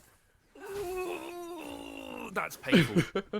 So I was sat there thinking, wow, somehow Rise are getting this Drake. You kind of have a mega losing bot lane at the moment. How you managed to pull this one off? They do pick it up. I don't know how they aren't all screaming to get the hell out of dodge, because Blitz is coming and he's not going to miss, it appears, this game. Ikari, 6 assists, 6 kills on the Kalista of Marrow. But Rise get the Drake. They steal 1 grub away, so this can't go towards Chi's feat total for the feat of Monster Slaying. So that's a good... at least Rise is getting something. but it's a 0-4-0 Jin. This champion is going to take a long time to come into the game. And I want to just point out here, he is going to be going Collector, right? Which is the standard, but still, it's difficult. Ikari, he's in mid again. He's coming for Cardinal. Fan1's here in assistance. Yeah, Ikari hitting yet another hook, his 7th of the game, 7th assist as well, as Cardinal just in the wrong place, wrong time. Hex Flash coming in handy there, and this is, I mean, I don't know. This is a point where if this was a scrim, you might say you want to redo it. This is looking a little rough here, as now it's going to be Chishin looking to swap out the lanes here, maybe try and weather, you know, make sure that Arclight and Scooby-Doo can't get any more leads here in the bot lane, but yeah, what do you think what do you think of these assignments overall in general and the next play here? I'm glad you point out, because I was going to say this has been really well played by Good Chi. They recognize we've put this Jin in the dumpster, right? And they recognize they have the ability to reset, send the Callista mid and pick up a kill on the enemy mid laner. So already we see Good Chi, which is a team a lot of us had rated quite highly coming into the split. They're now showing a bit of that pedigree we expected. And 7 kills on their star ADC. I'm just really impressed by their lane assignments. They're now going back to standard lanes. Cardinal end up covering top, so as always, it seems Rise is a little bit slow. Maybe they want to send the Poppy back up into the Cassante, send that wave back down in mid lane. He's going to lose potentially a little bit of CS as the wave crashes in. But right now, how do you play this? They're trying to bait here, Scooby-Doo. Is it going to work? Yeah, as the curtain call does get used here, trying to CC up the model, is able to use the cleanse to stop that exhaust. You see, go backing up away, trying not to lose that shutdown. The Ren does not yet confirm the kill, but Chover is here looking to do the same as Scooby-Doo uses the Wither, does get caught by the Charm though, and will be going down. And all in all, ends up being a 1-for-1 in favor, I mean, still probably in favor of Chi, unfortunately, here for Rise. I know we can't get replays, but I'd love to see. Was that plus 66 gold? For killing Scoot? I can't be right. Are my eyes failing? That dog is worth a bit more than that as we see Famine. This is such an action-packed game. Famine's just going into the hook. It misses! Oh! He's missed! Misses the hook, as will it matter? Doesn't look like it. Does actually have to use Nature's Grasp there to confirm the kill. And finally, the Blitzcrank using the ultimate as well, making sure getting his first kill of the game there. No more assists for him. He was getting tired of them. As gold lead firmly sat in favor of Good Chi as they walk on up towards the top side and set their sights on the only member of Rise who has not yet died this game. Yeah, and I want to point out Rise, they've looked a bit, in their wins and losses, they've looked a bit wishy-washy when it comes to getting picked out. Bakari died in bot lane and ran immediately mid to pick up that kill. They aren't respecting the fact that the enemy team have timers to go and make these plays. They're just sort of trying to lane the game like it's normal. And Good Chi are not allowing it. Look, the mid lane of Good Chi is now bot. That's fine. They've sent the mid lane back to mid, or the bot lane back to mid rather, to try and match, you know, not let that Hui have any breathing room whatsoever. Even though this objective's coming up, you'd imagine Good Chi are going to fight for this one. They shouldn't let there be a chance of Rise not, you know, Rise getting that feat. It's unlikely because of how much pressure that Good Chi have. They'd really like to get that first turret, but still, it's a bit of a masterclass of macro at the moment coming out of Good Chi, but it's also a lot of disrespect coming from Rise. Absolutely, as it looks like Chover and Maru, or actually Maru going to take this recall, but Chover and the rest of the team looking to maybe to get set up for this Drake. It is Learning Arc and Rise who have first move on it, so they will be the ones who will have to be walked into, which is kind of how they want to play out these fights. So maybe they can use the terrain to give them some sort of advantage, but I don't know, Nature's Grass not quite up yet, but is coming up on the way. So maybe if they get here, they can stall it long enough, they can use it to engage and secure a kill with that Blitzcrank hook. Watch for the Blitzcrank hook. They're taking the dragon, but the amount of damage from Chi is massive. If Callista can move up, they're already contesting. TP comes through. We'll have to see if they get this dragon here, Rise. Okay, yeah, first Drake taken and no casualties in response. Will be forced to use that TP. Cardinal now TPing up towards the top side to make sure they don't lose out too much. But overall, Riot's nicely done to secure that Drake and keep themselves at least somewhat up in the game with those objectives. And oh my god, this cannot be a solo. Oh, hold on, Chishin. Yeah, using all out to get the Cardinal, forces the flash. Flash is over the fear. The Unending Despair does connect, but it doesn't matter. He's on top of him. And Cardinal's the only one who's going to be sitting in despair. As Maru has to now flash away on himself. A two-man knock up there onto Scooby-Doo will keep them away from Maru. As now Maru looking to get a kill. The Ren does not confirm, but still just hopping all around the place. As Chi does hit the hook, will lose his life for it, but not able to get a confirmed kill. So just kind of getting a little bit too greedy there, as now the rest of Chi is coming around. They want to dive this tower. Shin, no all out, but he doesn't need it. He's just a big tank as the rest of the team is here as well. Maru getting free damage all underneath this turret. Learning Arcus goes down. Next up is Shaman. Will he be able to stay alive? He's going to stick on the tower, and the rest of Chi will back off. Rise, try and make a play. I just want to shout back, give a shout out to Shin for getting that solo kill. Cardinal has had an absolutely rough game. I know it seems like Artlight also having it difficult, but look at the CS difference in mid lane. 40 CS already at 12 minutes is absolutely ridiculous. And Cardinal's he's having a hard time of it. All these lane swaps have made it so difficult. Ends up dying there to Shin, to the Cassante, who did flash over the fear, but still it's very hard to take that fight anyway, even if that fear lands. And then on the bot side, it's a disaster for Rise. They try and get the shutdown on Maro. He's got 600 gold. He is so fed. Doesn't matter. They don't get the kill. Hikari kind of gives his life, grabbing the Nasus back in again, but the response from Chi is good, sending their members down along with the teleport, picking up those kills. Shmiel may have survived, but it is a bit of a disaster. Disaster for Rise and a bit of panic stations, because I think they wanted this game to be very stable, right? They have this Nasus who they don't want to sit there and lose in those first 2 levels. They did. The Graves wants to out-farm very heavily the Maokai. That's sort of happening, but not really. The Maokai's got a lot of plays off. Rise need to somehow stabilize this game and get towards their win con, which is that they are a team that wants to invite people into them. They've got the Quay Jin longer range, then they've got the Graves, they've got the Nasus and the Poppy, who sort of stand there and say, listen, if you want to come into us, we've got a lot of damage, a lot of CC. But if you're able to play through that, if you're good Chi, able to play through all of that damage, it is a huge problem. Yeah, good Chi here now looking to get a forward position in this blue side jungle, maybe looking for another dive. Cardinal and Learning Arc are aware of it as they do take this recall and will be probably forced to give up this first turret here, and with it the feats of strength. I don't know if they'll be able to contest it, but it's just giving over yet even more resources to good Chi for free. As Cardinal, Cardinal does get reset on the back there, and there's 4 members of good Chi. It's like they have a vendetta as he does end up going down. The turret shortly following suit, and it's gonna just be a continuation. Chi Maru, 10 kills here at 14 minutes in this match. He must feel absolutely unstoppable at this point in time. They've counterpicked this Kalista, right? They took the Poppy, they took the Nasus. Doesn't matter. Maro says, I don't care about those counter picks. I'm going to absolutely destroy you from minute 1. And that's what's happened. Incredible performance coming out of Chi. And it feels like Chi's coming to this game really angry also. Seems like they've gone 0-4. Yes, they faced some good teams. It felt that they could have won some of those games and they just didn't. They should have won against Nuclear Vikings. That was also a throw. They're coming into today and go, we've got to get wins on the board, and we're not going to give up. We're not going to take our foot off the pedal. They just keep fighting. They are now 6k gold in the lead. Well, 5k gold in the lead, sorry. My maths is incorrect. But 5k gold lead at 14, 15 minutes is crazy. Yeah. 2 items, I mean, already on this oh my God. Kalista as well, right? Has the upgraded boots. I mean, this is going to be definitely a very scary Kalista. And Gucci, like you said, it looks like they come in with a vengeance, right? They're done losing. They're tired, like you mentioned.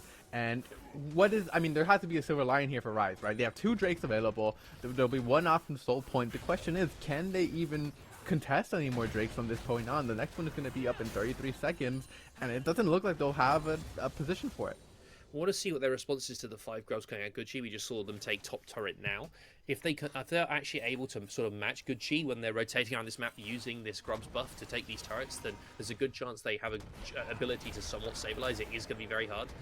However, they're trying to make something happen here, Rise. They don't have the numbers quite yet. And look where Cassante is, in a very awkward position. Could be dragging that Graves through the wall. Okay, they respect it and they back off. This Drake is going to go to Gucci. Yeah, no, looks like Gucci sending 4 members down here to the mid turret, forcing Rise to respond, maybe get away from any positions they had in the river, and then with the assistance of Cassante walking up, it just makes sure everyone else that was remaining had to walk away, and this is a secure Drake here, just like that. From here, looks like they're going to try and overlord this mid turret, and it's just gone.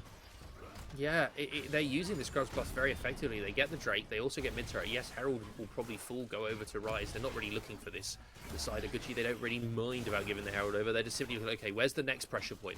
Looks like they're targeting bot lane here. 3 members moving towards this. This has been a phenomenal macro masterclass, really, from Gucci from start to finish. Famwan, who I had a few questions coming into today because I don't think he's looked as good as we possibly expected. I believe he played on Rise himself in the past. He's come into today showing he knew what he needed to do. That's play bot into bot into bot into bot. Get this Kalista ahead of the curve, get her online, and it's going to be very difficult. She's now got those boots upgrades. She's got the gunmetal grease, which usually not a great buy, but on Kalista, absolutely excellent. Makes her jumps even stronger. Sure, Ryze are answering top lane. That's because there's a reset coming out here. Shin doesn't care though.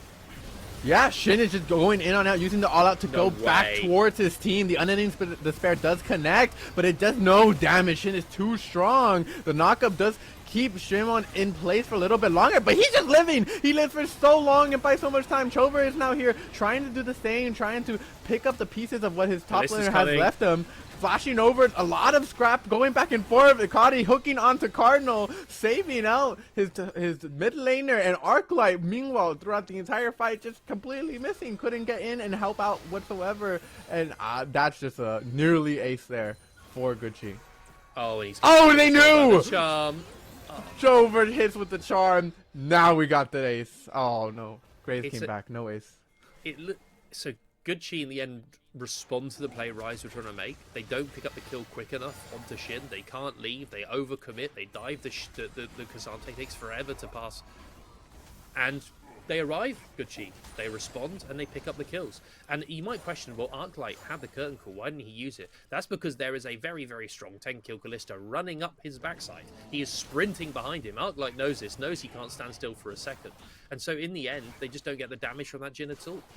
Ryze now, they're going to have to look for another play, which I will admit they are trying. They're trying to make things happen. Learning Arc is covering Cardinal, walking out to sides. This is good. But still, you can't cover him for all of the time. You're going to have to go do something else if you're this Graves. As Scooby-Dooby-Doo, he's caught. He's dead. Yeah, Scooby-Dooby-Doo will just be going straight down the curtain call, trying to do something, maybe save his support here, Arclight is, but it's just not gonna matter as 2-on-1 and Maru taking up those hits for their own support. Brilliant Arc sitting in the bush here. Ooh! Using the Buster Shot there. Trying to get away. Not Buster Shot, sorry. I forget the ultimate. Tell me what the ultimate of Graves is. Oh my god, collateral damage. It escapes me. Collateral there you damage, go, collateral damage. That's it. Haven't seen Graves in a while, okay? So, oh no. Oh, as Arclight gets hit by Icharu, as the Arclight will just be going straight down, using Nature's Grasp to lock him up, and they just get on out. So a quick kill and they're gone. That's it. It's an almost 8k gold lead. So we're seeing a second game where it seems to be that teams that, well, again, at the beginning of the split I had Chi quite high. It seems to be that we're seeing this sort of this sort of stratification pattern of the lineups. Yeah, like you're seeing this sort of pattern where these good teams, they just have better macro, and it's not just about lanes. It's just they're running them around the map. As Shin, he's dead. Like I'm not gonna lie to you, it's very hard to kill anyone here when you've got a Poppy stopping you at a Graves on your face. So he does fall, gives a little bit of breathing room to Ryze, but is it really going to get them that much? This Kalista, I just want to mention this, I think I said this before, this Kalista has cleanse, 11 kills, all these items, but look at the Blitzcrank. He has Mikhails. So your first wither can get cleansed. Your exhaust or second wither also gets cleansed by her support. Yeah. So can I also point out that difficult. also has Mikhails. So they have two Mikhails for this Kalista if they wanted to. So they are really playing for how strong this Kalista is, and the one way you were looking to shut her down, this Nasus, has basically been countered by the itemization choices coming out of Gucci. Really, really heads up play, recognizing that this is not allowed as Akari lands another hook. Yes, and learning Arc, trying to land his own damage onto tomorrow, but we'll just be going down into a fresh new grave. Scooby-Dooby-Doo next up on the list. It doesn't matter. He's just going straight down. Maru is so fast, zooming across this map, and it's just domination. Yet another double kill, approaching his way towards 20. I don't know if we'll get it before this game ends, but now they're running down here this mid lane. Otacon is available to them. They have a bot wave pushing, this mid wave pushing. Their options are endless. They can do basically whatever they want here without Fed Marrows. He's basically got to flash into 5 members by himself, and even then he picks up and another hook. Disaster. Another hook by Ichadi confirms the kill onto Cardinal, and he has just not been missing. This Blitzcrank has been superb. I mean, from start to finish, literally level 1. Akari and Maru have absolutely dominated this game. They were around the map. They got picks in pretty much every lane. Yeah, Schmiel's looking at the rest of his map going, hey guys, what the hell went on? What happened? Because he's sat here 1-1-3. He's sat there with his 2 items, and he's going, why have I got 7 deaths on my mid laner and 6 deaths on my bot lane, 12 combined? It's a disaster. He just started playing the game. He just started he- playing the game. He's the last just 5 coming to minutes. the rest of the map. It's like it's the clip from Community where Donald Glover walks in with pizza and the entire room's on fire. It's impossible. And right now they've got to look for something. Maybe they can get it onto Chova because yes, it's Chova and Sim, but at least the Callista's not here. She's got all of their kills pretty much. Yeah, they look to get some damage onto Shover, but Shin is so tanky here with these items that he has opted into that they just cannot get past them. Chover sitting comfortably behind his top laner as they look up to set up vision around Otacon. The rest of the team, meanwhile, is just backing off as they know they can't fight it. So this is straight Otacon into Drake. There's not much to be done here. It's just Rise losing out on the map. They're just, the goal difference is too big. Yeah, the goal difference absolutely massive. You've got this Fed Callista, so the objective is Oh just... my. Oh, it's there you go. Oh. It's voracious. It's okay. It's a voracious... I hate... as an aside, I cannot believe that voracious Atacon is in the game. Imagine you are Rise this game. You go, okay, guys, we need a pick. We need to catch someone. We need to get that pick and snowball it into a win, maybe get the Baron at 25 minutes.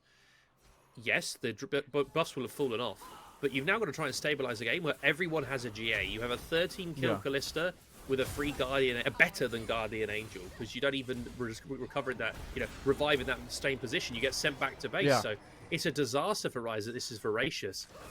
The Souls as well is going to be a Cloud Soul. That's a disaster. I mean, Rise, at least Graves is doing something. He's getting gold on the other side of the map, but they're going to be able to defend against a voracious Atacon and a Fed Callista. We'll have to see.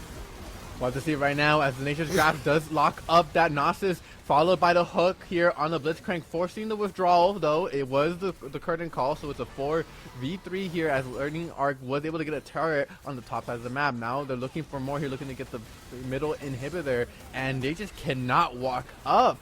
There's nothing they can do. Looking maybe now that Learning Arc is here, they have a numbers advantage, but those GAs will let them feeling confident. They hit the charm onto the Jhin. That's going to be another kill going down as they keep pushing down this middle wave. And no waves available to them to quite yet, but this is a really scary position. They could just dive these towers if they wanted to. Nice flash forward there from Learning Arc to confirm that kill. They're going to now seem to be falling apart, but it doesn't matter. They have those false lives, so it's just 200 gold going over. And in exchange for what? The fight continues forward. Maru actually refusing to go down. Flashes forward. Cannot get the Ren there at the end and will finally be withdrawn as Clover and Ichadu trying to continue this fight. Actually able to get Cardinal before they do go down. Shemon flashing over. Does not land the charm and finally will be withdrawn. And so all that work and all they get is 200 gold in exchange for their entire base. Yeah. I love voracious Atacon. This is a disaster. Yes, your Gray's got the gold. I want to shout out Learning Arc here a little bit. I don't think it's been the best game for anyone on Rise, but I was going to mention this, we didn't really have the time. I like how he's not finished his boots on the Graves. He has gone for that 3-item spike of that Infinity Edge. It's great to see that people are actually, understanding how to play their champion. This is would be the win con in this game. Look how fed the Graves is off of farm. 220 CS on that jungler, so in a more stable game, you can see where the win con would have come from, right? Yeah. But it's not a stable game, is it? Also, let's be honest. It's an absolute disaster. It's almost 10k gold lead. Baron going over. Rise know they can't respond. Learning Arc is still sitting there going, guys, I'm just going to get more farm and pray that I can flash one-shot Marrow because at least there's no GA anymore. But that's so difficult. Look, you've got double Mikaels, which one of them will be up in time, probably likely for the next fight. There's going to be the tank of the Cassante. It's not looking great because, let's be honest, this Nasus pick hasn't worked. The Jhin pretty much non-existent in this game. He's going Hubris, which frankly, he has a lot of hubris building that item while 0 and 7.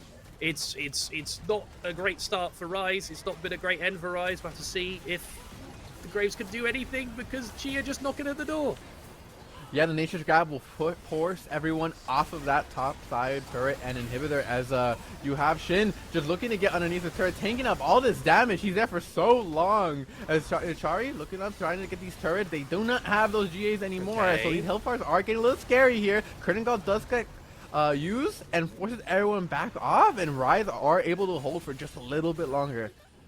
There was a lot of damage that came down from the Graves in that fight. Then the Jhin ult on top makes them sort of question. Marrow still wants to go here. He still feels, listen, guys, I've got 14 kills. Just stand in front of me and be a meat shield. And even if you all die, you die for my entertainment.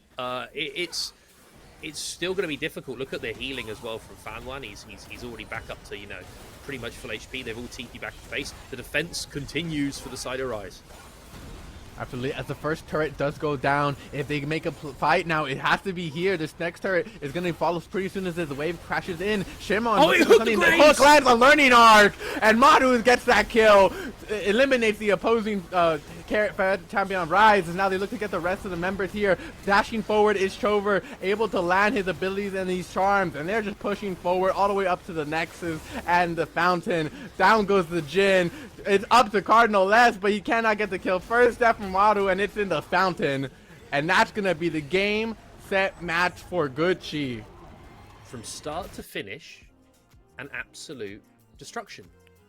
I like to try and be positive. I'm generally a positive person, but when the Callista gets that kill at level 1, and then gets another kill at level 1, it's and very then difficult. 5 more after, and a few more, and then a kill in mid, and then another kill. It's very hard to sit there and take too many positives away from that. I think that was a very difficult game if you're Rice when you go away and review it, because you had the theory, we take the NASA support. We've discussed it by being encountered. It's also good in stuff like Zeri as well. We have this concept of these movement-based ADCs take the Nasus, and then you take the Poppy to cancel it. But you end up not being in a situation where you've got any gold. You don't have gold in the Jin. The Nasus was basically a frontline that could do nothing. The Graves had all the gold, and the concept of that is, we wait here and they walk into my Infinity Edge Graves and I one-shot them. Didn't happen. This is the win Gucci needed to get back on track. They look a lot better. Their macro was a lot better this game, so maybe positive signs for the future. They do generally have a run of easier opponents now, according to the standings. If you're Rise, though, you wanted to get that upward trajectory. You wanted to make sure you're definitely away from the danger zone, because although Nuclear Vikings, for example, lost today, they looked like they should have won the game against Paragon. So you've got these teams that are around that bottom, and they could pick up wins against these teams that are above them in the standings. And then you've got this scrap down in the sort of 7th to 10th range, and you don't want to come out in the bottom of that. You don't want to come out in the bottom 2 this split. No one wants to get relegated, It's going to be hell right? in the relegations. Yeah, absolutely. But with that, I think Rob, we're gonna let the analysts have the rest to say. So thank y'all for tuning in with us, and we'll go ahead and listen to them. Nasus. No, who thought Best about that? support. Who thought that was Best good? support ever. What are you talking about? Who signed off on that? Guys, I'm gonna ask politely that we delete the VOD. Yeah, go watch the VOD. We always said is don't that watch the Poppy VOD. is better on support, right? Like I said it. You did say you wanted the Poppy in the support role. I, on the other hand, asked for the cheese in the bot lane, and the cheese did go moly, unfortunately. So, I mean, yeah. What do you do when Callista's just kind of that far ahead? It's just, you run away with it. This game overall, I think the analysts kind of encompass it overall. Gucci, this is the starting line. This is them getting to the starting line and taking those first few steps. It looked great. They had a couple of false starts earlier on that resulted in them tripping up. It looked great. This looked like the Gucci that we were hoping to have earlier on in the season. I mean, true, and for me, it wasn't even a step. It was a huge leap for them, because when you're down, you're getting beat down time and time again, you start doubting yourself, right? And there's a reason it's called esport, because there's a lot of similarities with traditional sports, one of them being the mental game. Mentality, a lot of time counts way more than actual skill all the day you're having.